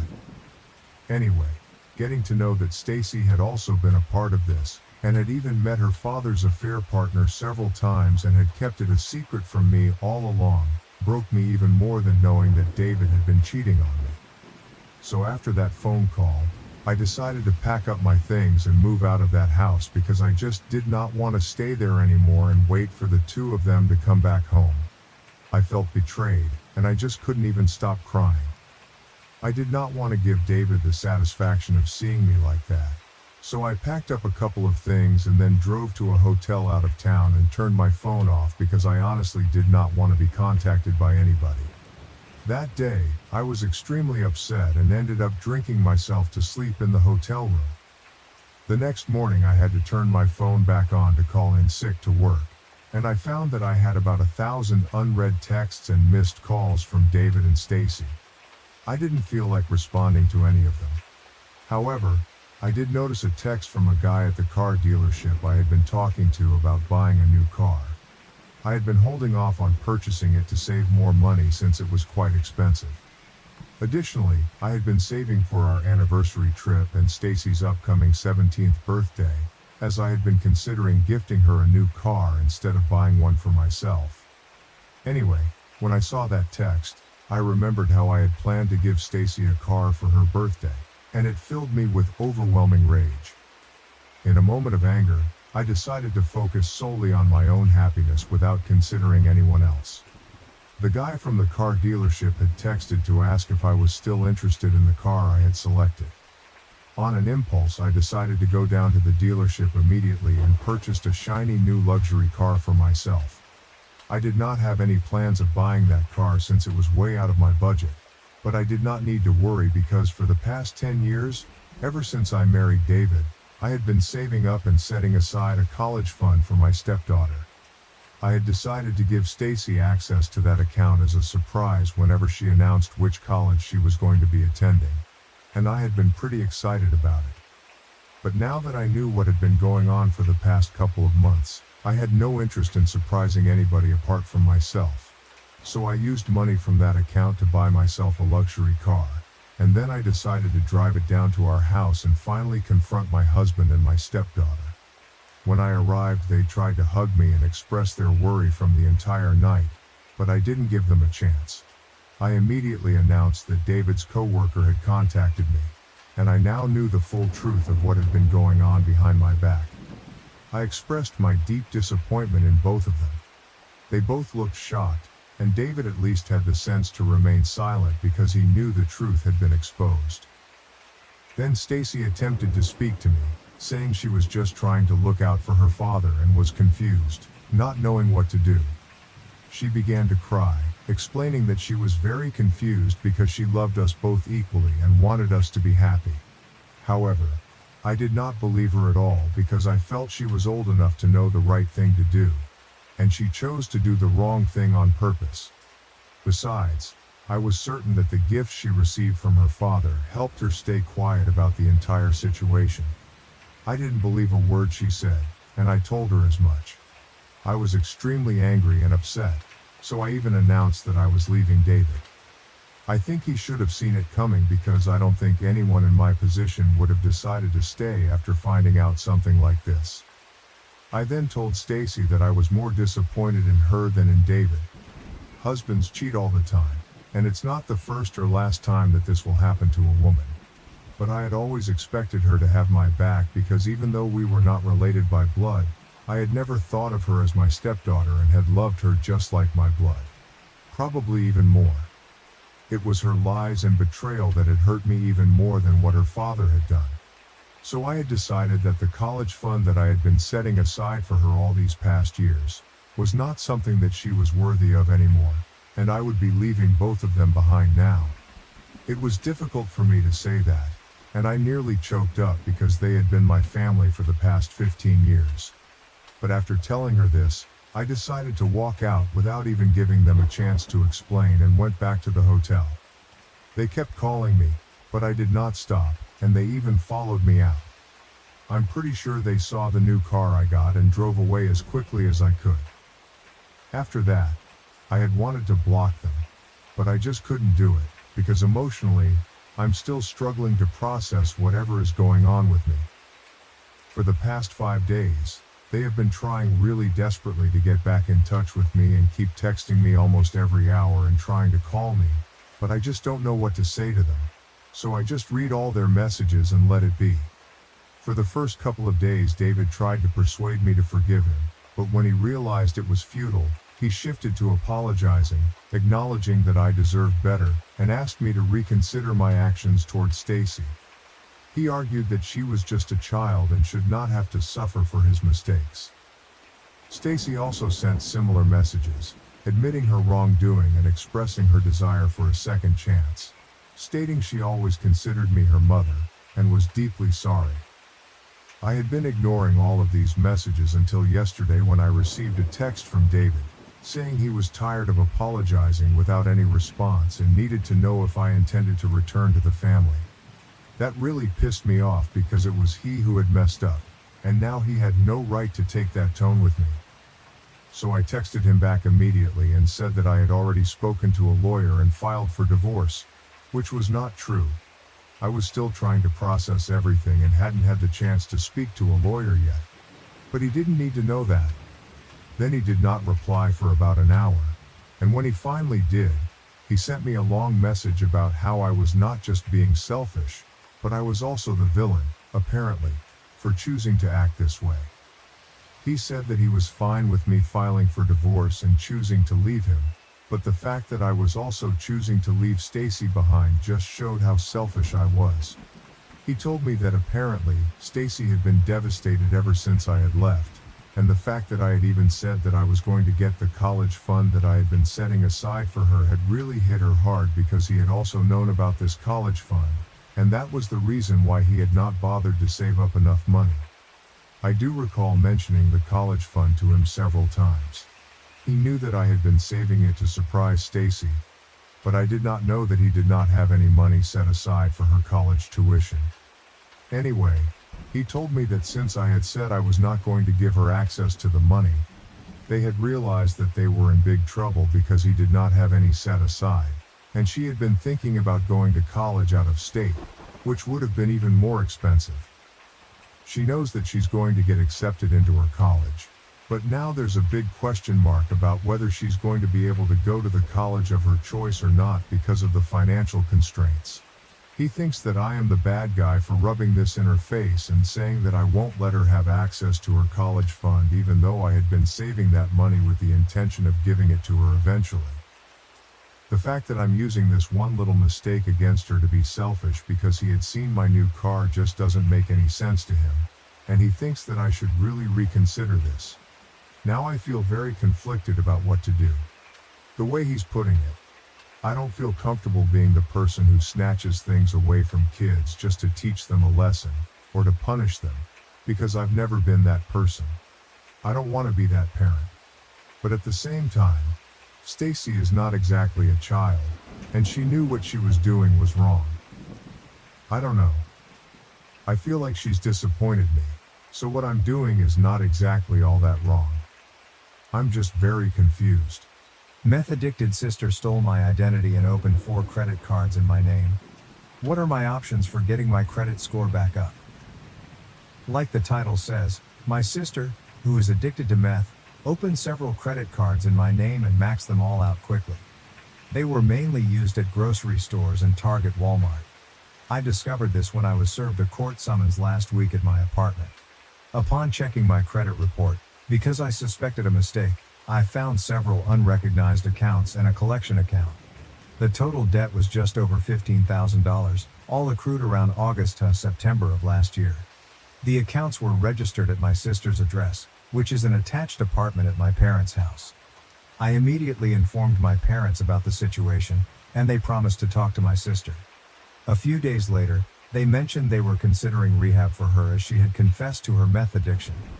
A friend in law school advised me that involving the police was the only way to save my credit unless I wanted it ruined for years. When I relayed this to my mom, she asked me to delay involving the police and suggested a family discussion instead. Yesterday, I visited my parents' house and talked with them and my sister. She apologized for opening the accounts and admitted her addiction. She revealed she obtained my social security number from an old tax form and used the credit cards to buy gift cards and household items to trade for meth. She mentioned she was using less and considering rehab. When I shared my friend's advice, my mom urged me not to involve the police. She proposed that I cover the debt over time and that my sister could repay me when she was able, implying an uncertain future about the repayment. Knowing how drug addictions typically go, I am skeptical about the when turning into a never. While I want my sister to overcome her addiction, my credit score, now in the high 400s, is a barrier to buying a house when my lease expires next year. I explained the dire impact of the situation on my financial goals to my parents. They understood, but their solution to pay off the debt didn't address the various negative marks on my credit, like the 90-day late notices, closed accounts, collection actions, and the court summons. They asked me to consider their offer to not involve the police, emphasizing her need for rehab over jail. This morning, my dad reiterated their understanding of my frustration but pleaded for a second chance for my sister. They even proposed buying a house for me, which I would pay back, contingent on not reporting my sister's actions. I am torn. While I agree she needs more help than punishment, her actions involved multiple crimes using my identity. The potential offer from my parents for a 0% interest rate home loan is tied to accepting the financial loss myself. What should I do? I wish to recover my credit score, but I must also consider the human element involved. Update. A few days after my original post, I decided to file a police report, notifying my parents beforehand. Initially, not much happened, but filing the report helped clear my credit report, boosting my credit score by about 270 points, clearing all negative marks. I briefly spoke with an investigator, who was informed that I hadn't lost any money and my credit was restored. He advised continued vigilance on my credit. Shortly after, my mother angrily called me, upset that my sister was going to jail, accusing me of being heartless for reporting her while she was trying to get help. Despite talking about rehab, my sister never took actual steps towards it. She confessed everything to the investigator and was arrested at my parents' home, spending just one night in jail before being released with a court mandate for supervision, restitution, and mandatory rehab. Probably the best outcome under the circumstances. My parents are likely to cover the restitution, but my mom lashed out at me, leading to my exclusion from our family's July 4th celebration, claiming it would be hard for my sister to see me. As I plan to buy a house this fall, I am now ensuring that no new issues appear on my credit report. Given the circumstances, I'm considering moving far from my family. Adoptive parents kicked me out at 17 for getting pregnant and refusing to keep my baby. 20 years later, their biological son reached out to me. When I was 17, my adoptive parents kicked me out and disowned me because I got pregnant and refused to give them my baby. 2 decades later, their biological son found me on Facebook and reached out. I was just 4 years old when I lost my parents in a tragic car accident. I don't remember much about the crash itself, just that one moment I was in the back seat and the next time I opened my eyes, I was in a hospital. Waking up to a world of nurses and doctors was terrifying for me as a child. I remember a CPS worker sitting beside me, explaining that my parents had died and I would need to stay with another family for a while. It was also confusing and overwhelming. After that, I went through a series of foster homes, none of which ever felt like home. When I was 5, I was finally placed with Lorraine and James, who had been eager to have a child of their own. From the start, I felt their warmth and genuine care. They welcomed me into their home without hesitation, filling the emptiness I had felt from losing my own family. It seemed like, after all the tragedy, I had finally found a second family. However, as soon as I moved in, I noticed that James was very strict and disciplined, while Lorraine seemed to always follow his lead. I later learned that James's strictness was due to his background as an Army veteran who had been injured in action. His military experiences explained his obsession with meticulous planning and order. Understanding this didn't make it any easier when he would get angry over small things, like being a minute late for church. His strictness often left me feeling anxious and like I had to walk on eggshells around him. Lorraine, on the other hand, was more laid back but also drank a lot when James wasn't around. I watched her finish entire bottles of wine by herself, and she always seemed lost in her thoughts.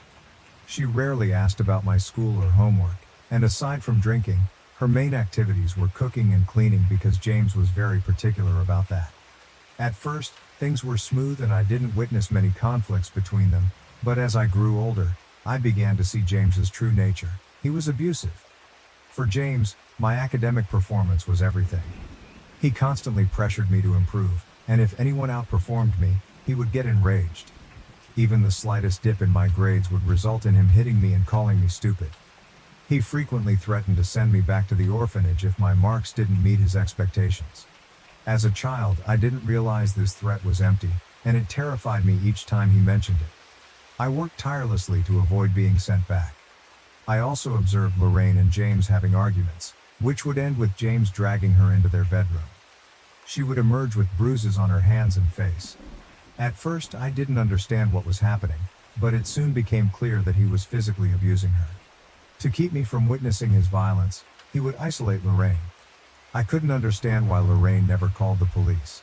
After their fights, she would just sit and cry for hours, while James would drink beer and watch TV. Realizing James's abusive nature made me fear being alone with him or doing anything that might upset him. But as anyone who has lived in an abusive environment knows, abusers will find any excuse to lash out. No matter how careful I was or how hard I tried to avoid provoking him, he always found a reason to be angry. Initially, it was all about my grades, but as I grew older, his focus shifted. It wasn't just about academics anymore. He criticized everything. From the clothes I wore to the friends I chose and even any romantic interests I had. He insisted I come straight home from school, claiming that spending time with friends was a distraction and that they would amount to nothing. According to him, I needed to keep my focus solely on my studies. Unbeknownst to James, Lorraine discreetly allowed me to spend an hour with my friends after school. Knowing that James wouldn't return until later in the evening, She saw it as a small chance for me to enjoy some normalcy and social interaction beyond the tense atmosphere at home. These brief moments away from the constant pressure and scrutiny were precious to me, and I valued the time spent with my friends, even if it was short-lived. Lorraine's quiet act of kindness meant a great deal to me. However, things took a turn for the worse when James lost his job. The job loss seemed to heighten his frustration and anger, worsening the already abusive environment at home. With the added strain of financial instability, James became even more unpredictable and volatile, lashing out over the smallest things. I recall one night when Lorraine had just finished making dinner. As James sat down and glanced at the meal, he erupted into a furious rant about how it didn't meet his standards.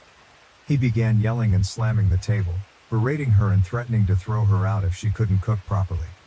In his rage, he threw his plate against the wall, leaving Lorraine and me in a state of fear as we watched him. I could feel my whole body trembling. When I finally ate the food, I found nothing wrong with Lorraine's cooking.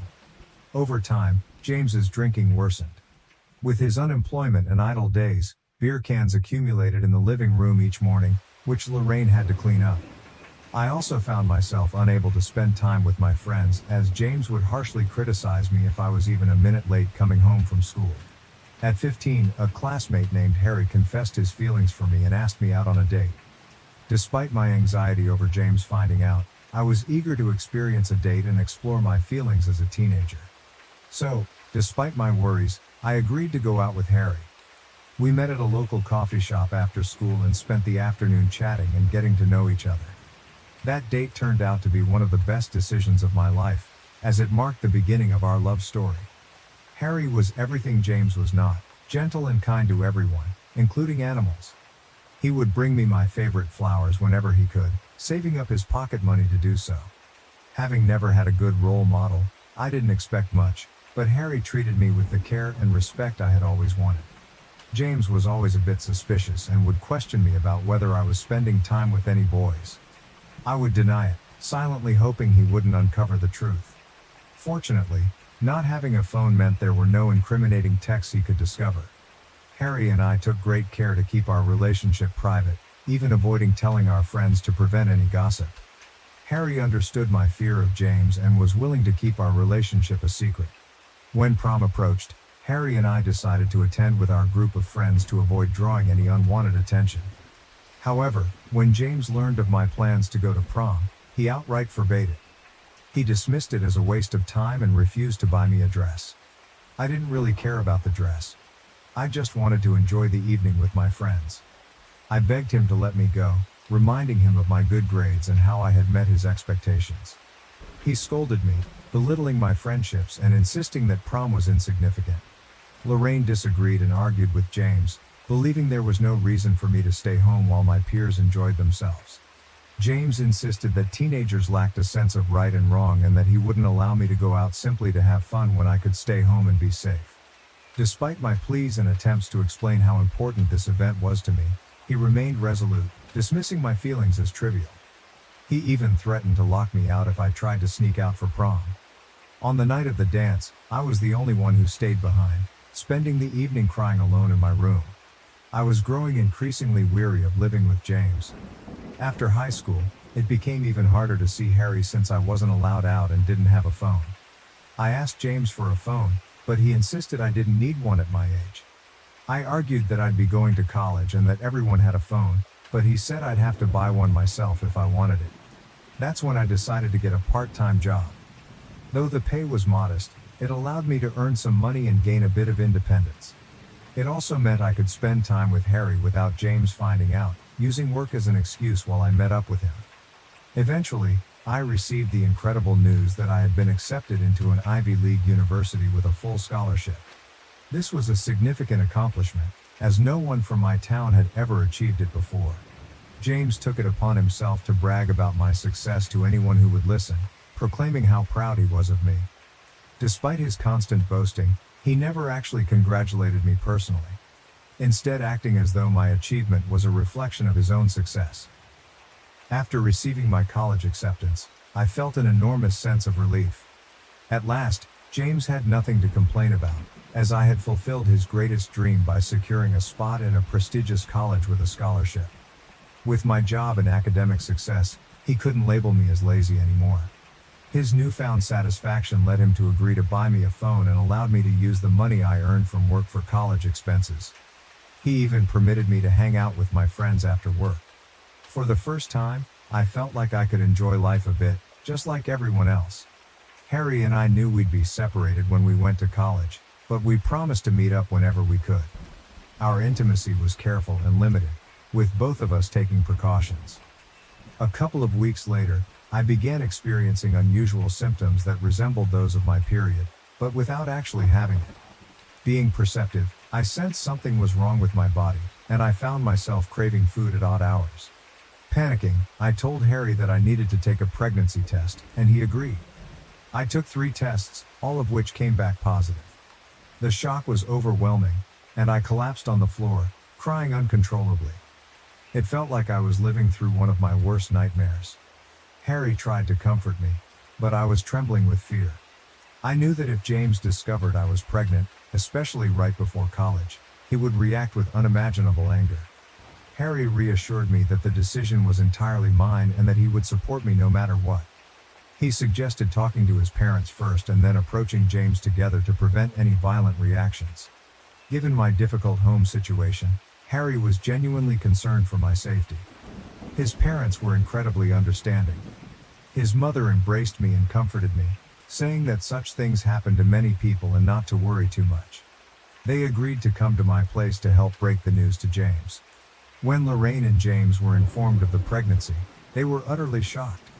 Lorraine asked me twice if I was certain, and I confirmed with the results from multiple tests. James, however, erupted in anger, accusing me of being a product of his reluctance to adopt children from strangers, citing their unpredictable nature. He hurled a barrage of insults at me, claiming I had ruined my life. Harry's parents tried to calm James down, but he directed his fury at them, blaming them for the situation and appearing ready to physically confront Harry, who sat quietly in the corner. Overcome with emotion, I started crying and told James that I wasn't planning to keep the baby, so he had nothing to worry about. I assured him that everything could return to normal, and I would still go to college as planned. At that point, Lorraine asked to speak with James privately. They left the room while I sat there, crying and anxiously fidgeting. Harry's parents looked at me with sympathy. When Lorraine and James returned, Lorraine's words struck me like a tidal wave. She proposed that we didn't necessarily have to give up the baby, suggesting that I could carry the pregnancy to term and then transfer my parental rights to them.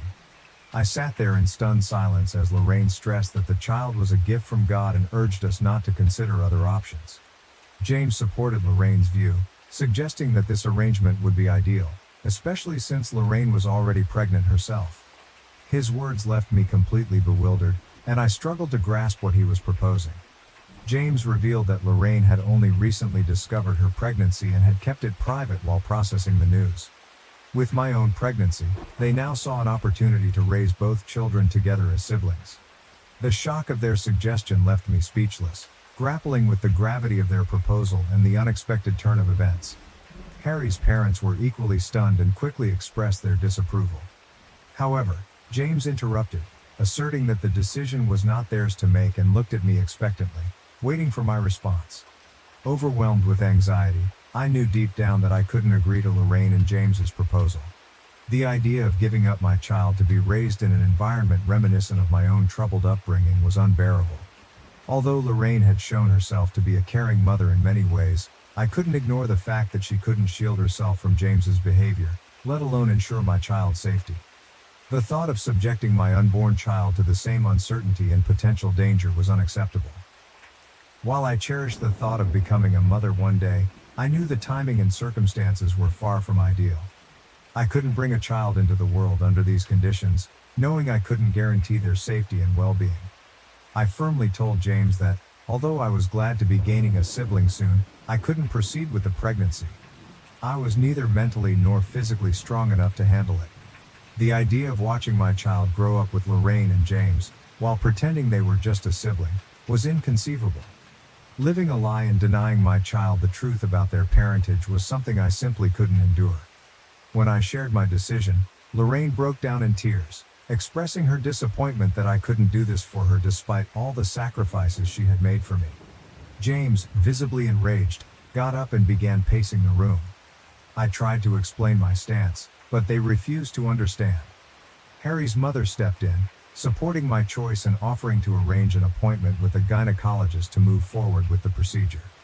Lorraine's crying intensified, and James started shouting, asking if I was satisfied now that I was causing her so much pain.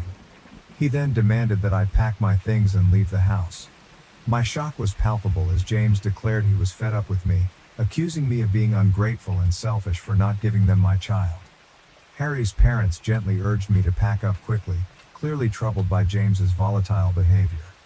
I hurried upstairs to gather my important documents, photo albums, and as many clothes as I could. When I came back downstairs, James warned me to take whatever I could carry because he planned to throw out and burn the rest of my belongings the next day. I tried to speak with Lorraine, but she wouldn't even look at me. As I left, James told me I should never come back. I was bewildered and heartbroken, unable to understand what I had done to warrant such ruthless rejection. Harry and his parents generously offered me a place to stay, and I returned to their home. The following days were a blur as they took me to the gynecologist, where we scheduled the necessary procedure. It was a difficult decision for both me and Harry, but given the circumstances, we knew it was the best choice for our future. After the procedure, I spent a few days recovering with Harry by my side, offering unwavering support. He and his parents were incredibly kind and did everything they could to help me through this challenging time. Throughout this ordeal, James and Lorraine never reached out to me. When the day came for me to move into college, I texted James, hoping he might have forgiven me by then. Instead, he responded with harsh words, calling me a failure and a disappointment and accusing me of turning into a prostitute. He said he didn't want his biological child to end up like me. His cruel message cut me deeply, and I cried for hours. They had been the only parents I knew, and now, with their own children on the way, they had severed ties with me. My college years were challenging but ultimately rewarding. I juggled a part-time job with my studies, working hard to maintain my grades. It was tough, but I was determined to succeed. Fortunately, Harry kept his promise and supported me throughout. He would visit me at college whenever he could, and his constant encouragement helped me through the rough patches. During holidays, his parents often invited me to spend time with them, and they began to feel like family to me. I graduated with honors, achieving the distinction of KL, and Harry and his parents were there to celebrate my graduation. I secured a good job in my field, and it was a proud moment knowing all my hard work had paid off. Harry and I eventually moved in together, and our relationship grew stronger with time. We supported each other through life's ups and downs, and after several years, we decided to get married. Our wedding was a beautiful celebration of our love and commitment, surrounded by our closest friends and family. I didn't even consider inviting James and Lorraine to the wedding. As a married couple, Harry and I have continued to build our life together. Recently, we took a significant step by buying a new house and renting out our old one. Our new home has become a cozy haven where we create new memories and plan for the future. We bought the new place to be closer to Harry's aging parents, who have become like family to me as well. I want to be there for them in any way I can. It's been almost 20 years since James and Lorraine kicked me out, and I barely remember them now. Over the years, I haven't dwelled on them much, though I do recall spending my first year of college grieving their absence. By my second year, I resolved to forge a new life for myself, free from their rejection. It was painful, and building this life on my own took immense strength. They've never reached out to me, and I haven't felt the need to check in on them either. Throughout these years, Harry has been my steadfast companion and partner in every sense. Although we never had children, our two beloved dogs have brought us immense joy. We visit Harry's parents every other weekend and frequently enjoy trips and discovering new restaurants together. Looking back, I feel that my life has turned out well, and I wish I could embrace my 17-year-old self and reassure her about her future. Recently, I received a friend request on Facebook from someone named Matt with a surname that seemed familiar. When I checked his profile, I was taken aback by how much he resembled James. I accepted his request and he sent me a greeting. I replied, and he soon asked if I knew anyone named James and Lorraine. My heart raced as I realized he was their son. Nervous yet determined to be honest, I confirmed that I knew them since they had adopted me when I was 5.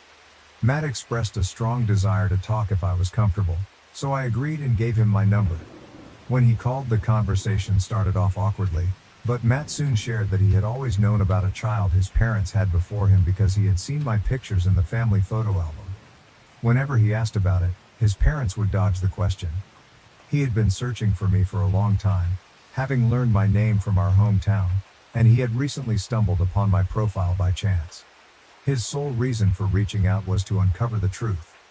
As I recounted the painful events of my past, including how his parents had asked me to give up my child and then expelled me when I refused, I could feel the weight of the emotions. I described their absence from my life over the years and how I had managed to cope thanks to the support of my husband's parents. The conversation was emotionally charged, and I revealed long buried feelings. Matt's voice conveyed shock and disbelief as he absorbed my account. After a period of silence, he told me he had no idea his parents had treated me so cruelly. He had always believed their story that I had left on my own accord. He thanked me sincerely for my honesty and apologized on behalf of his parents, expressing regret for the pain they had caused me. Since our conversation, I felt grateful for Matt's effort to reach out and his understanding, which has brought me some comfort and validation. However, I worry about how James and Lorraine will react when they learn that I've shared the truth with Matt. Did I make the right choice in revealing everything, or would it have been better to keep silent? Update 1. I wanted to share that my initial concerns were valid. Within just 24 hours of Matt reaching out to me, Lorraine and James began bombarding me with calls and texts. Since I've kept the same number all these years, it was relatively easy for them to find me. Their messages have been filled with anger and accusations, mostly centered around why I disclosed family secrets to Matt. James's message, in particular, was harsh, insisting I should have kept quiet as I had for years and not interfered between him and his son. Overwhelmed and unsure of how to handle the situation, I've been dodging their calls and messages, uncertain of the best way to address this unexpected confrontation. Update 2. I informed Harry about the situation. He was unaware of Matt's outreach and, upon learning that I had shared our past, he felt I shouldn't have done so. His concern wasn't about the truth being wrong but rather that James was clearly unstable and that this revelation would only stir up unnecessary drama in our lives. I also spoke with Matt, who told me he confronted James and Lorraine after our discussion. They attempted to deny everything, labeling me as a liar and accusing me of using them until I could escape to college. Despite their claims, Matt didn't believe them and told them to stay away from his family. He also informed them he would be cutting them off financially. Matt revealed that he and his wife had recently adopted twins, but James and Lorraine had refused to visit them, which had made Matt question their behavior. After learning about my past, Matt understood why they might have been unhappy with his adoption. He assured me he would ask them to leave us alone and extended an invitation for me to visit his twins whenever I could. He expressed a desire to get to know me better, given our sibling connection. I'm touched by his kindness and might take him up on his offer to visit his family with Harry. 35. Have been married to my husband for a bit under 10 years now. We have no children. Yesterday night, after dinner, my husband, Jay, broke down and admitted he's been sleeping with his childhood best friend, Pete, for quite a while now, longer than I want to say. It was the first time I have seen him cry in more than 2 years over something serious. Jay is the kind that cries over dogs dying in shows but is stony silent at tragedy. However, I'm not mad. I'm not even sure I care. I do love my husband more than anything in the world and I don't want to leave him. I can't move on, I can't stay like this and I don't want to. But Jay has said he won't stop seeing Pete, no matter what I choose. He's sorry for doing this to me and he has said he loves me, and I'm his wife and heart, but Pete means the same to him. Basically, he can't choose. He loves us both. It falls to me to choose and I don't know what to do. Honestly, the bit that hurts the most is the fact that Pete is a good friend of mine, but he couldn't face me himself and instead let Jay break down in front of me. Sorry this turned into a rant, any advice would help. If anyone's gone through something similar. TLDR, husband cheated with a friend, wants me to choose between staying with him and him continuing to see as a fair partner in divorce. I can't choose without advice. I want to stay with him. I honestly don't feel anything about this affair, honestly. Edit. It's come up a bit, so My husband has been openly bisexual since before I even met him. Peter is bi or pan. He's dated guys and girls, and others, in the past. No one in the last 3 years to my knowledge. I'm straight. Edit 2. Since apparently I have no self-esteem, I guess I couldn't possibly have 4 degrees, a PhD, make roughly $120K a year, be the main provider for the household, run my own business and go to the gym twice a week.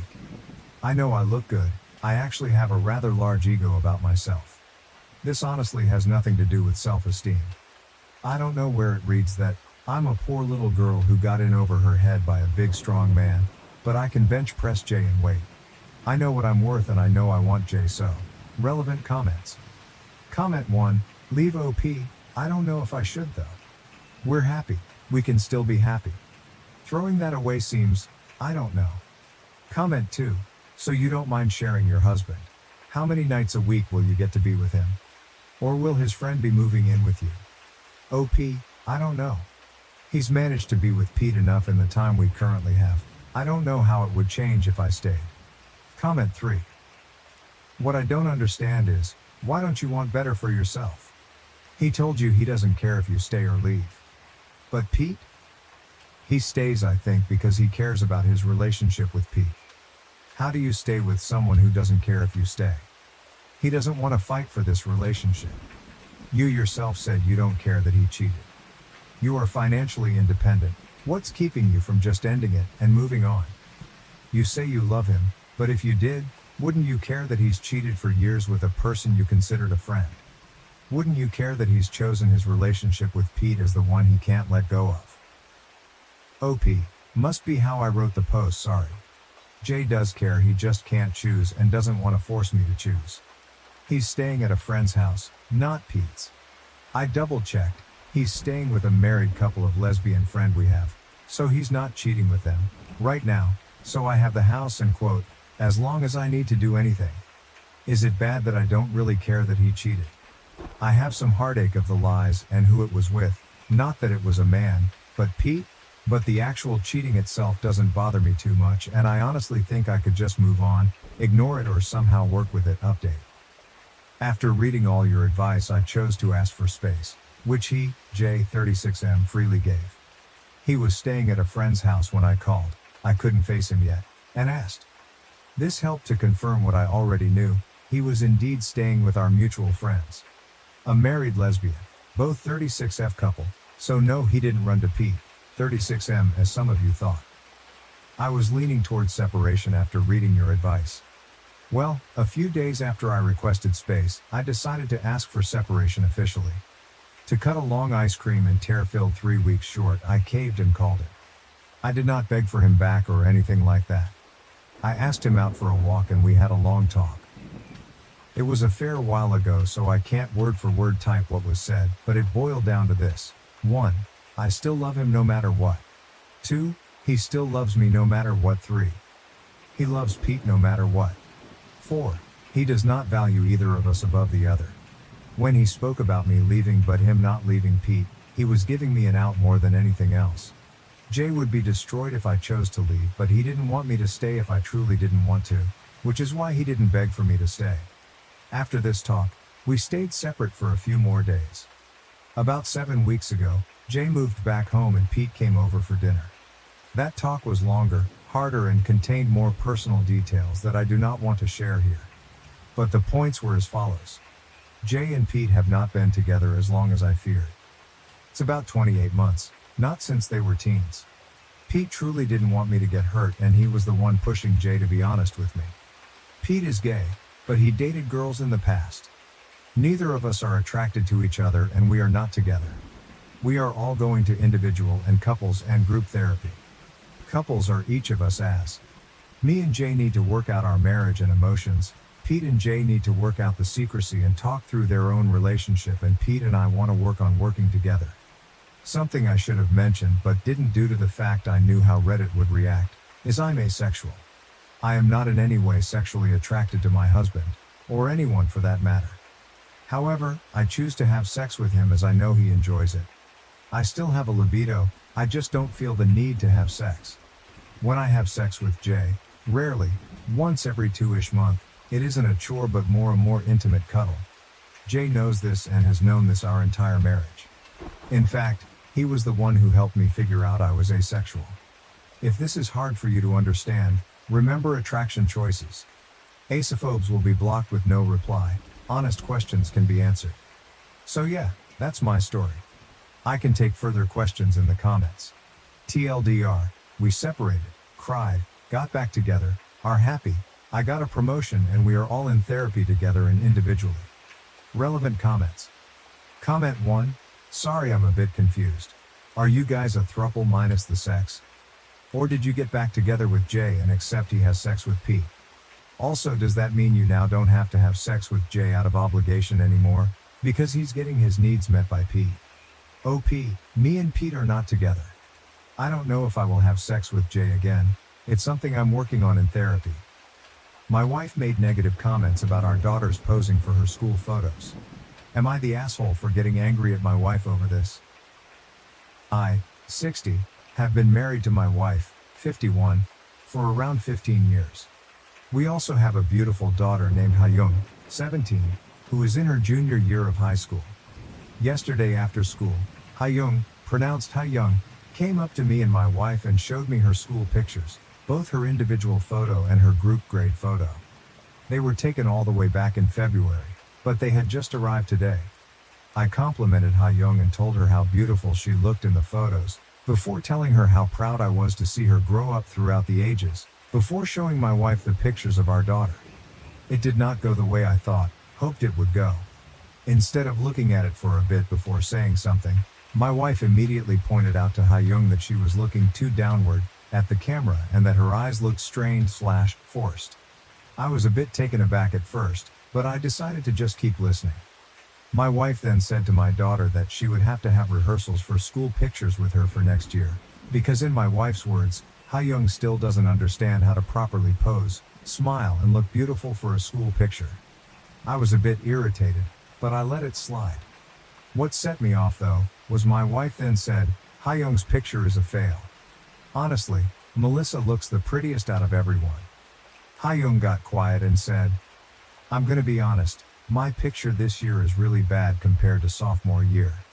I got mad that evening. We had a huge argument in the living room. I told my wife that she was being cruel to our daughter and since school pictures were over, there was no point being so picky over it. My wife retaliated, saying that, even Hayoung says that she doesn't like how she looks in her school picture. I was just being honest, I'm only trying to help her. She then went into her room and started crying, saying that I don't understand her. I will admit, I raised my voice while we were having that argument and I'm seriously sitting here questioning myself about whether I was an asshole or not. After our argument, I knocked on Hayoung's door and I could tell by her expression that she had listened to every piece of the argument. I feel bad because I may have overreacted to something as simple as school pictures. Plus, I ruined my daughter's evening and my wife's too, and I also made my wife cry. TLDR, I shouted at my wife after she made some comments about my daughter's school photos and I'm wondering if I'm the AH. Edit 1. This is not the first time my wife has said something like this. This is why I feel even more terrible because I let my daughter suffer like this. I did give my wife a word or two, but I always told Hayoung that this was just the way she spoke and that she really did love her. I really want to cry right now, especially overhearing Hayoung crying herself to sleep last night. She always kept a brave face around me and my wife, but it just breaks me even more, now knowing she feels like she can't talk to me either. I failed her. Hayoung always asked me every morning if she looked beautiful. She would always ask at meal times if she was eating too much. I'm so afraid of the damage we both put her through for so long. I'm so scared she's going to develop an eating disorder and I'm going to make sure to set things straight with my wife and take care of my daughter better. She is always my first priority. Edit 2. I was taken off guard even though my wife has made responses like this in the past, because though it's not the first time, I had a little bit of hope left that she wouldn't point out Hayoung's appearance that outright in her school photo. Relevant comments. Commenter, I am guessing based on the fake name that your wife is Korean. I know beauty standards there are super high and she could be projecting her own insecurities and maybe even comments that she got when she was young. Of course this is not okay, but it could be worth sitting down with her and having a talk. OP, you're right, me and my wife are both Korean. The beauty standards there are super tough, so I'm probably going to talk to my wife privately to understand why she said that and check up on Young a bit before talking with my wife. I know she's super shaken up, so the best I can do is be the best father I can. To another commenter. I've lived in the States longer than in Korea now. Commenter. Do Korean women tend to have very high beauty maintenance standards? And no, you are not in the wrong. Teenage girls are already extremely sensitive about their looks, so your compliment was kind and nurturing. OP, I cannot speak on the behalf of everyone. I know that the beauty standards are extremely tough there. I've heard people commenting about the fatness, skinniness of people's bodies. I've sometimes heard conversations about K-pop idols' bodies and faces, makeup, surgery, etc. Later that night in comments, hello everyone, OP here. Tonight, since my wife is working a night shift today, I decided I'm going to stay together with Young for a daddy-daughter date. I know it doesn't matter whether we go out or not, all that matters is that I'm with her. I'm planning on making her some of her favorite foods and spending quality time as an apology for not being there when I should have been. She loves japchae, galbi and cream bunjopang. I asked Young beforehand whether she wanted to stay at home or go out, and she wanted to stay home and she chose to go with the first option. I'll let you know how it goes. Update post, July 16, 2024, about 5 weeks later. First of all, I'd like to thank everyone for their generous comments and advice. As promised, here is the update. After my wife left for work, I decided to check up on my daughter. She was in her room doing homework, and I could tell by the forced expression that she was not okay. As she talked, everything began to make sense. My daughter overheard her mother shaming her in front of the other church moms. She heard them boasting about their kids, and her mother would use condescending modesty, e.g., she's gained weight and she doesn't even study hard. She was tired of trying to surpass my wife's expectations. She couldn't stand it when my wife was in the house. She asked me, why am I her diamond? She cuts me to make me shine. How more of this should I take? I prepared all the foods I promised to make, and she was hesitant but ate a lot more than when my wife was around. She wanted to further talk with me. I then asked if she wanted me to tell my wife how she felt. Young said it was the only way to get her to listen, before telling me she wants me to get a divorce. I asked her if she was absolutely sure, as it was something very serious. She said she was fine with it. I'm just devastated it has reached this point. When Young was at school, I had a conversation with my wife. I brought up Young's concerns, along with mine. I asked my wife what made her put down my daughter on the day of the school picture incident. She made excuses such as having bad days, hence she'd accidentally release her anger and other emotions by yelling, the silent treatment, etc. I questioned further if there was anything in the past that was bothering her, which she replied snarkily, nothing is bothering me. I raised her into a better person. If you have problems with how I'm raising her, she's all yours. I don't want to argue anymore, especially with a sensitive, lazy person like you. We had a lot of arguments in the past on raising Young. This phrase was used in all of our arguments to shut me up. As Young was consistently used as an emotional punching bag and a trophy for my wife, this was the last straw. I told my wife we were done, then told her to pack up and leave. I thanked her for letting me realize my self-worth. After some time had passed, she had driven to her parents' house and was staying there for a bit. When Young came back, she noticed her mom's room was a lot better than it was and knew what had happened. I hugged Young and told her I was sorry for the mess I had caused, before reassuring her that nothing was her fault. I told her my ex-wife would come back a few more times to collect the rest of her stuff, but our relationship was over. This event shook me up a lot, but I know things will get better. I'm trying to make Young always feel loved. Young, you are my universe, and that will never change. Weird guy shows up at my parents' house at 1 a.m. looking for me using details from 20 years ago. Help me figure out this mystery. Posted this on the Creepy Encounter sub, and someone suggested I post here. This happened 3 nights ago and I'm going crazy trying to figure it out. I just moved into a new apartment 1 month ago and I'm still unpacking and settling in. I have been using my parents' address as my mailing address, who live a few towns over, 20 minutes away, all of my life. 3 nights ago my parents called me at 2 a.m. and freaked out and proceeded to tell me this story. Apparently at 1 a.m. someone starts banging on their front door and repeatedly ringing their doorbell. My stepdad walks downstairs and opens the door, leaving the front glass door closed and locked. There was a man standing outside, who looked to be in his 30s, with a black hoodie on with the hood pulled up around his face. He didn't have any distinguishing facial features, facial hair or tattoos. The only thing my stepdad said was that he looked to be Hispanic. Neither my stepdad or my mother, who was watching the whole thing out a window, recognized the man. The man says, "I'm so sorry to bother you, but I'm looking for my full name." My stepdad plays dumb and says, "Who?" The man proceeds to state my full name again and says that my boyfriend is worried because I didn't come home that night. He claims to be a friend of my boyfriend and tells my stepdad that they are both out looking for me, worried because I didn't show up at home. I don't have a boyfriend. I live by myself with my 3 dogs and haven't been in a relationship in the past 5-6 months. Here's the weird part. My stepdad asked the guy what boyfriend he was talking about, and the man told him the name of the boyfriend I had when I was in 10th grade, nearly 20 years ago. My boyfriend in 10th grade has a very, very unique Italian name. I've never met anyone with a full name even close to his. He says my high school boyfriend's name a few more times to ensure my stepdad heard him and repeats that they are very worried about me. Is my stepdad sure I'm not inside? At this point my stepdad is weirded out and closes and locks the door in his face. The man does not leave. He lingers in front of my parents' house for the next 10 minutes, smoking cigarettes and talking on the phone. Finally, my parents call the cops. About 5 minutes before the cops arrive, the man walks down to the dead end on their block and drives away in a silver car. Stepdad was unable to get the license plate. My parents file a police report and nothing else happens. After I hear this story I am going nuts over the weird details.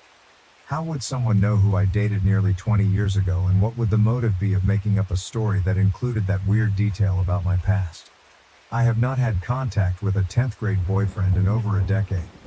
Yesterday, I decided to message him on Facebook to see if he has any insight. I tell him the whole story. He's just as confused as I am and claims to have no part in it. I am at a loss. I'm also really freaked out that some strange man is going through that much trouble at 1 a.m. to look for me. Any insights or ideas would be greatly appreciated. No, nothing else weird has happened since then. Update 1. Wow, this really blew up. Thank you so much for all the kind words and precautions that I should take. I want to add something here that a few people commented on, that might shine some light on this mystery. First off, I am not in any legal trouble and have no reason to think someone would be suing me. God, I guess it's always in the realm of possibility that I'm being sued by someone, but I really don't think that's it. Like I previously commented, I had an expired registration ticket that I did not show up to court for, but I believe I got a letter in the mail just asking me to pay a really large fee, so I don't think that's related. I did take a personal loan out. Took it out about 1.5 years ago. It wasn't anything too crazy and I was really good with making payments on time until about 6 months ago when I had a medical issue. Currently, I am really behind on payments, but to my knowledge, I have not defaulted on the loan yet. What do you guys think? Related? I had absolutely no idea that this is a thing, or I would have included this detail to begin with. Let me know your thoughts. Update 2. I have a list of a few things that I am going to look into tomorrow, based on my own thoughts and based on a ton of valuable feedback I got in here. Thank you. We'll post an update ASAP. Update 3. I'm so sorry it's taken me so long to update. It's a super busy time at work. Unfortunately, there isn't much to report. I called the loan company. They claim to have nothing to do with it. All of my friends and family also noted that the 1 a.m. factor kind of rules that out anyway. Nothing else strange has happened to my parents. I went there for the first time last night and kept a close eye out for anything. Didn't observe anything out of the norm. So this remains a mystery. I'll be sure to update if something else happens. Final update. Alright, 1 year later I finally have an update to this insane mystery. I will include the original story here first, followed by the update. After this happened, my family and a couple of my close friends have been talking about this mystery in depth to try and put our heads together to figure it out. We all have our own theories, but ultimately no definitive answer as to what happened or who this creeper was. So we pretty much put it to rest and only continue to joke about it once in a while. Here's the update. My stepsister, my stepdad's daughter, and her fiancé were at a house party right after the holidays, around early January of this year. While they were there, they started talking to a girl that neither of them knew. After some time talking together, the girl started talking about her ex-boyfriend and how they were going through a really tough time together. They had just recently broken up and she felt really bad because he was a wreck over it. Somehow it came up that this girl's ex-boyfriend was my 10th grade boyfriend, the one with the really unique Italian name. The whole situation wasn't that big of a coincidence, since I went to high school with my stepsister's fiancé and we have a lot of mutual friends. So it makes sense that they were at a party that would include some people I went to high school with. As soon as my stepsister and her fiancé hear this, they both start freaking out, and without revealing too many details, they tell the girl about the whole mystery and how weird it was. As they are telling the story, the girl's face starts to go white and she looks like she's about to cry. My stepsister and fiancé try to console her and ask her what's wrong. The wine beer had been flowing at this point, so I'm sure everyone was a little tipsy. The girl starts to tell them that a few nights ago, she was sleeping, and someone started banging on her door at, get this, fucking 1 a.m., just like what happened to me at my parents'. The girl jumps out of bed and says she was absolutely terrified by how loud and aggressive someone was banging on her door. She said she literally thought it was going to break in. The girl has a Ring camera, so looks at her phone.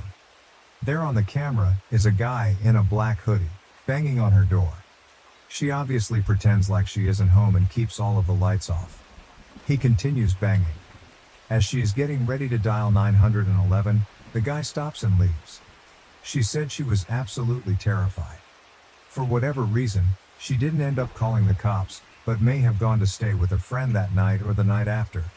My stepsister and fiancé are shocked by the details and how similar it is to my story, especially because of the mutual ex-boyfriend we share, except this girl literally just broke things off with him. They asked the girl if she has any idea who the guy is, and she said no, but that it definitely is not the actual ex-boyfriend. She said this guy was much taller and heavier than our shared mutual ex. How fucking weird. This mystery is still unsolved, and these new details honestly just make my head spin even more. No one else has shown up to my parents' door since the actual incident a year ago. OP added extra info in the comments. So a few answers to some questions. My 10th grade boyfriend was into drugs when I dated him back in high school. No idea if he continued to use throughout his life or not, but can confirm he is definitely an addict who may or may not be in recovery currently. My 10th grade boyfriend has been to my parents' house multiple times. My parents still live in the same house I grew up in, and my 10th grade boyfriend has been over many times while we dated in high school. I don't know where he currently lives, but he grew up about 10 minutes away from my parents' house. My 10th grade boyfriend and I had a horrific breakup. I met my high school sweetheart while I was dating him and broke up with him in a pretty messed up way. He held a grudge over it all throughout high school and was extremely nasty to me to the point of bullying. At one point, I had to get a security guard to escort me to classes because him and his friends were bullying me so badly. The bullying was only severe for the rest of 10th grade, but he definitely hated me all throughout high school. At one point he did end up apologizing to me, and explained that he was just heartbroken over me breaking up with him, but at that point, I was way past the point of forgiving him. After graduating high school, we ran into each other maybe once or twice while I was home from college, and he was totally cordial and nice with me, and we laughed the high school experiences off. I can definitely try reaching out to him on Facebook again and bringing back up this whole mystery with the added updates from his recent ex-girlfriend to see what his reaction is and gauge whether or not he's being truthful in it. I can also ask some mutual high school friends who know him about how he currently is, if he's into any shady shit or not. My stepsister only gave me a first name and description of a recent ex-girlfriend from the party. But I can go on my 10th grade boyfriend's Facebook and look for her under his friends, then reach out to her on Facebook Messenger to inquire about Ring footage and ask her more questions. Also see if she ever reached out to cops. I agree this is probably the best thing to do if I want more answers. But I agree I need to be careful as I still don't know what is going on here. My 10th grade boyfriend does not have a brother, just one younger sister that I remember back from high school. Relevant comments from OP Comment 1. I just posted some answers in the comments about the nature of my breakup with my high school boyfriend and how horrific it was and how he basically harassed me for the rest of the 10th grade. Your last theory, and what a lot of other people are commenting on, is starting to make the most sense to me. It could be that my 10th grade boyfriend has a tendency to get insanely hung up on girls and is sending a close friend or relative to do these 1 a.m. drop-bys. And this would especially make sense if he is still using drugs like he did in high school. This theory being correct would mean he lied to me when I reached out to him on Facebook a year ago, which of course he would. If this is the case, it seems like he moved on to his current ex. I just hope he doesn't swing back around to me. Comment 2. I decided I'm going to try and find out the girl's full name so I can look her up on social media. I may even be able to find her with just the first name that I already know from my steps. I can go onto my 10th grade boyfriend's Facebook and look in his friend list for a girl with the same first name who looks like she could have been his ex-girlfriend.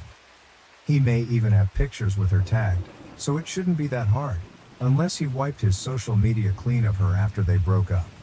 When I'm able to find her, I'm going to reach out to her and try and get some answers. I think this is the safest route since I still don't know my 10th grade boyfriend's role in this, and I did already ask him once and he claimed to have no part in it or know anything, which may or may not have been a lie. Based on how scared my stepson said this girl was, I'm betting she'll be willing to talk to me about it since we share the experience. I will make an update post when I have more info. Thanks everyone. Should I reveal to my friend, who is now married with kids, that we secretly had a child together in high school and put him up for adoption? Original post, June 26, 2024. I slept with my best friend while we were in high school. We always joked about how we were friends with benefits and it was strictly just friends having fun. He didn't know at the time that I was desperately and madly in love with him. The last time we had sex, I did end up getting pregnant. I had our baby and put him up for adoption as we were both young, and I didn't want to obligate him to me or make him take a different path in life. These are things that he had freaked out about previously when his girlfriend had a scare. Many years later, about 6, he confessed to me that he had always loved me and that he thought he had no chance because I always said we were just friends with benefits. Anyway, I've been in contact with our son and he wants to know more about his dad. Our son knows that his dad doesn't know about him. I guess my question is, should I tell my best friend after all these years? I'm afraid to tell him since he has a wife and 2 kids now. Update 1, I just got off the phone with my friend. I told him everything. Apparently, he knew that I was pregnant. My friend had let it slip one time. He thought it was his since he knew that I was only sleeping with him. He didn't know that I had the baby, but said he was happy that there's a part of us together out in the world. He said he'd love to have a relationship with his son and wants me to make arrangements for all of us to meet. Thank you for all of your perspectives and advice. This went way better than I was expecting. Update 2. I'm flying out this weekend to speak with both my best friend and his wife. In particular, his wife wanted to speak with me and I thought it would be best if we did it in person. This is our first time meeting. I'll keep you updated. Update 3. I met with both of them and posted an update in a separate post with the same title. Additional information from OP on her background with her friend. OP, I want to hopefully provide some clarity to the whole situation. I was a senior at 16, skipped grades, and my best friend, let's call him Bobby, was a junior. He was 17. I have known him since I was 8. My parents were not around a lot, and when they were gone I'd stay at Bobby's house. That's why his mom and I are so close. She has been both of my parents at times. Cutting her off and limiting communication just isn't in the cards for me personally, as she is someone I consider family. After I graduated, I moved to a different country to go to college, which eventually I did after having our son. Some of the factors that played into the adoption route was fear, not having anything to provide for our son, and addiction.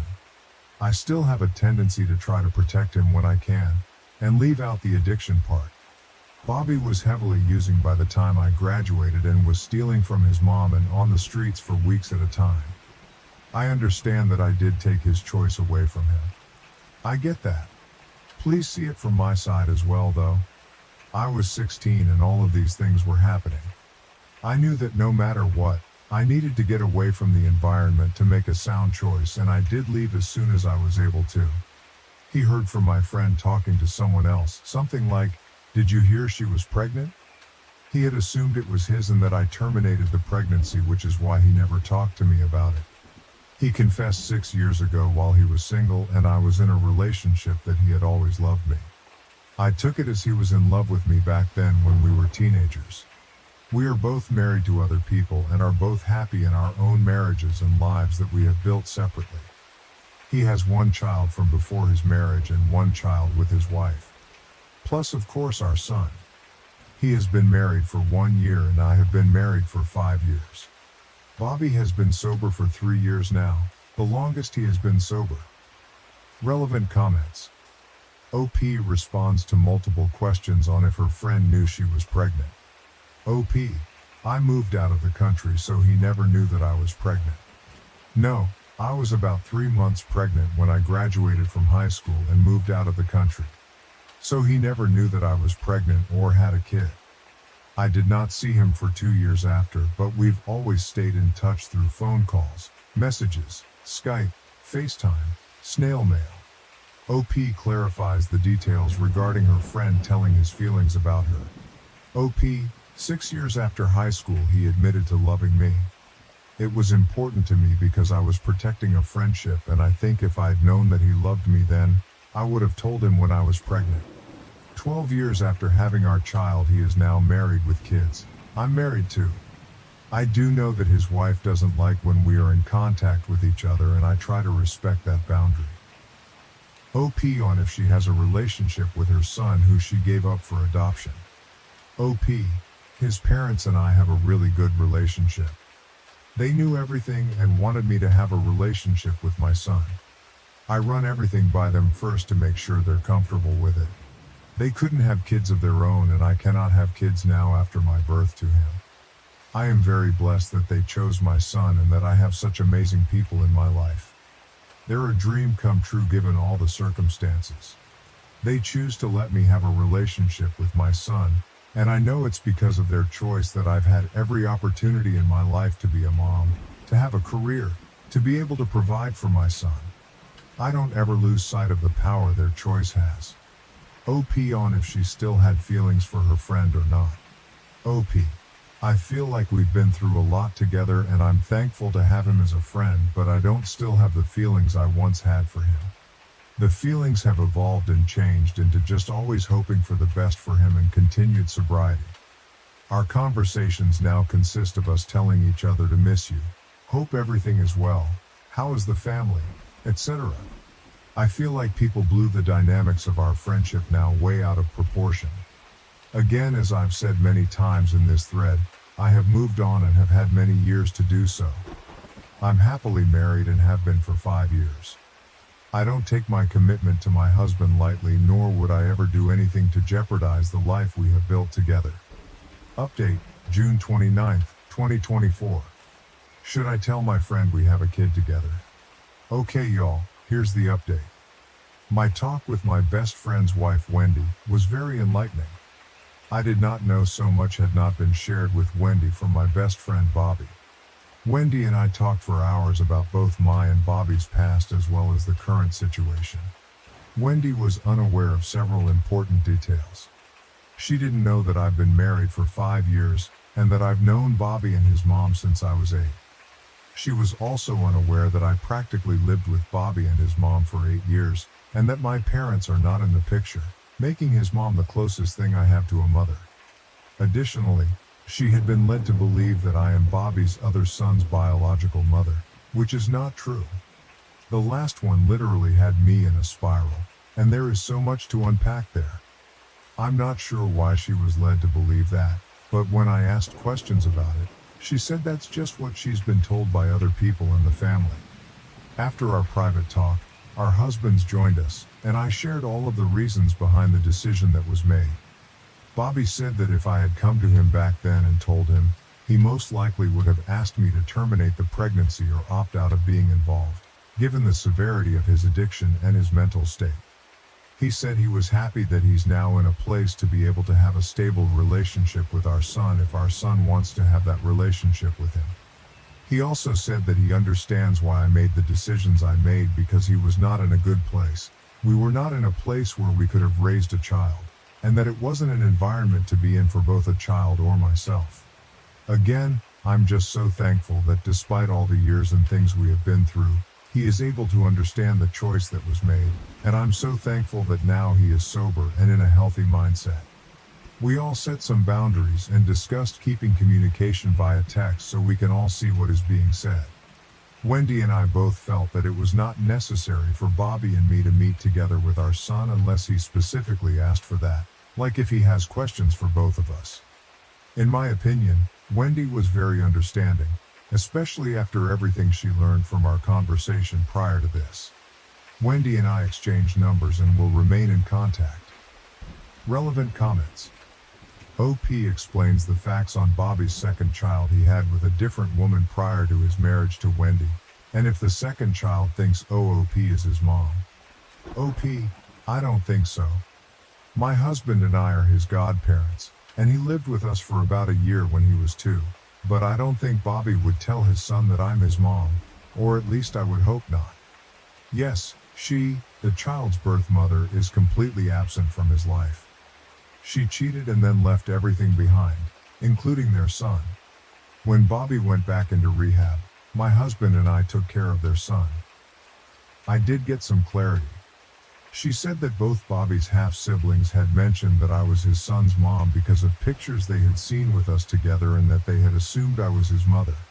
Apparently, when Bobby is asked about his son's birth mom, he tells everyone he doesn't want to talk about it. So from what I can gather, since he doesn't talk about it and there are only pictures of me with him as a baby, an assumption was made by a few parties. Bobby is now opening up more to Wendy about it. OP provided more details on her son's adoptive parents and how it came to having a great relationship with them while being present in her son's life. OP, it's a lot to put into a few posts. There are so many different dynamics that I've been trying to explain.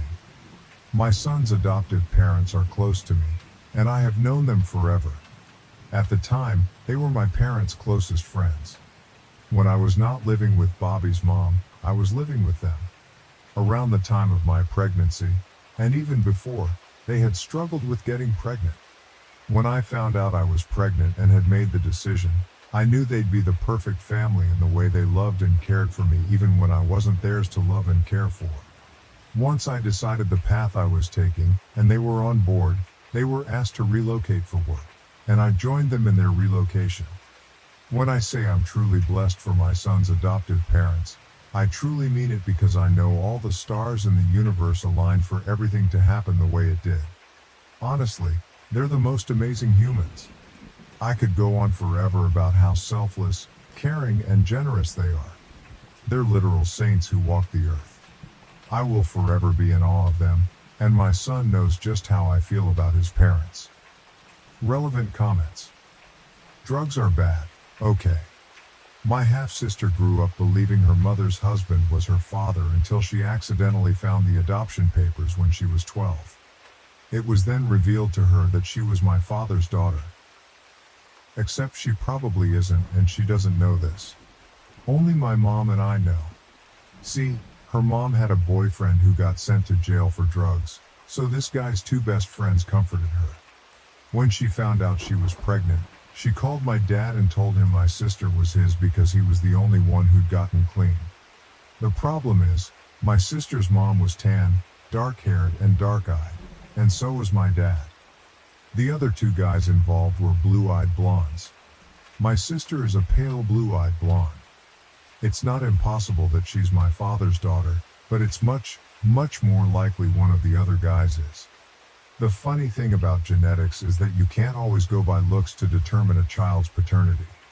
You will always have to do a DNA test to be 100% certain because recessive genes do pop up. And genetics is just weird in general. Like how some women were accused of cheating because their kid had none of the features of the father's family, yet when they finally get tested, he ends up being 100% the father, and they find out that the kid inherited one of the grandparents' traits that was passed down by genetic lottery. Either way, drugs are bad, and I have yet to meet someone who is heavily on drugs that made good choices other than quitting. When I was born and growing up, my dad's family was convinced my mom had cheated because I looked nothing like it. The big one was that I was a pale blonde child until I turned 7 or so, then over the course of about 6 months, my hair turned dark brown. When my sister was born many years later, her birth photo was literally identical to mine, except she came out with brown hair. Genetics is weird. And yes, we are both genetically our parents' children. Our neighbor has a little boy who had cherubic blonde curls as a toddler. They go away every summer to stay with family for 3 months, and last year when they came back, I kept thinking that they had brought a nephew or something home with them. Nope, he's their kid. In the course of a summer, he shot up 6 inches, and his hair turned dark brown and flat. Now the kid who was a baby a minute ago is the blonde cherubic one, and I expect the same thing will happen to him this summer while they are gone. I can't fathom this behavior. My husband is the single most interesting person in the world to me. I ask him stuff all the time about his thoughts, hobbies, past and opinions on topics. It's not uncommon for us to spend an entire evening having forgotten about the movie we were going to watch, just talking about stuff and sharing stories, debating points of view. He's my husband, I chose him, and I'm endlessly, compellingly fascinated by him. I swear to God, some people just walk through life, half asleep, bump into someone who is hopefully not inherently repulsive to them, and commit to this near stranger for as long as the roller coaster lasts. It's honestly irritating sometimes when other women, who nearly to a one just jump into a relationship with the first guy they meet who can kinda hold a conversation, ask me how I found such an amazing partner, and then they are shocked and a little appalled when I say that I was picky as hell. I had criteria for what I knew I needed and wanted in a partner, and I didn't deviate. But I almost always get back this weird attitude that being picky and having standards is somehow mean and unfair of me. And then these same people know nothing about their partner and also complain about a constant lack of healthy communication. They jokingly ask if my husband has any brothers and then whine and compare my amazing, wonderful, supportive, always willing to learn and grow husband to some dude who is on his last strike at work with a spotty job history and an alcohol problem that they dragged home from the bar. If I may be petty, how very dare they compare the literal years of careful sifting and requisite verbal abuse from assholes I did to the human dating equivalent of letting a raccoon you saw contemplating your garbage cans move in with you and wreck your house. But no, everyone's like, we didn't think Jana was learning anything from casually dating around for 10 years, but then the first guy she got serious with, she married, and he's the best, kindest, most reliable man and husband we've ever met. And we asked her how she did it, and she gave us very clear answers about not settling and knowing yourself, what you want in life and need in a partner. But I don't know, it seems kinda mean that she blocked guys who only gave one-word responses on dating app, because otherwise they message her vile things. So we won't be doing that. And I'm just like, oh, okay. I'm at the point where I'm starting to deflect the how did you manage to find one of the few remaining great men in existence questions with, he is wonderful, the other day It's a double win for me. They seem to give up asking after a few encounters, and I get to talk about how awesome, funny, and clever my husband is. Am I the asshole for refusing to share my only gluten-free plate with a pregnant friend despite her cravings and emotional pleas at breakfast? I recently found out I have a gluten allergy, which explains all of the stomach pains and aches I've had when trying to eat anything my whole life. Since finding out about the allergy, I've been making sure to avoid foods that contain even trace amounts of gluten, because even a small amount causes indigestion and in some cases vomiting. I was invited out to breakfast with some of my friends and I let them know of the allergy so we could pick somewhere that actually had food I could eat. The place we settled on is a really high-end breakfast restaurant that has a whole separate kitchen, or at least a section of the kitchen, for preparing their food without gluten. Which was a lifesaver since had that not been the case, I would have needed to skip the restaurant entirely. Included in my friends was a couple, who recently got pregnant. We can call them Emma and Via. Via is the one who is pregnant, and said she wouldn't be having much since she wasn't feeling very well due to the morning sickness. Everyone understood and offered to let her just have a few bites off their plates so she could still have something nice even if it was just a little. I didn't agree to this though, since if they were going to be sharing with each other, I couldn't take part. I explained to myself not feeling okay sharing since I'd just be giving food without getting any, and all my friends seemed to completely understand, as well as agree that was very fair. When the food came out, everyone was sharing and having a good time. Via asked if she could have a bite of my food, and I politely declined sharing since I couldn't grab a different bite from anyone else. Via told me her pregnancy cravings were kicking in, and all she was asking for was a couple bites, so I should have just given that to her. I told her again, I'd already explained I didn't want to share since my food was all I had. Emma told me I could just give her half, and order more food if I wasn't satisfied with the amount left, and I again told them no. The gluten-free options were quite a bit more expensive than what they were eating, and paying for 2 plates just so Via could have half my food didn't seem fair. Via then told me just because I was on a diet didn't mean I could be selfish, and everyone else had no issues sharing. Thankfully, the rest of the people sitting there did help me stand up for myself, and told Via I'd already explained I wouldn't be sharing since no one could share back. While I'd ordered an egg scramble and some gluten-free pancakes, everyone else had normal pancakes, French toast, avocado toast, and other things I just couldn't eat. Via wasn't satisfied with their and my justification for why she couldn't have any of my food. She went on and on about how I'd turned the whole table against her, and shamed her for being pregnant and hungry. I told her if she'd gotten her appetite back, she could always order herself a plate so she didn't need to rely on anyone sharing their food. Via went off at this, and told me about all the things she's needed to pay for in preparation of her and Emma's baby. She told me I was being selfish and heartless because I didn't want to give her half my plate when I could afford to do so. This is where I may be the a-hole because I told Via she chose to get pregnant, and she chose to go through all of the issues that come with it. I didn't choose to have a glucose allergy, and I didn't want to go hungry because she wanted to eat off everyone else for free. Via started ugly crying, and everyone tried to calm her down, but she and Emma ended up just leaving without paying their portion of the bill. No one blamed me since I was right, but Emma sent me a message telling me I could have just said no and left it at that. Instead of embarrassing Via in front of all her friends. I'm starting to feel very guilty. I didn't want either of them to leave, I just wanted her to stop trying to leverage her pregnancy against me as a way to get the only food I could eat. AITA. ETA. Trying to answer some of the most answered questions. Yes. Emma did get a plate. She claimed it was too sweet for Via and she should grab a less sweet bite of everyone else's plate.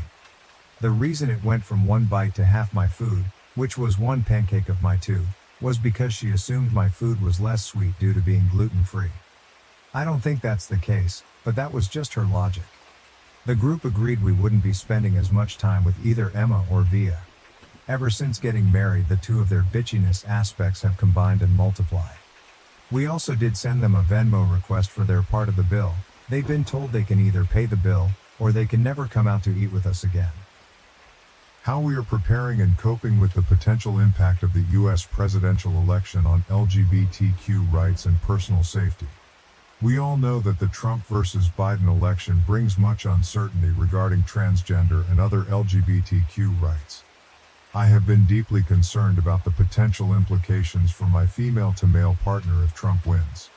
Additionally, I am worried about our safety as a queer couple. My partner has decided to wait to start hormone therapy until after the election is over.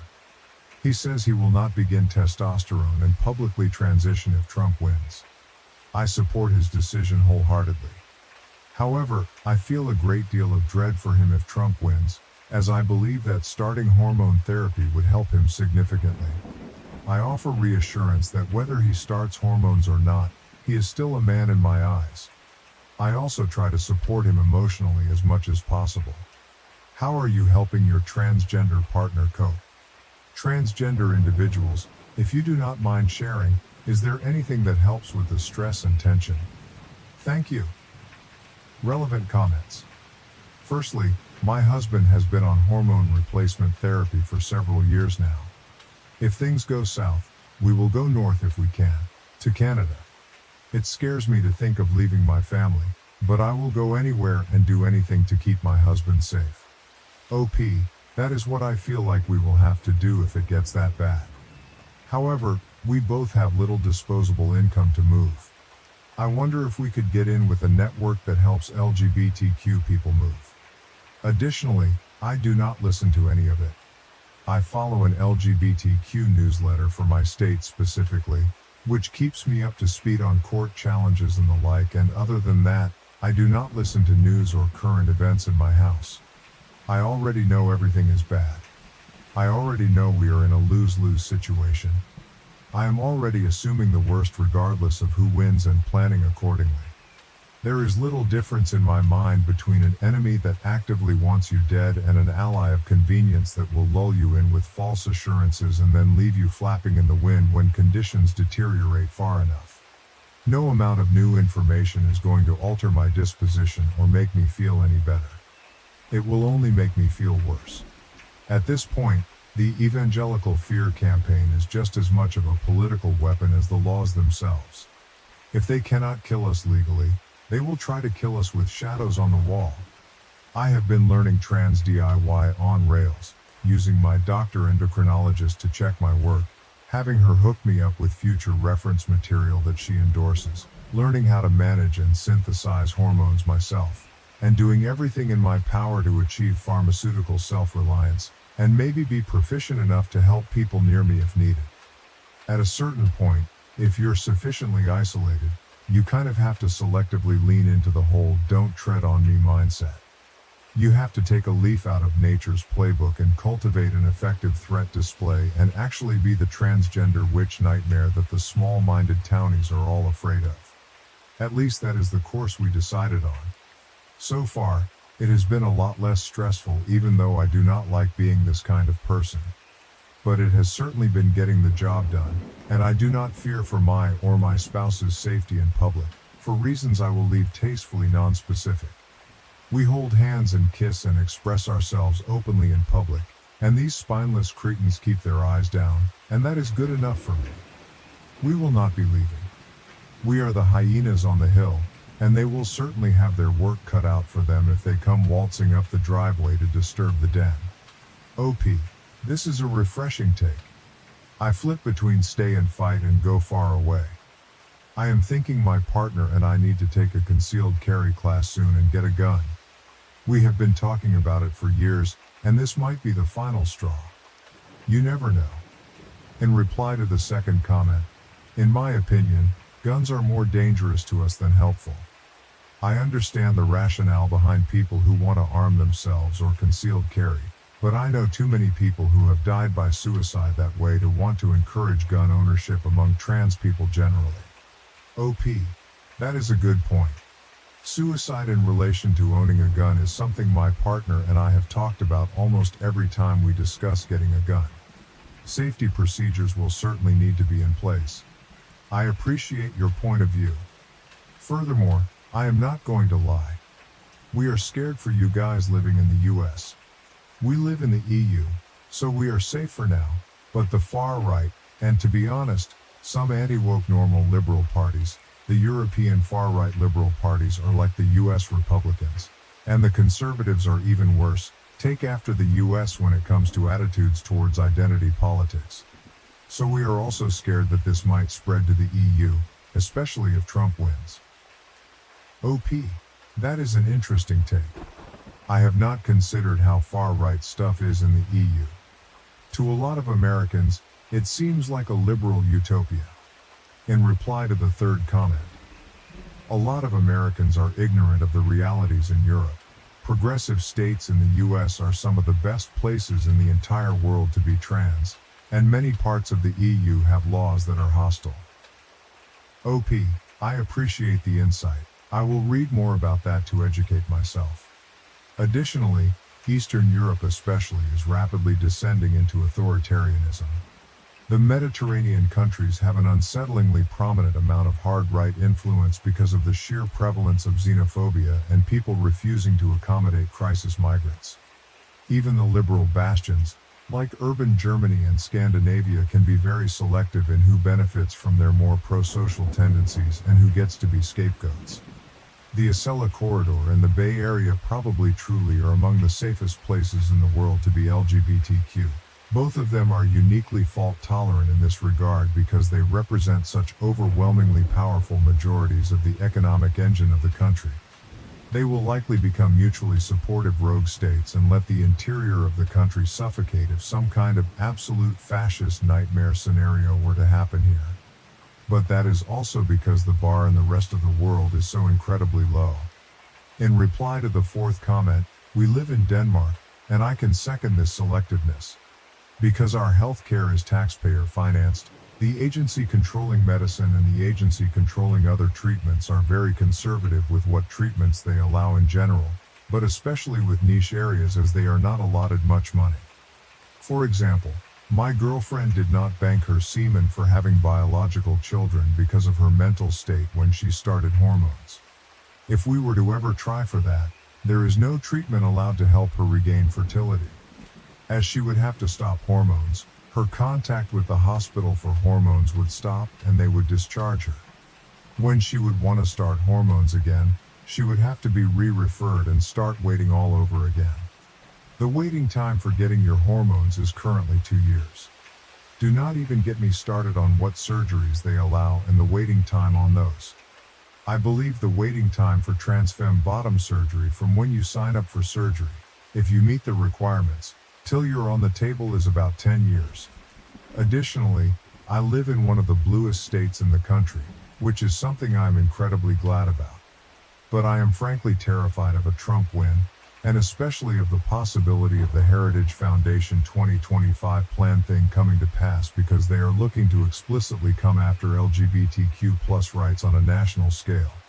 One of their stated goals is to outlaw pornography and classify essentially any discussion of transness or gender identity as pornographic. I am praying that the debate is a wake-up call for the Democratic Party. And frankly, I am really glad that I have a skill set that would make emigrating relatively easy. OP, I am very worried about Project 2025. My partner and I are thinking of getting married if Trump gets elected. Like, the next day or something. Just to have that marriage, even if the right becomes revoked. Furthermore, I have a trans wife and son and fortunately live in New Mexico, which is passing laws to make it a safer place for our family. That being said, we are finding grassroots support for ourselves and others and working with Pink Haven Coalition to set up a safety net for trans families who need to move here, but also be in touch with an organization that has a plan if the worst happens so we can get the hell out. OP, thank you for sharing. We live in one of the most liberal cities in North Carolina, but want to get out of the state in the coming years. Maybe even sooner. Lastly, people transition during the first Trump presidency, and they will transition during the second one. Putting your life on hold until U.S. politics is good for trans people just means your life will be on hold forever. There is no place without rising anti-trans politics right now. It sucks, but that is the situation. There is no place that is going to feel 100% safe to transition. So you might as well transition as is and at least live an authentic life. OP, he is literally talking about there only being 2 genders, making it illegal to be anything else besides the gender you're assigned at birth. This is not about policy, it is about control. When he says he is going to do something, believe him. This fascist movement has plans to send people to camps. How well did it go the last time fascism started rounding up people? I am not trying to be all doom and gloom, but this is not hyperbole. Read Project 2025. It is not just about Trump, it will be implemented no matter who leads the GOP. I grew up Republican, and this party does not represent any of the values they claim to have. If you value democracy and want to keep our community safe, vote Democrat all down the ballot. I would completely understand if people want to see how the election goes before transitioning. Maybe taking HRT on a low dose can help alleviate the dysphoria. Top comments. Firstly, the whole issue that people do not seem to understand when it comes to Trump is that minorities are very, very afraid of this man. It makes perfect sense that we are, because he has already persecuted one kind of minority, that being immigrants. I can very much see him doing much more to harm other minorities such as black people, Mexicans, transgender folks, and the rest of the LGBTQ community. Project 2025 is a very scary thing that could become a reality, and if it does, I fully understand why your partner would not want to transition. As a trans man myself, I share these fears. OP, thank you for understanding his perspective. He and I are very afraid of a Trump presidency. Trump and his supporters want to terrorize minority people of all demographics. We have experienced very poor situations in life where we have been mistreated for being a queer couple. It was very hard on us and borderline traumatizing. I want him to medically transition on his own terms and will support him however possible. And of course, he is already man enough for me. A reply to OP, I understand the fear as my girlfriend and I are currently in a red state that does not support LGBTQ except for in very few select areas of our state. I try my absolute hardest every time we go out in public to pass as much as physically possible, because the last thing I want to happen is for me or her to get hurt or worse just because we love one another. It really is a reality that I think a lot of people do not realize happens. Just because you do not see it on the news every day does not mean it is not happening to people, you know? Additionally, we live in a very blue area. But since day one I have asked my wife to carry a concealed weapon for protection.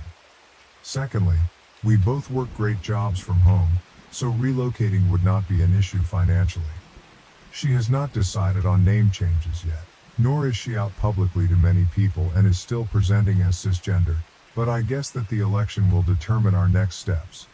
Furthermore, I am not going to lie, we are scared for you guys living in the US. We live in the EU, so we are safe for now, but the far right, and to be honest, some anti-woke normal liberal parties, the European far-right liberal parties are like the US Republicans, and the conservatives are even worse, take after the US when it comes to attitudes towards identity politics. So we are also scared that this might spread to the EU, especially if Trump wins. OP, that is an interesting take. I have not considered how far-right stuff is in the EU. To a lot of Americans, it seems like a liberal utopia. A reply to the third comment. A lot of Americans are ignorant of the realities in Europe. Progressive states in the US are some of the best places in the entire world to be trans, and many parts of the EU have laws that are hostile. OP, I appreciate the insight. I will read more about that to educate myself. Additionally, I am not going to lie. My anxiety is through the roof, and I have been unemployed, struggling with the idea that my existence might become outlawed in this country. I have spoken to my roommate half-jokingly about potentially having to seek asylum in Canada if Trump wins. It is a rough time. As a partner, I think you're doing a great job staying actively aware of the harsh realities of what is happening while also supporting and being there for your partner. I am sure it is a huge comfort to have you there validating his experience. I know in my own life, the most frustrating thing for me is being told that I am being dramatic by cisgender heterosexual folks who have a lot less to lose in this election. You sound like an amazing person to be in his life right now during such a difficult time. OP, yes, I am really anxious too. I think about it every day, but I try to push it out of my mind so I can do my work. It is so upsetting when cisgender heterosexual people do not care about the election. It matters for all, but especially minority groups. They need to have some empathy. I am a cisgender, white, female, so I have privilege of my own. I do have autism, but I'm able to work and do schooling with little professional support. I try to influence my coworkers and others to no avail. Furthermore, I am honestly concerned for the both of us. I am a non-binary lesbian married to my male-to-female partner. I am also sterilized, and we are both child-free. Her egg cracked after we got married, and she has been on hormones for a year now. She even started progesterone not too long ago. We would not have enough money to move anywhere if we had to, and it does not seem like she would want to escape anywhere. I think she told me she would stop hormones if she is not able to get them anymore. But I personally want to find a way to keep her on them if they become inaccessible. Of course, I do not want to risk her safety in any way, and I will always see her as a woman no matter what, but I just want to do whatever it takes for her, you know? Like, would there even be ways to still get them or make them somehow? But regardless of what happens, I will defend her and protect her with my life. She is my soulmate and has been since we first met. AITA for severely punishing my son after he pulled a cruel prank on an autistic girl at his high school prom, resulting in family conflict. I am a 48-year-old woman with a 19-year-old son named Jack and an 18-year-old daughter named Alyssa. I am married to Tom, who is Alyssa's father, but Jack's father is my ex-husband Dan, who is also 48. Dan and I had a bitter custody battle, and he now lives in New York while we reside in Texas. Throughout the years, Dan, a very successful lawyer, has unsuccessfully tried to convince Jack to live with him. Jack is quite popular at school and is on the wrestling team. His teammates devised a cruel prank where they encouraged Jack to ask a girl with severe autism, who had a crush on him, to the prom as a joke. The plan was for him to attend wearing a gorilla suit.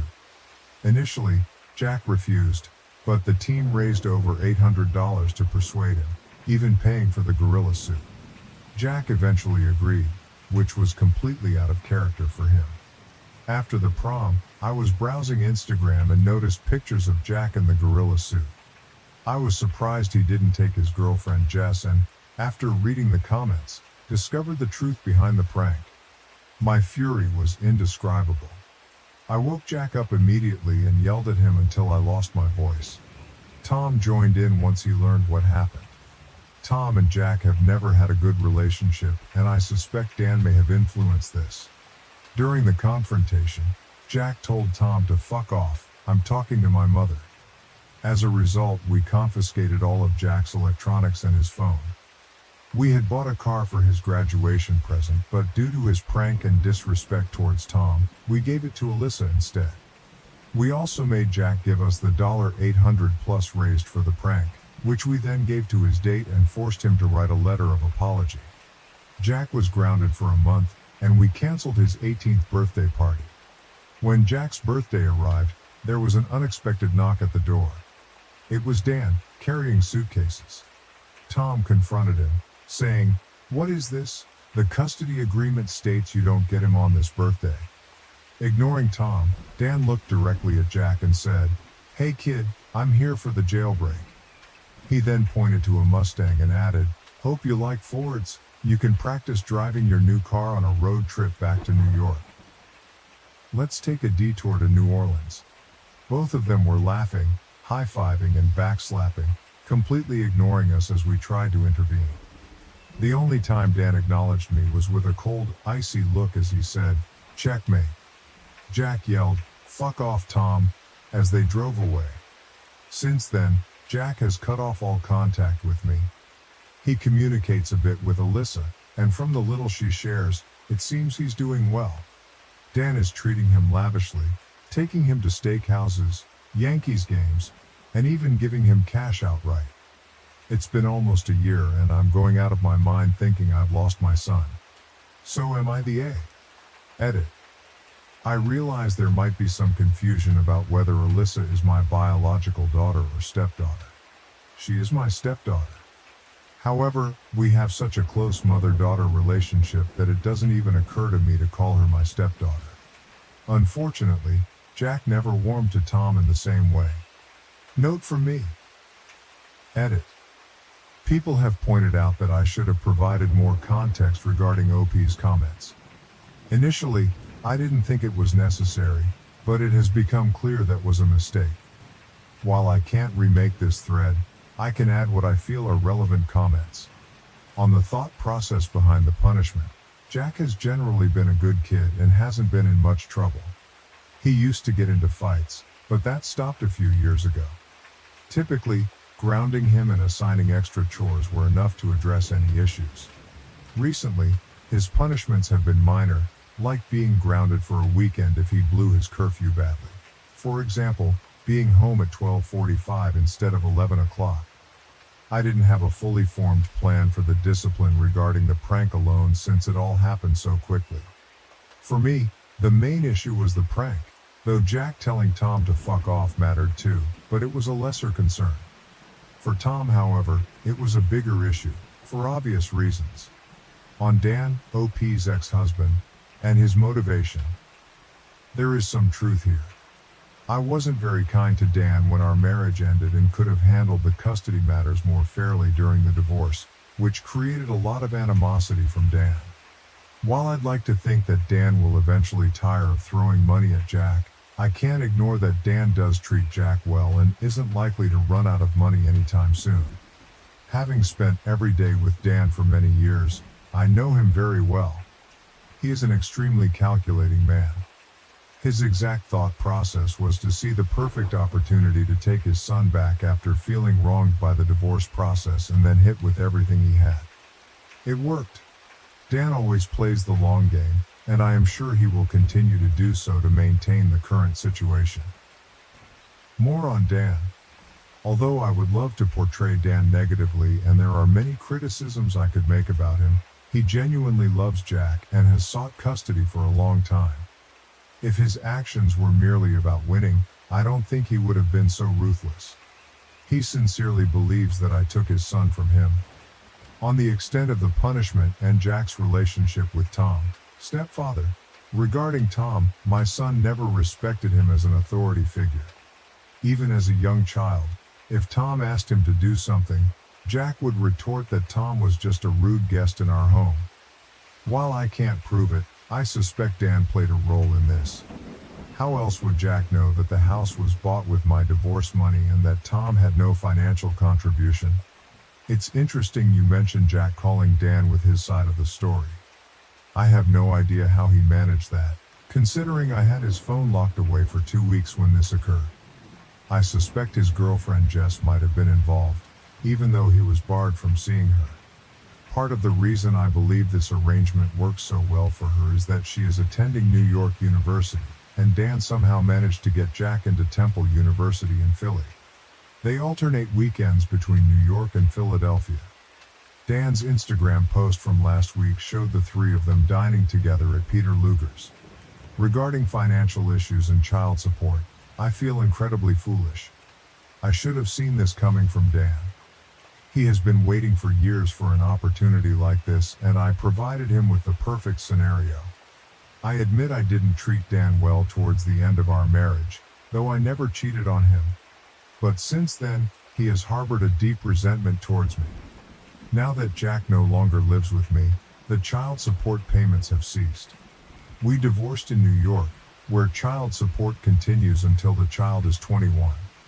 I'm worried about how I'll manage to pay next month's mortgage without those payments. Dan earns a significant income, so the child support was a substantial amount. Additionally, Dan can now pursue child support for me, and my lawyer has informed me that he has already filed the necessary paperwork. More on the child support situation. Tom is on disability. I knew there would be financial challenges when Jack aged out of child support in 3 years, but I hoped Tom would be back at work by then. Regarding Tom and Jack's strained relationship, I tried to introduce Tom gradually, and initially, things seemed fine. Although their interactions were never warm, they were at least civil. However, tensions escalated when Tom moved in with us. He had an accident at work and fell behind on bills, prompting an earlier cohabitation than we had planned. By that time, Jack had known Tom for a year. The issues began with minor requests, like Tom asking Jack to clean his room, put away his dishes, or mow the lawn. Jack simply refused to comply. I noticed that after every weekend Jack spent with Dan, his behavior towards Tom worsened. I vividly recall overhearing Jack, a few years ago, refer to Tom as my pet loser, during a phone call, a phrase I knew Dan had used about others before. When Jack turned 16, there was an incident where Tom, suffering from back pain, asked Jack to warm up some leftovers. Jack, engrossed in a game, rudely told Tom to do it himself. Tom responded by unplugging Jack's Xbox, leading Jack to exclaim, "This guy stays here for free, eats free food and now thinks he has a butler. This isn't a hotel, Tom. You can't afford one." On another occasion, when Tom told Jack to mow the lawn, Jack retorted, "Don't tell me to mow the lawn in my own house. You mow the lawn and make me a sandwich when you're done." Jack's behavior is notably different from others. He's generally kind, quick-witted and gracious. However, his attitude towards Tom mirrors his father's demeanor. Jack is charming and smooth with people he likes, but if he dislikes someone, he truly detests them. He clearly harbors a deep hatred for Tom. Elaborating on their relationship, the end of my marriage to Dan was far from amicable. I acknowledge my role in the contentious divorce, and the animosity only intensified once Tom came into the picture. One incident particularly exacerbated the tension. Tom made a joke on Facebook about wishing corporal punishment would return to schools. Dan reacted furiously, immediately flying from New York to our home, where he made numerous accusations and threats against Tom. Tom had to lock himself in the bathroom and escape through the window, fearing Dan's potential violence. This led to 2 years of litigation, where I had to prove that Tom had never and would never physically harm Jack. Meanwhile, Jack frequently taunted Tom, asserting that he had his father's permission to defend himself if Tom ever tried to discipline him. Given Jack's status as a 6'2" wrestling champion and MMA enthusiast, and Tom being a 50-year-old man with a bad back, the power dynamics were clear. If Tom ever laid a hand on Jack, I would ensure he faced jail time. However, I suspect that any physical altercation would first land Tom in the trauma ward. I am unfortunately well versed in how child support works. The household income is calculated and negotiated, especially when it exceeds a certain threshold. The total amount is then divided based on relative income. Although I earn a decent income, it's nowhere near what Dan makes. Before COVID, I was earning more. At the time of our divorce, I secured a favorable household income split, which benefited me since Dan had to pay me. Now, however, I have to pay Dan my share of that high amount. This situation has resulted in a double burden for me, losing the child support checks I was receiving and now having to write substantial checks to Dan. Additional insights on their relationship: there is a noticeable cultural clash between Jack and Tom. Tom, an old-fashioned Texan, believes that children should obey their elders and contribute to household chores. On the other hand, Jack, having grown up in Manhattan, has different expectations. Tom has significantly toned down his usual approach to parenting, understanding the existing tension. He believes that children should listen to adults and help around the house, but realizes his typical methods won't work here. I've made it clear to Tom that if he can't create a harmonious environment with my son, our marriage might not survive. Since then, Tom has largely refrained from taking on any parental role, though he occasionally tells Jack to do something, which often leads to a negative reaction from Jack. Jack's acknowledgement of his wrongdoing but feeling the punishment was excessive. Thank you for your input. Jack has blocked my number, but he still communicates with Alyssa since their relationship remains amicable. Alyssa even offered to return the car to Jack to make peace. He declined, saying he has a better car now and holds no ill will towards her. For some time Jack told Alyssa he would never forgive me. While he acknowledges his mistake, he believes the punishment was too severe, particularly losing the car and being banned from seeing his girlfriend for a month. Recently, Alyssa mentioned that Jack hinted at the possibility of reconciliation, but not for several years. Alyssa serves as a bit of a go-between, but I feel uncomfortable involving her in the middle of this conflict. It must be tough for her, seeing Jack as her big brother and witnessing the strained relationship between him and her father. OP on apologies and potential reconciliation. While I might not fully agree with all of this, I have indeed attempted to apologize. Despite Jack blocking my phone, I have sent emails where I apologized for giving his car to Alyssa, for yelling at him, for trying to force a relationship with Tom on him, and for taking the money. He has not responded to any of my messages. You raise a valid point about apologizing to Dan. Dan harbors a strong dislike for me. To take some accountability, the reason for our divorce stems from how poorly I treated Dan during our marriage. He resented the custody arrangement, believed the child support was excessively high for Jack's needs, and openly accused me of stealing both his money and his son. However, despite all this, the worst that could happen is Dan hanging up on me. Update: I was not permitted to post an official update, but a few of you have asked for news, so here it is. Following some advice from commenters, I reached out to Dan to see if he would help mediate between Jack and me. About a week later, Dan responded and arranged for me to meet him and Jack at a cafe in Manhattan. He booked a 6 a.m. flight for me and put me up in a questionable hotel in what might be the most dangerous neighborhood in New York City. When I arrived, I saw Dan, Jack, Jack's girlfriend Jess, and Jonathan, a friend from Dan's previous firm. I also noticed Jess was wearing an engagement ring. Jonathan informed me that Jack has a legal claim against me for stealing the $840, and until this matter is resolved, I am to contact only Jonathan and not Jack. I explained that the money was collected by Jack's friends for the prank and that I gave it to the girl. Jonathan acknowledged the circumstances but insisted that legally, it was theft and Jack has a right to claim it. I retorted that regardless of the law, Jack did not deserve that money, and they were welcome to sue me. Jack then said, "You locked me in my room like a prisoner for a month, took the car bought for me with Dad's child support money, took the money, and berated me for hours. Unless you're going to give me the car, this is the only thing you can undo. You said you wished we could have handled it better, so here is your chance." Or was that just bullshit lip service? I apologized but stood firm on my decision. Jonathan then handed me a cease and desist letter, instructing me to communicate only with him and not to contact Jack directly. After Jack and Jess left, I asked Dan if we could talk privately. I asked if he brought me there to humiliate me, and he responded that in fact, he didn't. He brought me there so I could humiliate myself. He explained that he had worked very hard to get Jack to the point where he'd be open to talking to me again if I were willing to back down a bit. But Dan knew that if I had to choose between my pride and my son, I would choose my pride, just as I did during our marriage. I asked Dan why he put us through this ordeal. He said it was because he wondered if I would ever learn to prioritize love over anger. He bet his future on the belief that I wouldn't when he divorced me, and he needed to see for himself how things turned out after all these years. I then asked if Jack was just a pawn in his game.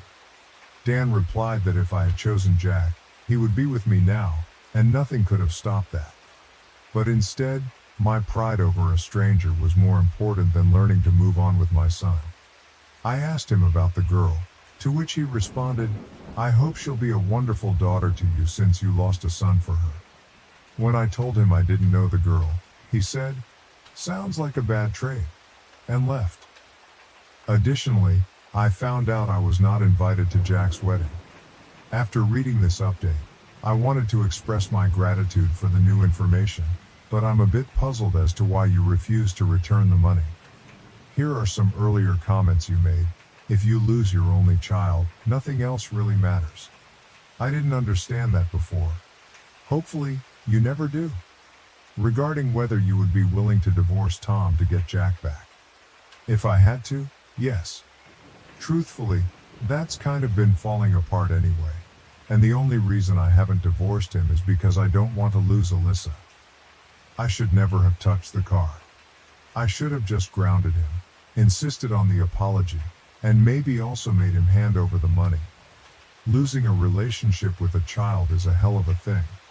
It is like death. I hate what he did, but there is nothing worth losing a child over. I lost my son for that girl who I don't even know.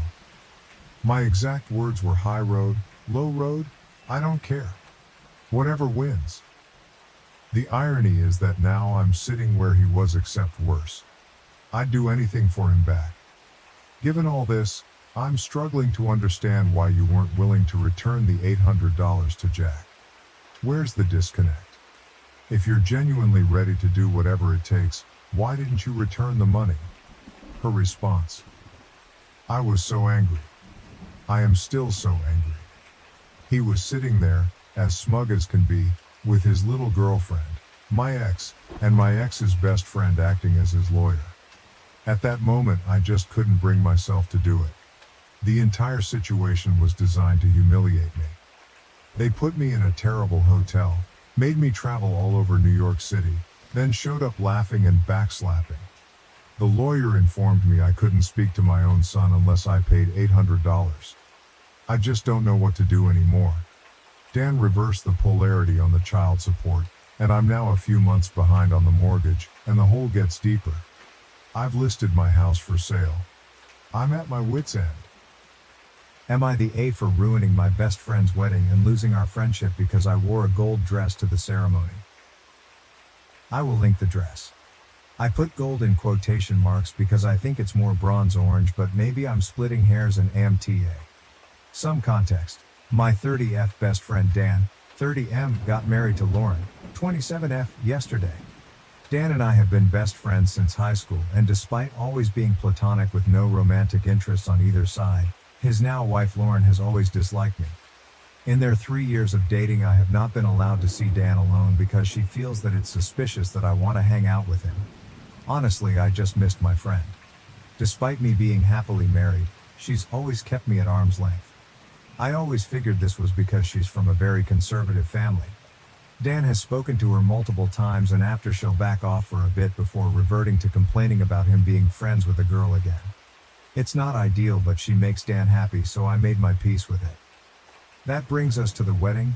Originally I was going to be in the groom's party, but Lauren ended up crying, saying a wedding is not a place to swap gender roles. Dan was fighting her on this, but I told him I'll just attend as a guest, and not to choose this hill to die on.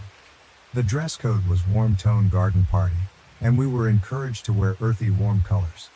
I picked out a bronze/orange dress that I thought fit this perfectly, and the style even matched some examples they gave. In short, I thought I had nailed it. The wedding went great, however at the reception Lauren dragged me aside and said, "I cannot believe you would wear gold to my wedding. You're not the first prize, you're just * king trashy." I was so shocked the moment I just stared at her. She practically screamed at me to leave, and she was drawing attention, so I grabbed my husband, said goodbye to Dan and left. Dan reached out after and told me he was upset I left his wedding so soon. Lauren's mom has texted me saying I ruined the wedding for her daughter and I'm stupid for wearing a gold dress. She's saying it's as bad as wearing white. I was genuinely not aware this was a thing. I want to reach out to Dan to explain, but I don't know if I'm in the wrong here. AITA, relevant comments. Any chance you or Dan have a crush on each other? I am happily married, and Dan and I would rather eat glass than have anything romantic happen between us. We are just not each other's type and see each other as siblings. I genuinely don't think Dan has ever secretly liked me either. Commenter, downvoted. While I believe you, I have to think Dan has made comments about you around his wife for her to go so nuclear on you. Not to be weird, but how would you rate your attractiveness compared with hers? Are you similar, or is there a big gap in your attractiveness? OP, that's hard to answer. We are two totally different people. I think we are both attractive in our own way. I am your Barbie stereotype, 5'11", blonde hair with a six-pack. She's a petite brunette bombshell with a beautiful tan and a full figure. I'm also a good 2 inches taller than Dan, hence he's not my type, I'm not his. So it's comparing apples and oranges. But I do get your point. Commenter, have you and Dan ever had a convo about why you aren't allowed to be alone with him? OP, not just me but any woman. She doesn't believe in platonic friendships with the opposite sex. Why does Lauren's mom have your number? Can't you just forward that message to Dan? My guess is the group chat from the hens party. Lauren didn't have bridesmaids, and her mom organized the hens night with a group text chat. Honestly, my husband told me they were acting crazy. I just needed an outside opinion before I called Dan, so hubby said I should post here. How were you going to be a part of the groom's party if she didn't have any bridesmaids? She technically had her mom as a MOH figure, I guess. She stood up there with her and organized the hens party. But they were just going to go with unequal numbers, and in the end, he just had his brother there with him. Update. Wow guys, I genuinely didn't know what to expect posting to strangers on this, but I am so thankful to my husband for suggesting this.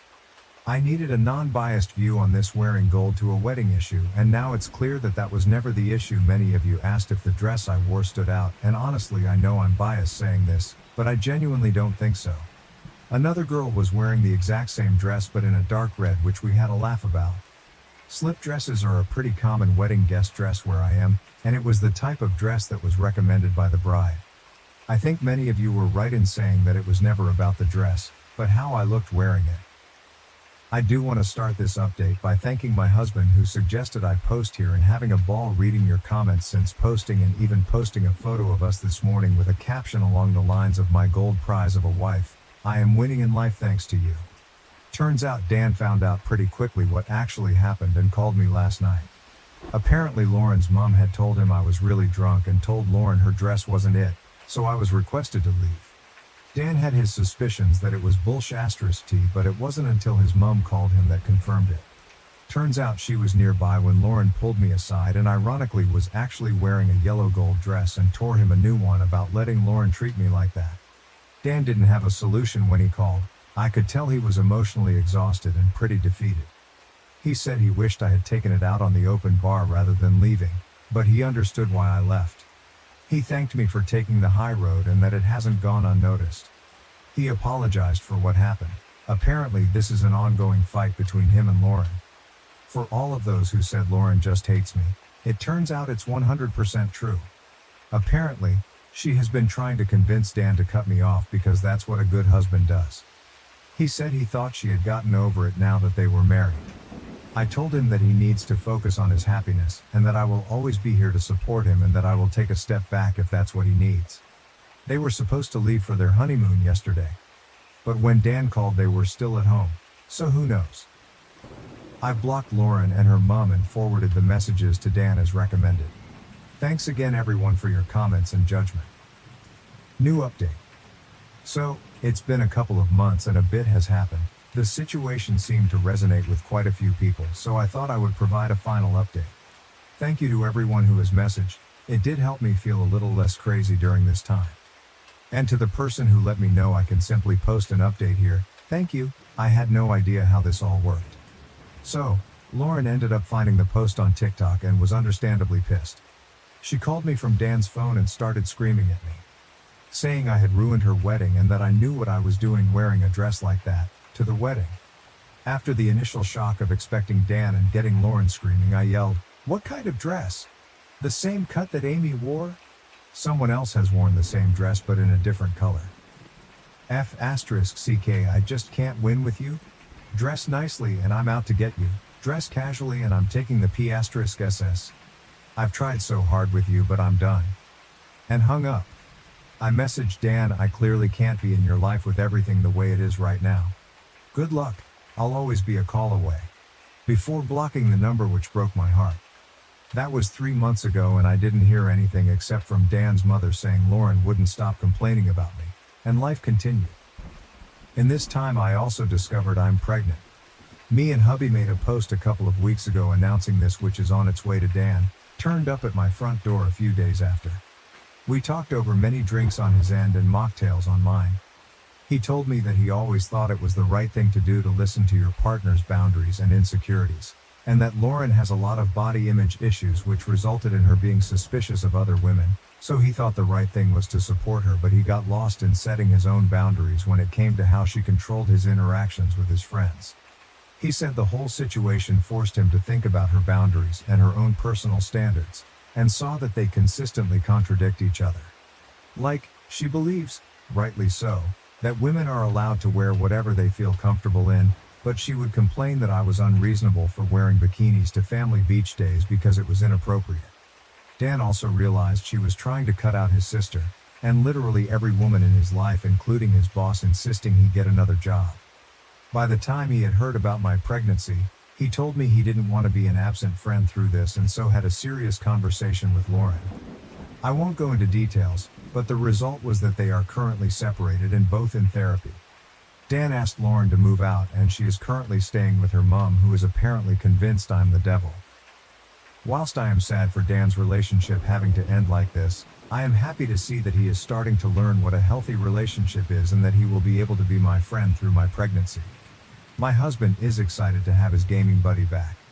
I reached out to Lauren with Dan's permission, letting her know I'm here to talk in a therapy session if she felt like it would help, but I haven't received a response yet, and maybe that's for the best. I can't help but feel bad on some days, because I know that a lot of this is born from insecurity.